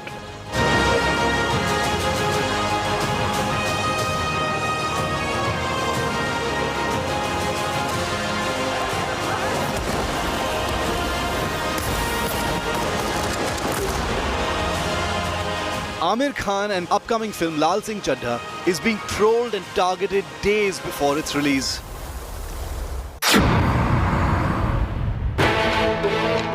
The hashtag boycott Lal Singh Chaddha has been trending on social media for the last few days. But what have Aamir and Kareena done to invite the wrath of social media users? Well, the actors seem to be paying the price and being cancelled for comments they made years ago. Aamir Khan is being branded anti-India and anti-Hindu as Twitterati have joined hands for a campaign to boycott his upcoming film. And it's not over one controversy, but a number of them. First, over this scene in Aamir's film PK. Brother मैंने जान दे मेरे छोटे छोटे बच्चे मालूम है हमका करेजी और कार्तिके इतने छोटे भी नहीं है वो अकेले रह सकते हैं घर में आप हमरा रिमोट दिलाई दो फिर जाओ अपने फैमिली के पास Second, over his intolerant India comments back in 2015. For any society, it's very important to have a sense of security. The last maybe 6 months, 8 months, there has been a growing sense of despondency, I would say. Kiran and I have lived all our lives in India. For the first time, Kiran says, should we move out of India? Now, that's a disastrous and very big statement for Kiran to make to me. And it doesn't stop there. There's also outrage over Aamir saying in a TV show that people should feed the poor rather than buy milk for Lord Shiv, and also over his meet with the Turkish First Lady during the shooting of Lal Singh Chaddha last year. All these issues have come back to haunt Aamir Khan, and it's led to a widespread boycott call on social media. To add fuel to this raging fire, Kareena Kapoor has also been dragged into this saga, and again it's a flashback comment about nepotism that's gotten her in trouble. And Kareena's latest reaction to the boycott Lal Singh Chaddha trend has also not gone down well with netizens. Speaking to India Today, Kareena said that these trends don't bother her and also opened up on the raging cancel culture. I don't take any of this seriously. I just post whatever I want to post. I don't take, okay, everyone, if it's a film and it's going to release, everyone will have their opinion. Now Kangana Ranaut has an interesting take on this raging debate. Taking to Instagram, Kangana claimed this entire boycott trend has been manufactured by Aamir Khan himself. Her argument was films like Lal Singh Chaddha would anyway not do well because it's a bad film with bad actors and there was no need to be intolerant. With days to go for Lal Singh Chaddha's release on the big screen, will the boycott gang get its way and ensure empty theatres greet the Aamir starer, or will content trump cancel culture? जिंदगी गुलगप्पे जैसी होती है, पेट पले ही पर जावे, मन नहीं परता. Bureau Report, India Today. पता हमें है. Now, Akshay Kumar, whose movie Raksha Bandhan is also facing backlash over alleged Hindu-phobic comments by its writer, has slammed cancel culture. My colleague Dipali Patel caught up with Akshay Kumar, who exclusively shared his take on this and even folded his hands more than once, requesting everyone to not call for the boycott on films as it affects the economy of the country. आप ऐसी फिल्मों के लिए भी काफ़ी जाने जाते हैं. आपके पीछे भी कई सारी ऐसी socially relevant films आई हुई थी. But I want to understand from you the term cancel culture. अभी कई लोग बोलते हैं इसको बैन कर दो, इसको boycott कर दो. Don't you think this is also a problem that needs to be addressed? यहाँ हमारे यहाँ तो सब चीज़ों को boycott कर दो, इसको बैन कर दो, किसी का चैनल बैन कर दो, किसी को ये बैन कर दो. क्या है? ये एक फैशन सा बन गया. एंड देखिए, मैं हाथ जोड़ के उन लोगों से विनती करना चाहता हूँ, भाई बैन करके किसका नुकसान है? देश का ही नुकसान है, हमारे ही देश का नुकसान है. चाहे वो फिल्म बैन कर दो, चाहे वो चैनल बैन कर दो, चाहे वो इंडस्ट्री बैन कर दो, चाहे इसको. मैं कहूँगा इससे कुछ फ़ायदा नहीं है. हाथ जोड़ के विनती करना चाहता हूँ कि it is better, don't stop your economy of our country. Let it go on. And it is important that our country should just come up. By doing this, by spreading all this, it is a wrong thing you are spreading. So I would just join my hands and say, don't do all these things. It is not a good sign. What is your mantra of dealing with such negativity? You know, if there is one negative trend in the industry that you want to cancel, what would it be? See, everybody has the right to write whatever they want to write. Yeah. They have all the freedom of speech, so they can write whatever they want. But again, it's just a request. Don't spread all these things. It's not a good thing. My colleague Dipali Patel also spoke to Bhumi Pednekar about the controversy. Listen into her take.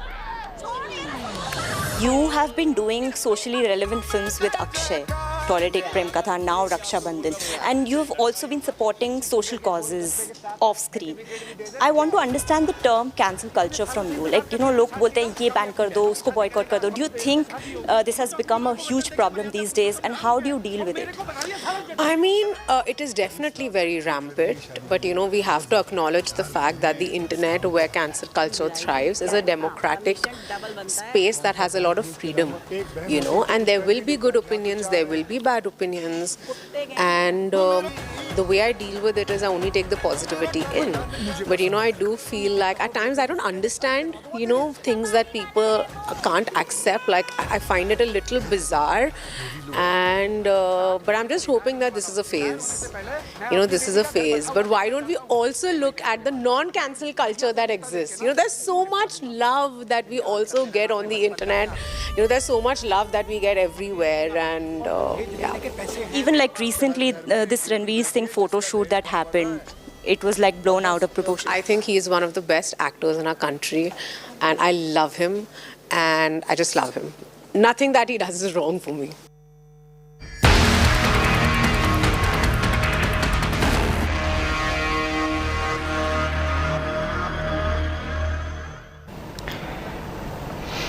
Politics now. We're erupting over Prime Minister Modi's Har Ghar Tiranga campaign. Rahul Gandhi has put out a video showing several people being denied ration for not buying national flags across different parts of India.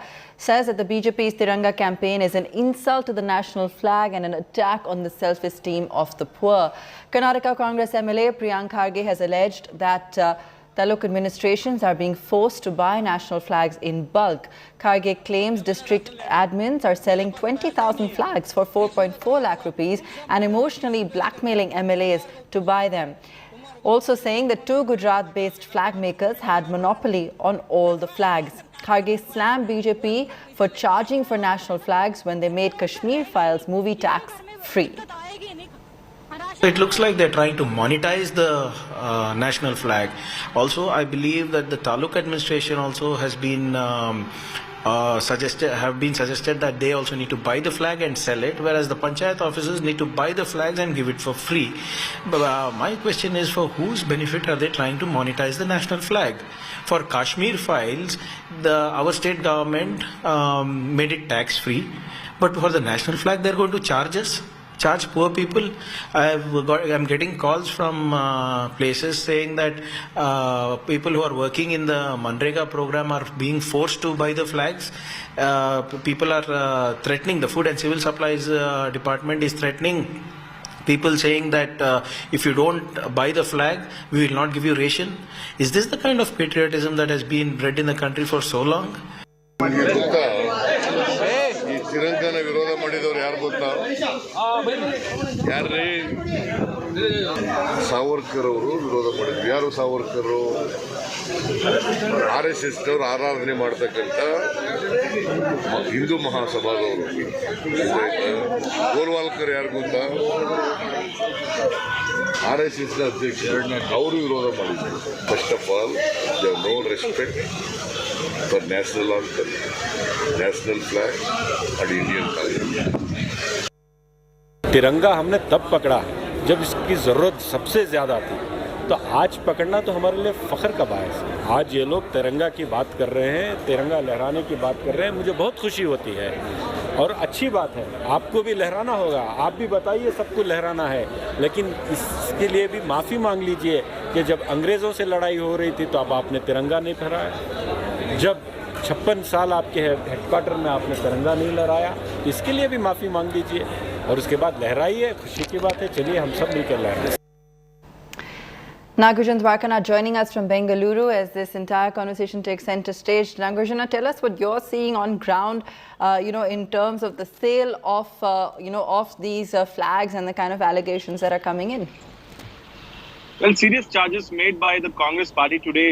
Congress legislator Priyanka Karge says that the district administration has been asking the legislator to shell out money from their pockets, around 4.5 lakhs per legislator, to buy these flags. Priyanka Karge says that he got a call from the district officials asking him to pay money to buy the flags and then distribute. He's saying, what is the need of blackmailing with emotions, and why is the government is making money out of this? And on a patriotic day like Independence Day, it's completely about economics and money from the government, and they're trying to divert the attention from the flag, Har Ghar Tiranga campaign, to the money. And the company that the government is procuring these flags from, coincidentally, is from Gujarat, is what the Congress is alleging. However, BJP has hit back saying that these are completely baseless allegations and they need to give some evidences to prove that the money is going to Gujarat or some businessmen. All right. Thank you so much for joining us with that, Nagarjuna.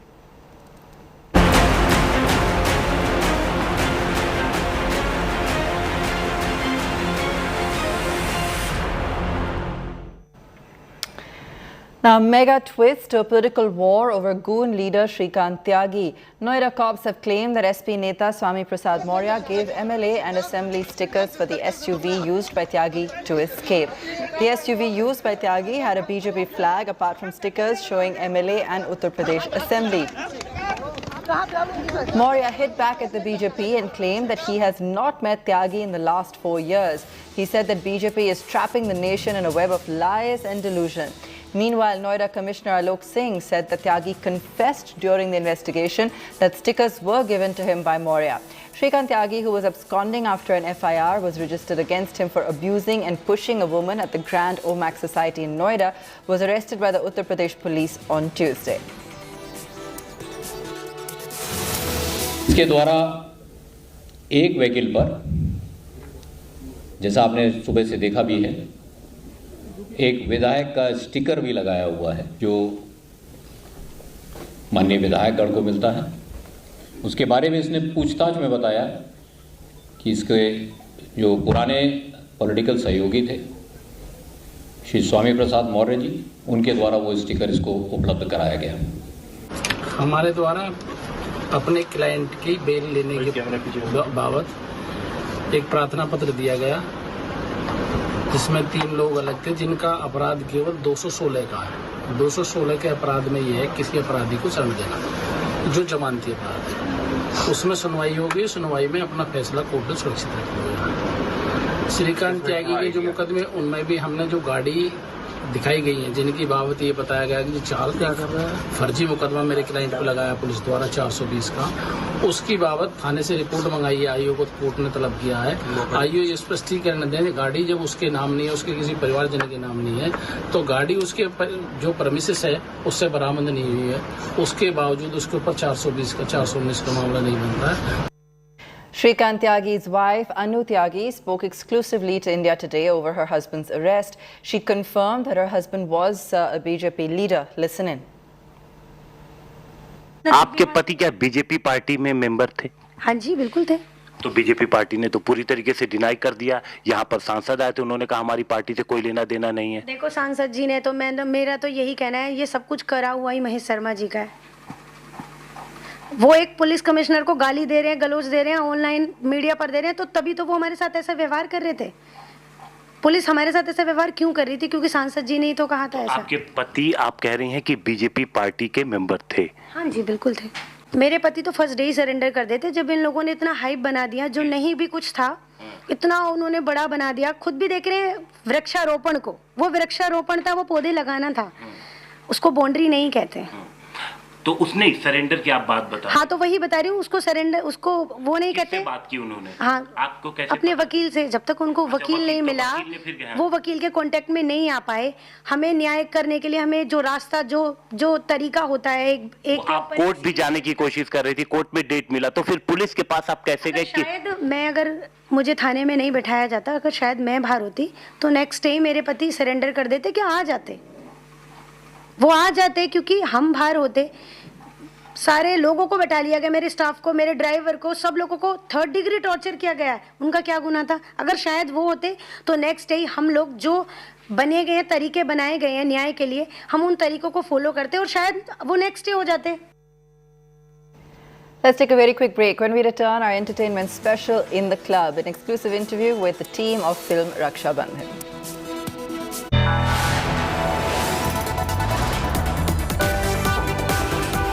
You are watching India Today.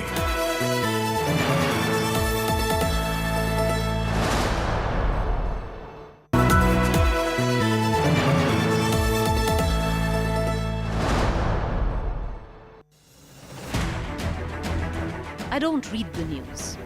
I read between the lines to tell you the true version of events, the true story of our times. To document grief, the toughest assignment for any journalist to be.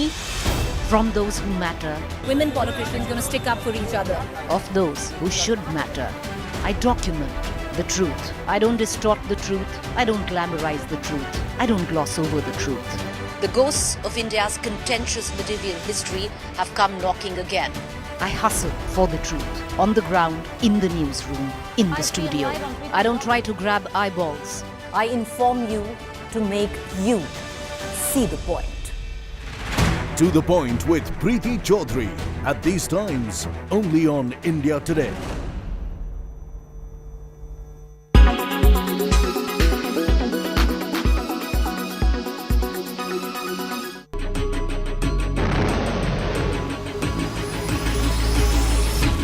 China-Taiwan relationship has always been cold. This is not the first time that China has attacked Taiwan Strait. It has happened in the past as well. The Republic of China established its government in Taiwan. It was recognized by the United States as the legitimate government for the whole of China. America did not jump into this war until China extended its support to North Korea in the 1950 Korean War. America was supporting South Korea. It sent its 7th Fleet into the Taiwan Strait. Since then, Taiwan has been under American protection. China wanted to check America's commitment to protect Taiwan.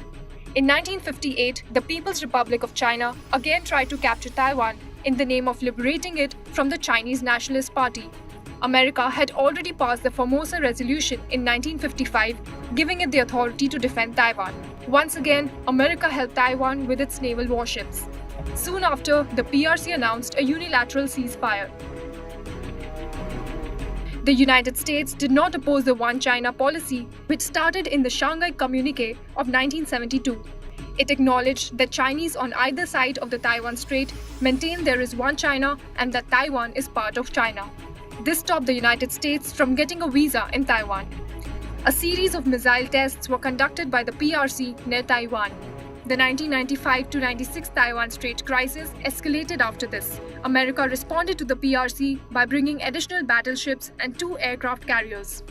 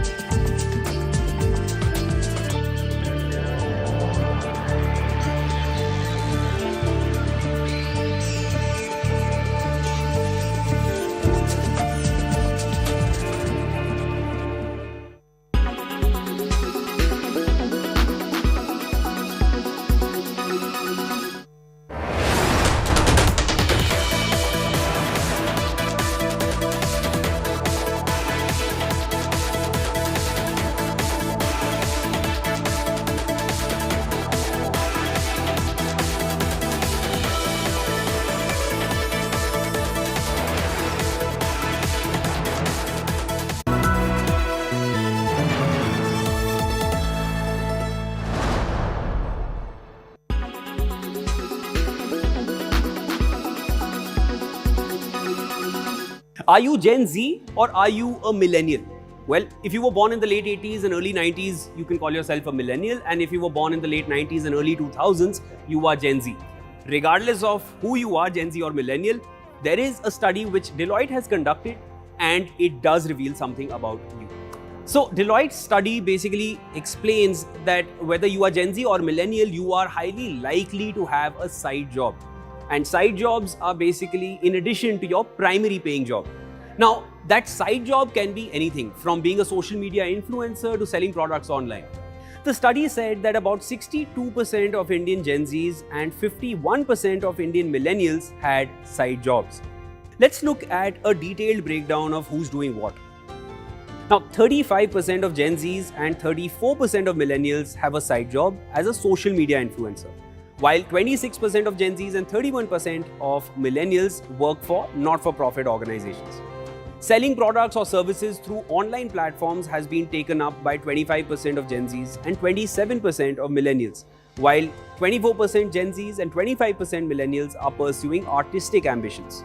23% of Gen Zs and 30% of millennials write, host a blog, podcast, or newsletter. Now, this Deloitte study has been done over a sample size of 801 respondents from India, which is fairly small. As per the sample size, the responses that they've got, it suggests that the global average of financial concerns exceeds the financial concerns in India. However, the global inflation rate is projected to increase to 6.7% in 2022, and India's retail inflation rose by 7.79% in April 2022. Now, despite rising inflation, over 2/3 of Gen Zs and around 8 in 10 millennials feel confident that they'll be able to retire comfortably and pay all their monthly expenses. The rising inflation in the country could be one of the major reasons why most Gen Zs and millennials are taking up a side hustle. And as the survey suggests that there is financial security amongst Gen Zs and millennials in India, that could be because of the secondary stream of income that they have. But again, the sample size for Deloitte study is 801. Now, it may be an ideal situation that you have a secondary stream of income. But if you were to consider this in the long run, how sustainable is it to have two jobs at the same time? It may not be easy because there are external factors that also need to be considered that might stop Gen Zs and millennials from doing a second job, like a work burnout, for instance. All in all, a certain section of Gen Zs and millennials in India are definitely pushing out of the mainstream and creating an alternative source of income for themselves. How sustainable is it is something which a further study will need to determine.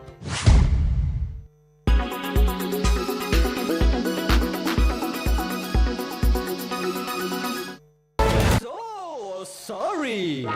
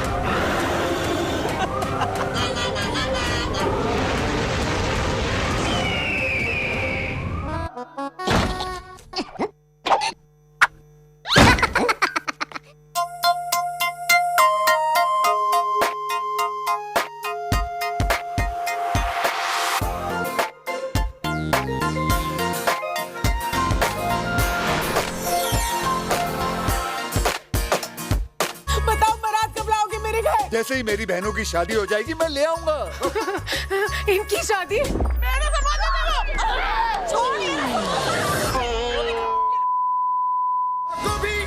शाम को भी तेरी करूं मैं जय जयकार जी। क्या guarantee है कि आपको गोलगप्पे खाने से लड़का ही होगा? 25 रुपए के गोलगप्पे के साथ साथ सर्टिफिकेट भी दे दे तुझे। कितने सालों से इंतजार कर रही है तू इस आदमी का? कभी अपनी बहनों की शादी करेगा, कब तेरे से शादी होगी? खुद तो अपनी माँ को वचन देके मर्यादा पुरुषोत्तम राम हो गया और मेरे को 20 लाख एक लड़की की शादी के लिए बहुत ज़्यादा। 4 बहनें, डिस्काउंट तो बनता है। जो वैरायटी लेके आए हो ना, कमीशन डबल बनता है। कौन सा बैंक लूट के लाऊंगा? एक बहन होती तो कुछ कर भी लेता, यहाँ तो 4 हैं। कुत्ते गए हैं बेटा। मेरा काम डन कर दो एक बार जी।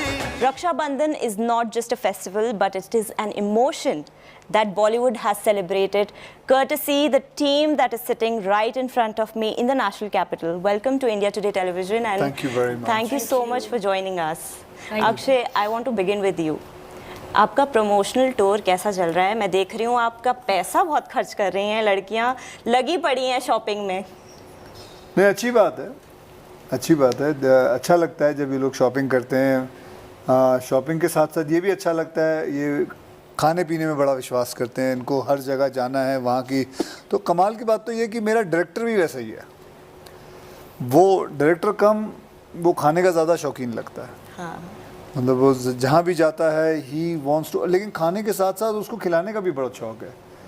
हम जब ये पिक्चर बना रहे थे, लॉकडाउन चालू ही था, लेकिन हम स्पेशल परमिशन लेके जैसे जैसे शूटिंग कर रहे थे, एंड हम रोज़ नया नया क्यूजीन आता था। कभी मुगलाई खा रहे हैं तो कभी पंजाबी, कभी सिंधी खाना, साउथ। एक बार तो ये कश्मीरी अपने घर से लेके आई थी। 2 बार। 2 बार।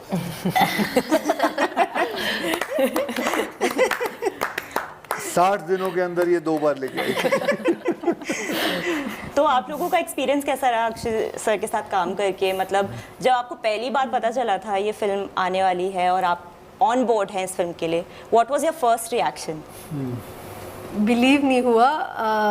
मतलब all my life I had this believe कि one day I am gonna be on big screens, but today when it is happening I can't believe it. इसने जब अपना ऑडिशन दिया था, ये बताती है, इसके भाई ने इसका ऑडिशन शूट किया था। हाँ, yes. That's why this movie is very special, and I'm dedicating this movie to him. Awesome. Yeah, even for me also, मेरे भी भाई ने ये शूट किया था, और उसका तो ऐसा था कि he had his match, और मैंने उसको प्लीज़ एक और, बस एक और ऐसे कर करके उसको काफ़ी डिले कर दिया मैंने। But when I got the call, और मुझे कुछ महीने बाद कॉल, और मैं भूल भी चुकी थी मैंने कुछ ऐसा ऑडिशन दिया था, and then out of nowhere I am getting a call and that you have been like selected for this role. Audition देके भूल गई थी? हो गया सर, 2-3 महीने हो गए। सारे दिन होते हैं। ऐसे बात करती मैं रोज दिन में तो करीबन 5-6 ऑडिशन देती हूँ। 2-3 महीने हो गए थे, मतलब 150 ऑडिशन। नहीं, because I was working at that time ना। कहाँ काम कर रही थी? I was working as a professional dancer. हाँ, एक डिजिटल में। तो उन सब चीज़ों में मैं आई लाइक फॉरगॉट कि हाँ इसके लिए मैंने, तो आई गॉट अ कॉल। तो फिर उन्होंने बोला, तो it was a very nice feeling, क्योंकि कहीं ना कहीं I was planning to shift to Mumbai and start everything from scratch, ताकि मैं एक्टिंग के लिए ऑडिशंस वगैरह दे पाऊँ और ऑल ऑफ दैट। तो उसी मीनवाइल मुझे ये कॉल आ गया, तो it was again like a dream come true only. मुझे लगा कि कहीं ना कहीं वो यूनिवर्सल मैनिफेस्टेशन, वो सारी चीज़ें होने लगी। तो I was very very very very happy. Deepika, Sadhya, for you guys. I was very excited. When I came to know, I was super excited. I like to experience things, and working with him was quite an experience, with adventure, with happiness, love, laughter, everything. तो मुझे एक पूरा package मिला है Akshay Kumar sir का। तो I am super happy and I still feel blessed. इसको फंसाएं। इसने ना अपना ऑडिशन और एक छोटा सा एड जॉन के साथ भी किया है। अच्छा, जॉन इब्राहिम का। Did you enjoy working with John or with me? और Akshay? That's a good question. With him, it was more like a print shoot, yeah, but he was also a darling. But with him, so I got to experience a lot more. But she had a lovely shot with John Abraham. John had to kiss her. Wow. She showed us the photo. उसके DP पे है photo. So now I see, the bias. He's still my favorite. Sorry, John. For you, Sadhya? So for me, after my first, I was actually looking for a project, waiting for a project like this, which has all elements in it, like a subject, a character. But then when I got to know that it's Akshay sir doing it, it was Sone Pe Suhaga, something that I wouldn't have even imagined. And Anand sir directing it, like it's every actor's dream to work with him, and it's every actor's dream to work with Akshay sir.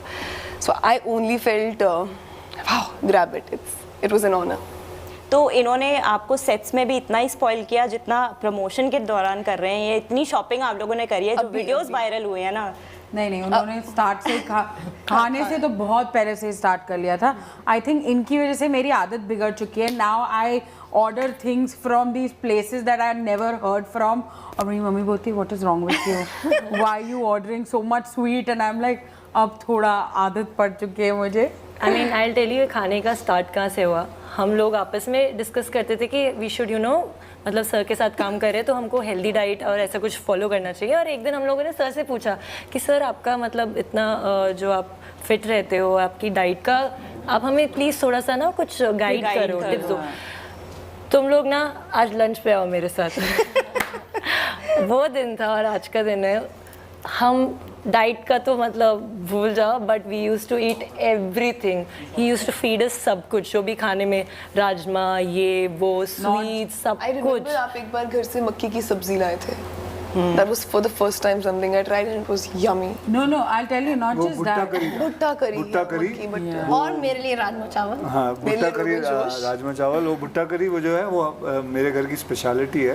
वो भुट्टा करी उसमें coconut oil में और coconut को लेके बनाते हैं वो. और ये मैंने कहीं लाइफ में नहीं खाई है. इनफैक्ट उसके बाद मैंने ढूंढा भी था कि मुझे मिल जाए, बट मिला नहीं. कहीं भी नहीं मिलेगा. आप बनाओगे फिर से? वो मैं किसी को दूंगा भी नहीं. मुझे फिल्म हिट हो जाएगी तो वो दोबारा बनाएंगे सबके लिए. When he was not even like if he couldn't eat, like कुछ चीजें होती है जो he couldn't eat, he would still get us those things like ये try करना चाहिए. मैंने कहा तुम करो at least, you should try it. I vividly remember जब मैं बैठी हुई थी और आपका वो मतलब that was like one of the first interactions we had properly. He said, Kashmiri ये ले तेरा Kashmiri mutton rogan josh. She got it from his home.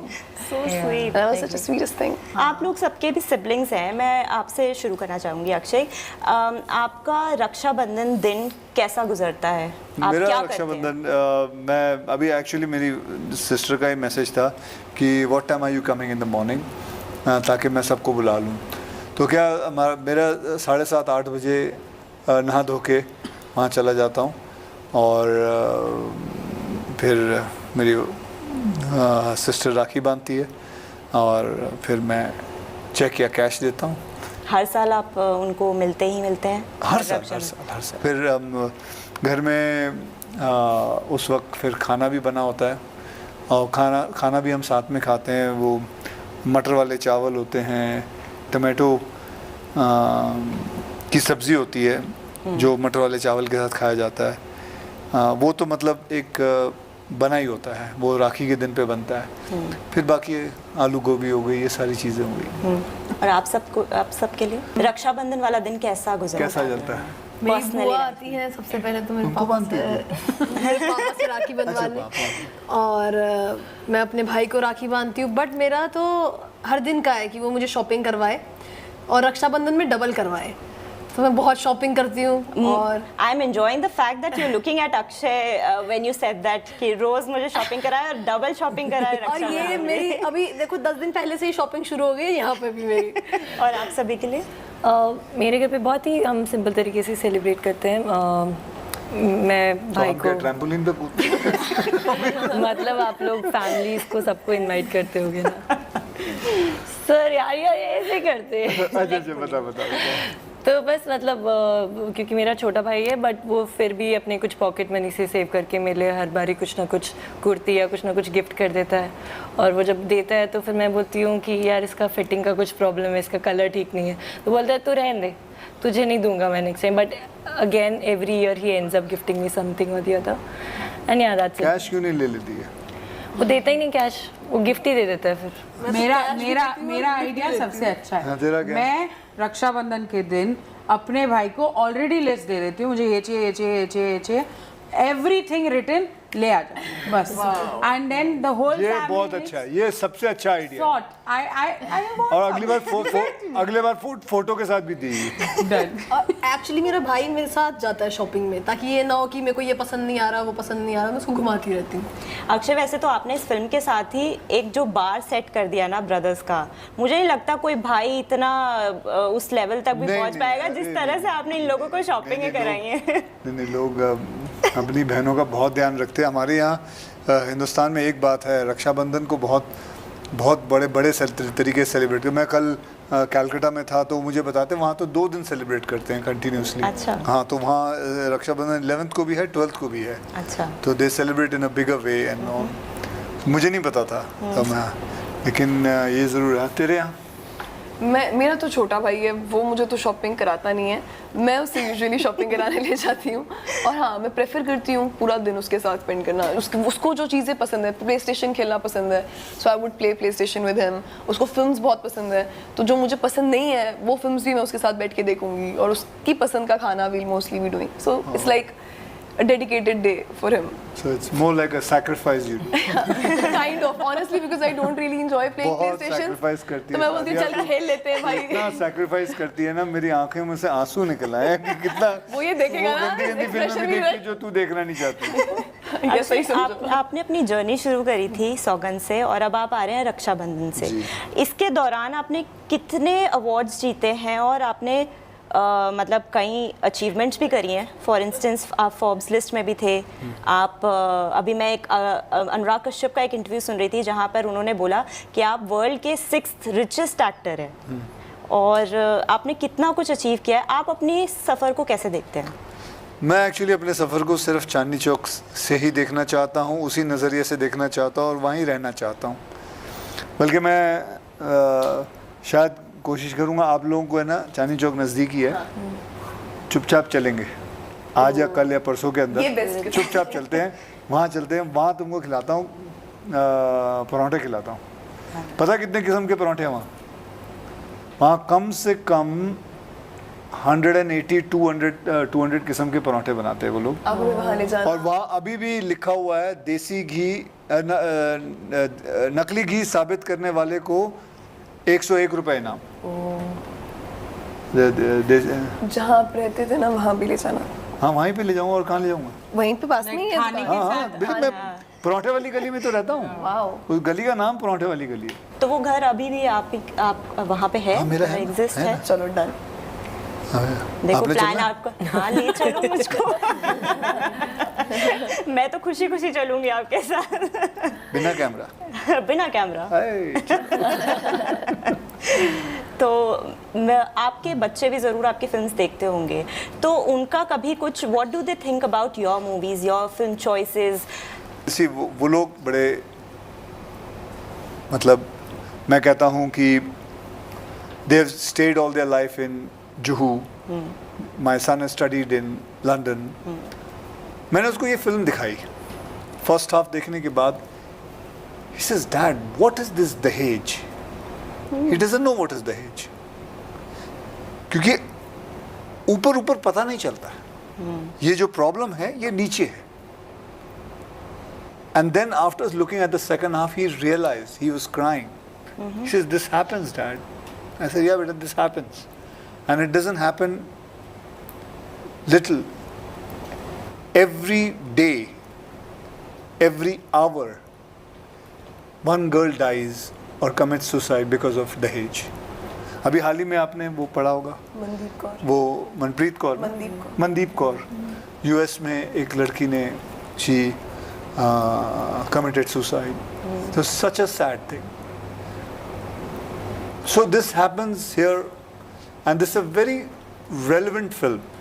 What happens, how it happens, and I'll be very happy if people watch the film and they see it.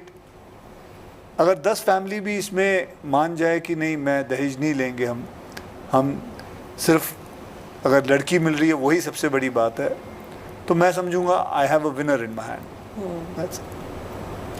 अगर आप ये देखें कि अगर 2022 के अक्षय कुमार को कोई बेस्ट एडवाइस देनी होती 90s के अक्षय को, तो क्या होती? क्या दूंगा? सही जा रहा है तभी आप पहुंचा, मतलब just tell that guy to your old self. आप कुछ nothing. Just tell that old self you're doing right because you're going to reach here. Yeah. Because this is the perfect place. I don't have any advice to give him. No, he was doing everything right. He was absolutely fine. He was fine, yeah. He was fine. अच्छा, एक आप बहुत ही ये रक्षाबंधन मैं कहूँगी कि बहुत socially relevant film है, जैसे कि आपने बोला कि दहेज का इशू रेलेवेंट से है कि ये ना एक फिल्म जो है ये पूरे परिवार को जोड़ती है ये, क्योंकि ये फिल्म है ना आनंद राय ने तब लिखी जब हम सब लॉकडाउन में बंद थे अपने अपने घरों में, तो हम सब अपने बहनों के साथ, माँ बाप के साथ, भाइयों के साथ कैरम खेल रहे हैं, लूडो खेल रहे हैं, मोनोपोली खेल रहे हैं, गेम्स खेल रहे हैं और घर पे ही हैं, बाहर नहीं जा सकते। एंड देन जितना हमने 2-3 साल के अंदर इन्वेस्ट किया अपने परिवार में, उतना हमने 12 साल से नहीं किया एक्चुअली में देखा जाए तो। वो हम इसीलिए शायद हो सकता है भाई बहन पे किसी ने फिल्म नहीं बनाई, रिलेशनशिप के ऊपर फिल्म ज़्यादा नहीं बनती, क्योंकि हम भूल गए हैं, हम टेक्नोलॉजी के अंदर घुस गए हैं, हम सिंप्लिसिटी को भूल गए। And I was listening to मेरे जो डायरेक्टर हैं आनंद राय, वो बता रहे थे कि एंड तभी उनको एक आइडिया आया कि यार क्यों नहीं मैं एक भाई बहन पे एक साधारण सिंपल सी फिल्म बनाऊं जो एक रिश्तों को हर एक परिवार को जोड़े। तो ये फिल्म जो है ये परिवार के साथ देखने वाली फिल्म है। एग्जैक्टली तो आप ऐसी फिल्मों के लिए भी काफ़ी जाने जाते हैं, आपके पीछे भी कई सारी ऐसी सोशली रेलेवेंट फिल्म्स आई हुई थी। But I want to understand from you the term cancel culture. अभी कई लोग बोलते हैं इसको बैन कर दो, उसको बॉयकॉट कर दो। Don't you think this is also a problem that needs to be addressed? यहाँ हमारे यहाँ तो सब चीज़ों को बॉयकॉट कर दो, इसको बैन कर दो, किसी का चैनल बैन कर दो, किसी को ये बैन कर दो। क्या है ये एक फैशन सा बन गया। एंड देखिए मैं हाथ जोड़ के उन लोगों से विनती करना चाहता हूँ, भाई बैन करके किसका नुकसान हो रहा है? देश का ही नुकसान हो रहा है, हमारे ही देश का नुकसान हो रहा है। चाहे वो फिल्म बैन कर दो, चाहे वो चैनल बैन कर दो, चाहे वो इंडस्ट्री बैन कर दो, चाहे इसको, मैं कहूँगा इससे कुछ फ़ायदा नहीं है। हाथ जोड़ के विनती करना चाहता हूँ कि it is better don't stop your economy of our country. Let it go on. And it is important that our country should just come up. By doing this, by spreading all this, it is a wrong thing you are spreading. So I would just join my hands and say, don't do all these things. It is not a good sign. What is your mantra of dealing with such negativity? You know, if there is one negative trend in the industry that you want to cancel, what would it be? See, everybody has the right to write whatever they want to write. Yeah. They have all the freedom of speech, so they can write whatever they want. But again, it's just a request. Don't spread all these things. It's not a good thing. तो इतने सालों बाद भी आपको Friday release से होती है anxieties होती है फ्राइडे सैटरडे संडे मंडे तक होती है। चलिए इंडिपेंडेंस डे आने वाला है, मैं आप सबको एक मैसेज अगर आप अपने फैंस को इंडिपेंडेंस डे के लिए कुछ देना चाहेंगे तो। फैंस को मैसेज इंडिपेंडेंस डे के दिन एक सिंपल सी बात कहना चाहूँगी जो सर ने अभी कही है। हमारे देश के लिए सबसे ज़्यादा ज़रूरी इस वक्त ये है कि वो एक साथ जुड़ा रहे। किसी को बॉयकॉट कहने की बात करके या किसी भी चीज़ को डिमोरलाइज करके हम हमारा ही नुकसान कर रहे हैं। The most important thing for our country right now is कि हमारी इकनॉमी बढ़े, क्योंकि पिछले 2 साल से कोविड की वजह से हमने बहुत नुकसान उठाया है। ये वक्त है जो डिफरेंट मीडियम्स के थ्रू, डिफरेंट इंडस्ट्रीज़ के थ्रू इस टाइम हम इसे अपलिफ्ट कर सकते हैं। This independence day let's just unite, support and just grow. I don't know. Live and let live. Live and let live. That's fine. Yeah, I mean, I completely agree with what Sadhya said. Even I feel that, let the positivity come and all negativity go. And let's just, live a life with full of love and giving. And also 15 अगस्त है तो छुट्टी ज़रूर है, तो ज़रूर जाए हमारी movie Rakshabandhan देखने अपने नज़दीकी सिनेमा घर में। Stay like a free spirit. We all are free. That's it. मैं ये कहना चाहूँगा 15 अगस्त को सबसे पहले मैं अपने जवानों को उन्हें सल्यूट करना चाहता हूँ कि उन्होंने हमारे देश देश की रक्षा की है, हमें इतने दुश्मनों से बचा के रखा हुआ है। उनको तहे दिल से मैं सलाम करना चाहता हूँ और साथ में देशवासियों से यही कहूँगा कि I have learned one thing बचपन में ही सीखा था और उसी को मैं हमेशा don't waste your time, because time is the only thing in life which cannot be recycled. Rest, everything can be recycled, but time is not. So don't waste your time, work towards success and just be happy. That's it. Chaliye, all the best for your film, and Thank you. wish you all a very happy Thank you very Independence much. Day. Thank you so much.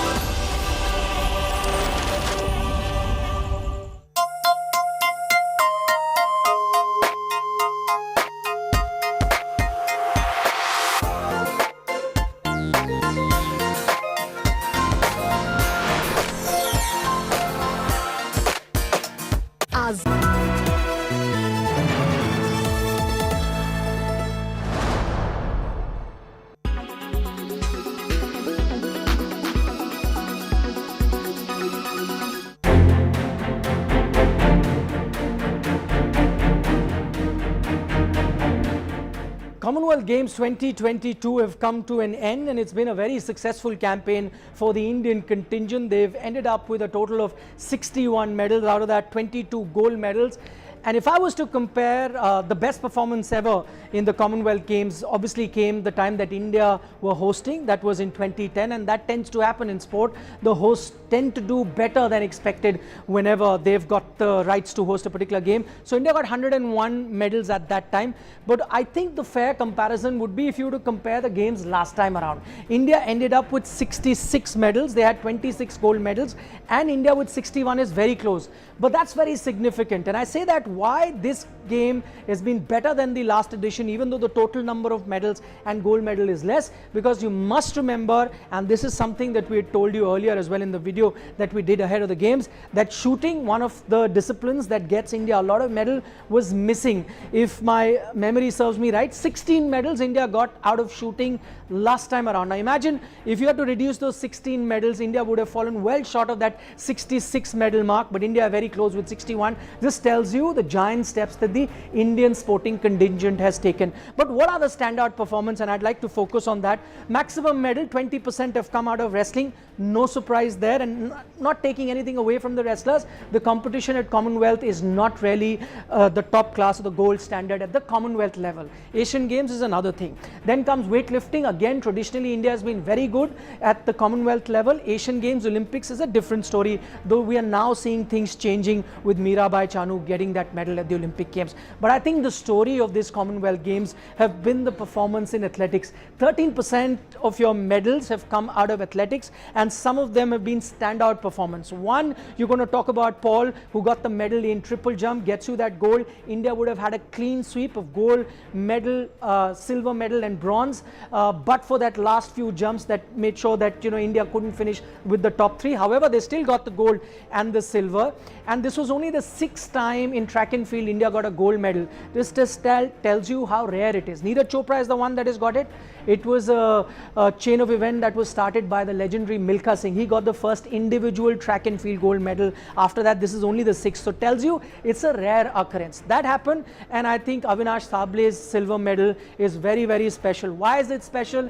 Because in the history of Commonwealth Games, every time there was a men's 3,000 meter steeplechase, the gold, silver, bronze all went to Kenya. First time any other country has claimed a medal, and that to India with a silver. So that's been an outstanding achievement. I think a little bit of credit can go to the gentleman who was not part of these games, Neeraj Chopra. He started a revolution of stock in Indian athletics, and now you're beginning to see those dividends too. So all in all, a great outing for the Indian team at the Commonwealth Games 2022.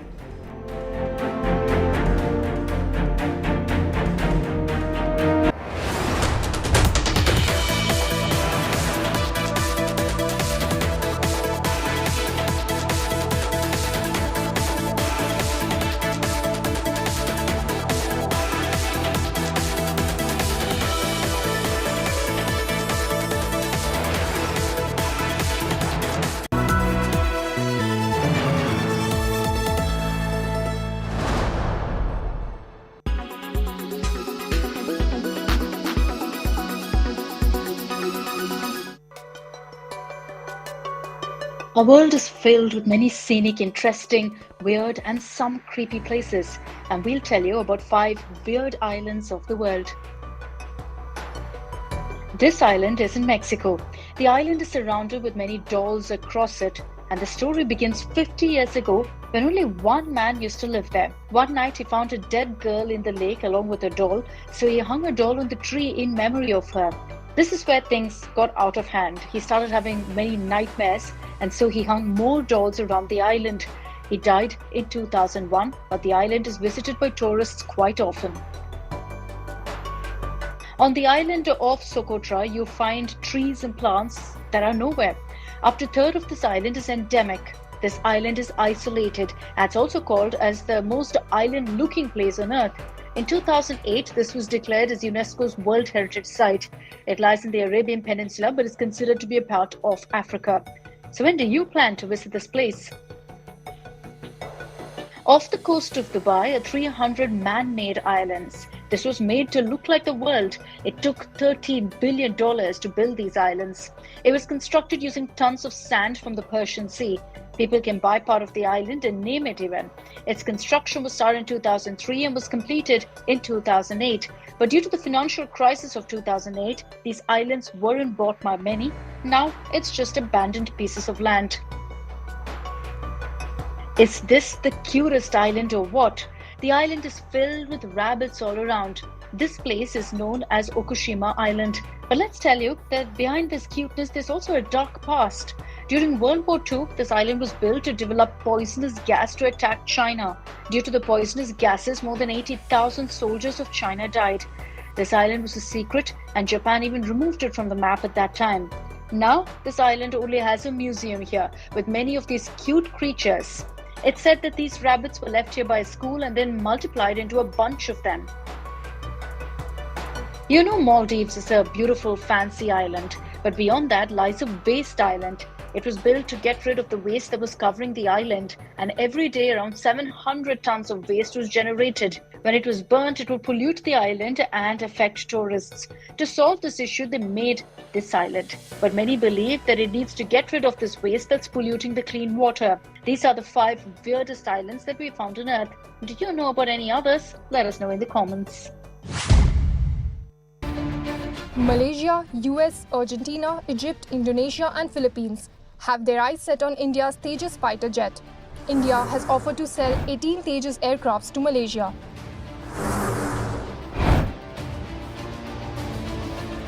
Designed by Aeronautical Development Agency, this is India's first self-made fighter jet.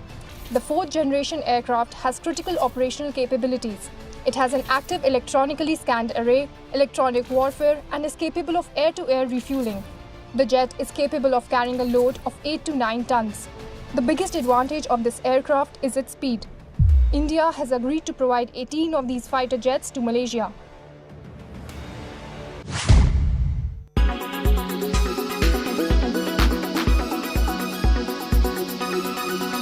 Make your media plan smarter with India Today Live TV on your connected devices.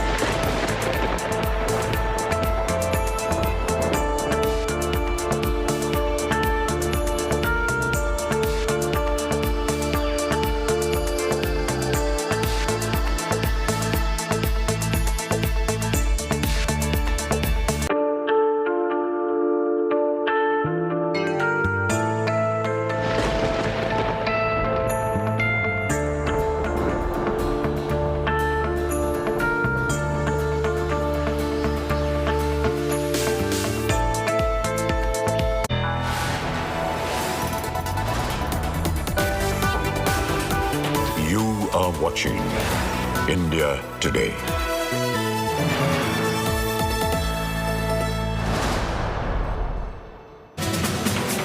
Hello and welcome. You're with us here on India Today. I'm Abhavakaya. Here are the headlines at this hour. Nitish Kumar takes oath for the 8th time as Bihar Chief Minister, declares 2024 war on Prime Minister Modi, claims 2014 Wala won't be Prime Minister in 2024. हम किसी चीज के उम्मीदवार का हम कोई दावेदारी नहीं, लेकिन इतना तो जरूर कर दीजिए ना कि 14 में जो आए 24 तक के आगे रह पाएंगे कि नहीं रह पाएंगे वो अपना समझ। Superstar Aamir Khan appeals against boycotting his movie Lal Singh Chaddha a day before release. Akshay Kumar terms cancel culture wrong. किसी का दिल दुखाया है किसी चीज से तो मुझे उस बात का दुख है, और अगर लोगों को जिनको फिल्म नहीं देखनी है तो मैं उस बात की इज्जत करूंगा। हाँ, हमारे यहाँ तो सब चीज़ों को बॉयकॉट कर दो, इसको बैन कर दो, ये एक फैशन सा बन गया। It is a wrong thing you are spreading. Politics over Har Ghar Tiranga explodes. Congress Kharge targets Tiranga Yatra, claims faulty 20,000 Tiranga sold for 4.4 lakh rupees. Claims beneficiary denied ration over Tiranga drive.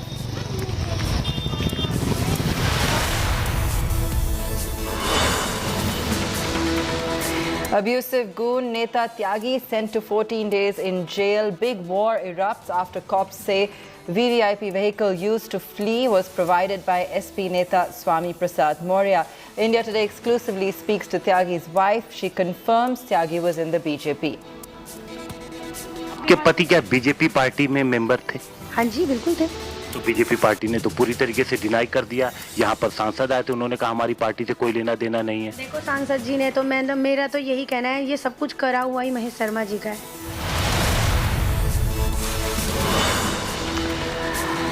After Congress's puppet Chief Minister jibe at CM Bamai, BJP counter-attack says Bamai is our Chief Minister, dares the Congress to name its CM face.